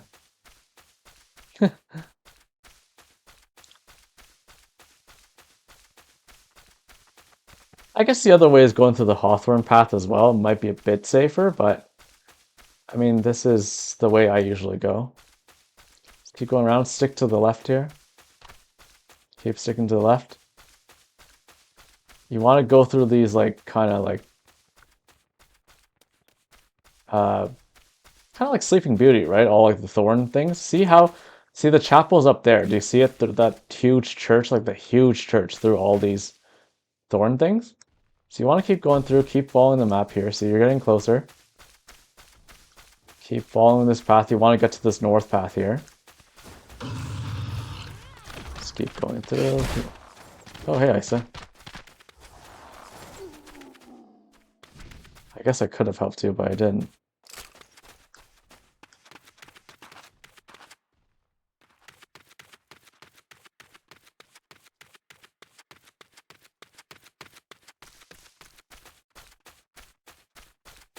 You want to make sure you're on the top side here. See how Isa was down there? See how we came out of here? You want to make sure you get back up to the top here where this like cobblestone path is. And then you just head up, see the map here, there's 2 levels here. You want to be on the top part, head up this cobblestone path. Alright, keep going, keep going. You won't get lost after this. It is kind of tricky to find this sometimes, especially when you're just starting out. Keep going up, and see, look, you've made it. Sanctum of the 12. There you go. Once you make it here, you're pretty much safe. And you just walk up ahead through these doors. Past all these people, keep going, keep going. See, that's where we're getting married in this chapel here. So you just keep moving up. Oh, looks like there's someone getting married there, I think. Look, you can see. Keep heading up, keep heading up. Oh, yeah. Because there's people getting married here. But yeah, basically when you arrive here, you want to talk to this guy here, the ceremony usher. To the left, you basically talk to him. And then you just press proceed to the Ivory Chapel. And it will bring you, basically when you have the invitation on, it will bring you into our ceremony. And there's like a little waiting area. I can't show it on stream now. But I can show it, like you will see it later when we stream it. So you can kind of see how to get in. But let me just, now that Isa's here, I'm just gonna trade Isa the invitation, just so you guys can kind of see like how it looks like as well when I do trade you. So here, like basically just use a blank invitation. I print one out for you guys, right? It will look like this. Ceremony invitation. And OCC ceremony date, March 28th, 2026 at 1 p.m. That's going to be your local time. So for us, it's 1 p.m. Eastern. It will basically auto adjust depending what time zone you're in, but the ceremony for us starts at 1 p.m. Eastern.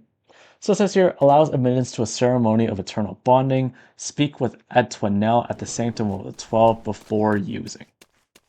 So this is the lady here, Antoinelle.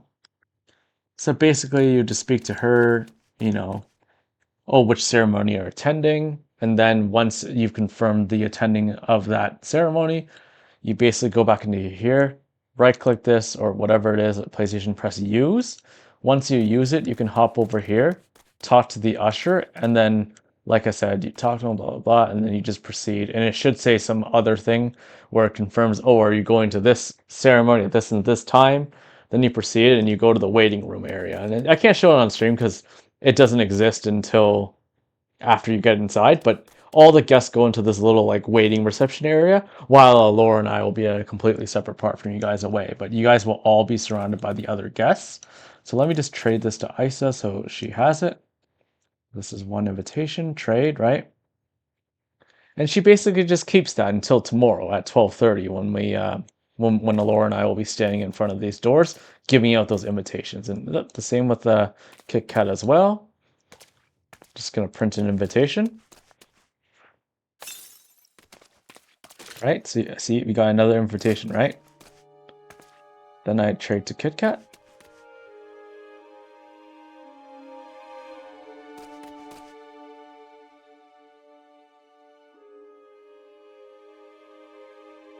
It's taking a bit to accept. But yeah, it's as simple as that. Basically, we'll just be printing invites for each and every person that comes in. I believe, if I remember correctly, I think I looked this up with the Laura before we bought the packages.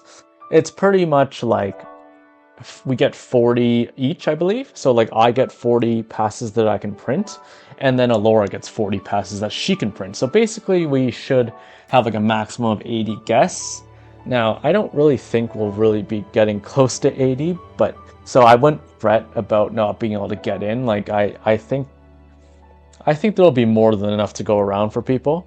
So yeah, if you just make sure to get there around 12:30 tomorrow, like 12:30 p.m. Eastern tomorrow, so just after lunchtime, then Laura and I will be staying outside of these doors. Oh, did she accept it or not? I don't think she accepted it. Maybe she's AFK. But basically, kind of like where these two people are standing, we'll probably be standing like here or something, just right at the front, so you guys can see us. Just anywhere here, basically. So if you look at the map, Sanctum of the 12. That's the Hawthorne Hut crystal, so if you can teleport, just teleport there and just fly up to here. And depending on how many people are there too, if we have, people that are willing to do escort like mounts, right? I'm sure people will be more than happy to fly you from Hawthorne Hut up to here if you are a beginner character. But yeah, we'll be meeting at this northern point right here at the Iron Free Chapel.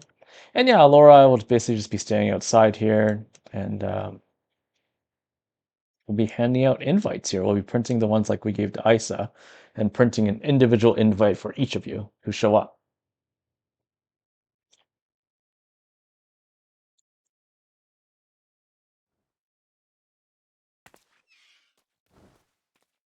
Oh, wait, KitKat's saying I have another one ready for tomorrow? Oh, KitKat, do you already have an invite from Alora, or do you mean you have another wedding to go to tomorrow? But yeah, you do need a Bismarck character.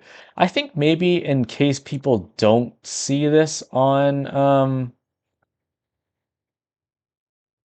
I guess if people don't see this on our Discord server, like I will highly recommend you join our Discord server just because we have more like insight and more information on how the plans are going to go. You can see our wedding photos, like the wedding VOD, our other VODs. You have all the designers in that community. Pretty much all of our guest list that's coming is going to be on that server. Pretty much like all the housing stuff that you need, like even outside of this eternal bonding ceremony. But yeah, if you join that Discord server, that is our community Housing Talk Discord server.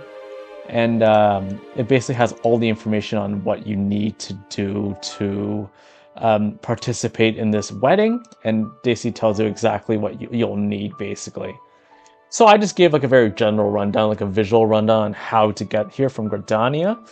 Um, I guess for those of you who maybe don't see the Discord or can't join, I'll try to post it here, I guess. Let me see. I wonder if it can all fit.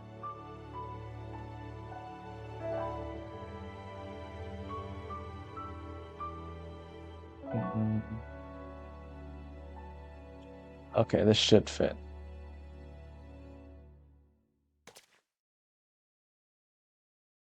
Okay, so that's basically the general gist of the post. The ceremony will be held at the Ivory Chapel in the Sanctum of the Twelve in East Shroud on Materia Bismarck. So that's where we are here, in front of the Sanctum of the Twelve. We will be there at 12:30 p.m. EST to hand out invitations for those who would like to attend.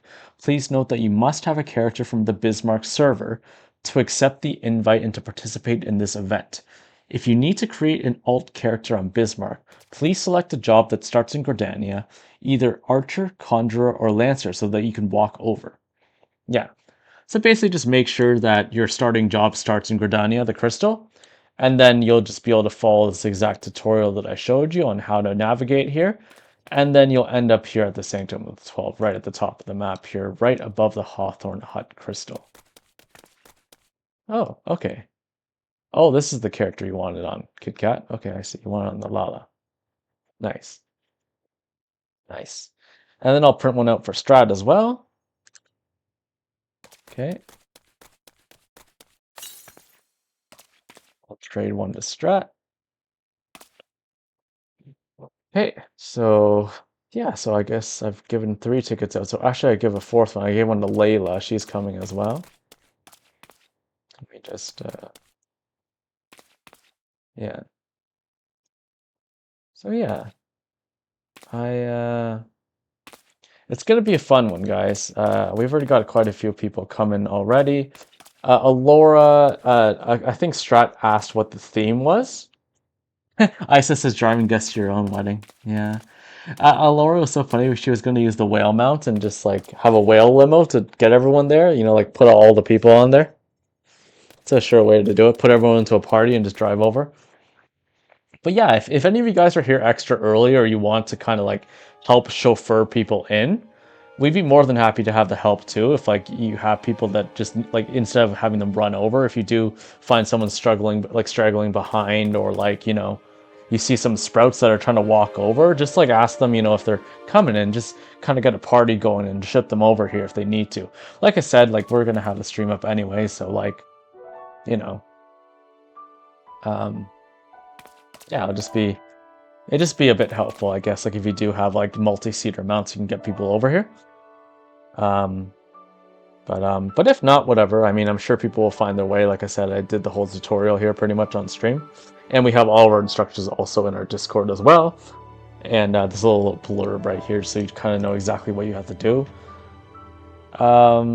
But yeah, Alora, Strategist was asking about the theme. Any colors you'd recommend? Um, Alora, I know you said that for our wedding party, we'll have the blue and pink theme. So that's kind of like the people that are with us, like our best people, or our maids of honors and stuff, right? So we'll all have all of that. Oh, wait, send the pic to one. Oh, yeah, I thought Strat, she was saying that Alora sent the photo of the whole theme to everyone, I think. I believe everyone that was going to be involved in the immediate wedding party. Um, But yeah, it's gonna be a blue pick theme, and that's not just for the wedding party. I had another Lalafell who I saw yesterday morning, who I bumped into. She was joining us, Layla Leilani. She's gonna come to the event as well. She's not part of the immediate wedding party, but um, everyone is more than welcome to do the blue and pink theme if that's the glam that you want for the colors of your glam. But like I said, a lot of people are going to be making fresh characters. They might not have the guild to be able to do that, and they might not have the resources to do that. If that's the case, that's totally fine to show up in whatever gear you show up in. And we'll be able to give you the invite either way. But if you do want to go a bit of the extra mile and you do have the resources to make a glam, yeah, blue and pink is pretty much the wedding theme that we're doing. So any of that, it doesn't have to be like I have gray skin, blue, pink. Blue won't work, pink might.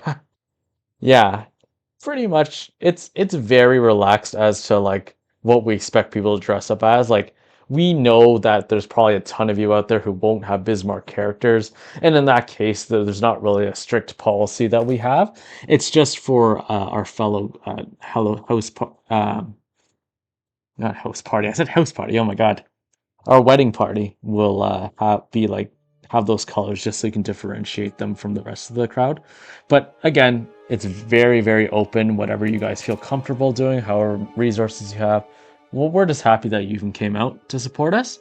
And like I said again, um, the ceremony will be at 1 p.m. EST. We'll go for a couple hours. Pretty much right after the ceremony, we'll be taking some like photos in the chapel. So a lot of group photos we'll be taking. So a lot of like the wedding party, like everyone else, the attendees who come. And then after we kind of have our fill of taking the photos, we can even head out here, take some photos outside, right? Outside the chapel, like where we are. And then we'll be heading over to a secret, never before seen venue designed by the very own Saran Carlu, our first housing designer on Housing Talk. She has designed a beautiful venue specifically for Alora and I's eternal bonding ceremony, in which where we will hold the after party event in there as well. There is an after party reception directly after the conclusion of our ceremony. So basically around like I would say maybe like the 2:30 to 3 o'clock mark, like somewhere around there. I'd say 2 to 3 just to be safe. Um, we'll start kind of like taking the last of the photos and transitioning over to the secret address. We won't be posting the address until the day of the stream. So, and this is just to stop like tons of people just rushing the venue, just because for our after party at 3 p.m., our good friend Noah Saitoshi will be going live at that event, at the after party event. He's our good friend, longtime friend, housing designer, and housing daddy extraordinaire, DJ extraordinaire. He will be performing a live Twitch DJ set just for our event at that venue, starting at 3 p.m. Eastern. So he's going to go for a couple hours. He could go for longer depending what happens, but he is starting around the 3 p.m. Eastern mark, so that's just about 2 hours after we start our ceremony here on our channel at 1 p.m. So we'll basically be raiding on over to Noah, and then he'll be taking the reins of the after party, so you'll be watching his channel basically at around 3 p.m. But yeah, we'll be revealing the actual address on our stream, like exclusively to Housing Talk, just so that we don't get like a mad rush of people over to that like venue before we can even get in. And if there is like a lot of people, because I know Noah has a lot of fans, and like, everyone can bring their main over. We don't want it to be packed before we actually get into our own venue. So we're going to reveal all that information on our stream before we get there. I gotta make sure we get to our own wedding party, right? Before it gets full or something. So we want to make sure that everyone who's coming to the party, everyone who's a Housing Talk fan and supporter, has the first dibs, the first look at the grand reveal. We kind of want to show it off, like do a little like a mini build analysis of Saran's build, and kind of like have all you guys look at it and stuff like our usual building tours. And then once we kind of get all settled in and we kind of like, are comfortable, we have all our, if you want to bring your mains over there, if you want to switch out your alts here, bring your mains. All of this is going to be on Materia. It's not, I forget, it's not on the Bismarck server, but I don't want to reveal that. It's somewhere on Materia. Basically, if after the wedding party you want to switch out to your mains, just log out of your Bismarck characters, bring your mains over to Materia. And then, yeah, once we reveal the address, we'll all be able to head over to that venue and then give you guys a first sneak peek, a first grand reveal. And then after that, we'll be shortly raiding over to Noah Saitoshi at 3 p.m. Eastern for his live DJ event just for our after party reception. And then he'll pretty much just take over and the party will go on and on. After that, I do have an IRL event that I have to go to tomorrow night. So this will be like pretty much right after the after party, like official event hours end. I believe Noah, we'd be going to for about a couple hours, like probably from 3 to 5 p.m. Eastern. So for those of you who aren't really going to come to the wedding, but you want to come to the actual event with Noah, it will be at 3 p.m. Eastern to 5 p.m. Eastern. That's the official times that he'll be playing at the venue. And then, like, if he decides to go on after that, that's his own prerogative. But I know that I have an event that I have to get to IRL, so I won't. It depends what happens. It depends what happens. I'm still kind of debating. Like, I might miss the IRL event if it ends up being really fun here. I might not even go. It really just depends how long Noah's going, or like how good I feel about the wedding party. Like, I really do want to go to that IRL event. I have a couple colleagues' birthdays tomorrow night, and I promised them to go like way back when. So I most likely will be going to that event of theirs and celebrate.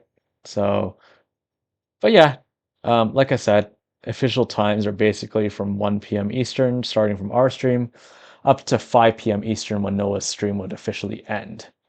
Um, and then if Noah ends up taking that a bit further, then the more the merrier. Like you have no obligation to stay, but if you'd like to stay for a set, he plays a lot of good music, a lot of melodic vibes, EDM, techno, you have it, all that kind of stuff.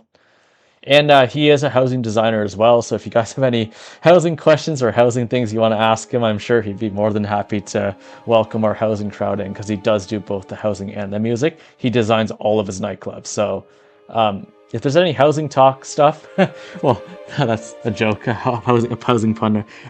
Any housing talk stuff you want to talk with him about, like, he'd be more than happy to answer any of your questions or kind of like show what he thinks about housing and stuff. So like, he'll get our lingo. He knows what a white rectangular is. He knows like the floating. He knows all of that. So you guys will fit right into his crowd. So yeah, I think it'll be a really fun time, with really fun, a lot of family and friends coming. And yeah, I don't want to extend this for too long. I think I did do a pretty good job making this pretty concise and pretty clear for everyone, especially those who, you know, aren't really used to my long yaps. But yeah, I think that's pretty much it. Besides the housing, besides the eternal bonding, um, the week after Easter weekend, I'll be working pretty much every day next week. So um, we won't have a stream on Easter weekend. And we also understand a lot of you guys have family that you want to see. So we're definitely not going to have a stream that weekend, like next long weekend. But then the week after that, on Saturday, Saturday, April 11th, we will be at 8 p.m. Eastern. We will be having the wonderful Alwyn Tia, our another JP designer, on the show, and the curator of Housing or Mansion, which Isa, Strategy, Jordan, and Alora have been a part of for that housing challenge that they did last month, or the beginning of this month. And yeah, we'll be having him on as our fourth, is it fourth or fifth now, JP designer. So yeah, we'll look forward to that. Oh yeah, BG3. So there is actually a stream next week, but it's um, on Tuesday night. If for those of you interested in Baldur's Gate 3, will be our fourth stream of Baldur's Gate 3. It's our side piece, so it is some side content we're doing. So if you guys aren't really into 14, or you guys want to see other games that we play, we also do play Baldur's Gate 3. Our campaign is called Fey Ruin. I have that completely separate from Housing Talk. So it is on our channel, but a different playlist. So if you guys want to join our Baldur's Gate 3 campaign as well, we are doing a little mini stream next Tuesday on April the 31st at 7 p.m. Eastern. Like I said, guys, these are a lot of dates to remember. So if you do want to keep up with all of our Housing Talk content, as well as our Baldur's Gate 3 content, you should probably join our Housing Talk Discord in our beacons page below this video. It says join our Housing Talk community, or click this link here. You'll be able to get ported right to our Discord server, and you'll be able to join us all in all of our events that we have posted in our events section. And then also all the VODs and the after photos that we'll be posting for each stream. So yeah, we look forward to seeing you all tomorrow, Saturday, March 21st at 1 p.m. Eastern, 12:30 p.m. if you'd like the in-game tickets to join us. But yeah, Alora and I are very, very excited to have all of you come to support our Housing Talk Eternal Bonding. So we hope to see everyone out there. And before I go on to another tangent, which I guess I already did, I should probably see who's on. I mean, nobody's really on unless someone starts streaming all of a sudden. But yeah, we just really appreciate everyone for sticking by us and be able to celebrate this monumental moment with us. Um, yeah, that's pretty much it. Pretty much it for this stream. I hope you guys enjoyed all the GPO studios that I showed. It was kind of a nice fresh spring cleaning event. A lot of spring studios have been kind of saving up, but haven't really been visiting too often lately. Um, so yeah, it's pretty fun stuff. Um, but yeah. Oh, Isa, thank you for the tour. Looking forward to tomorrow. Volk streaming a build. Oh, he's streaming right now? Oh, okay. Why, Alora, why are you saying sorry? I was actually found another friend of mine that I wanted to raid, that I saw first actually. Um, let's head on over to, oh, hang on a second. Let's head on over to Spopey. She does a lot of casual content.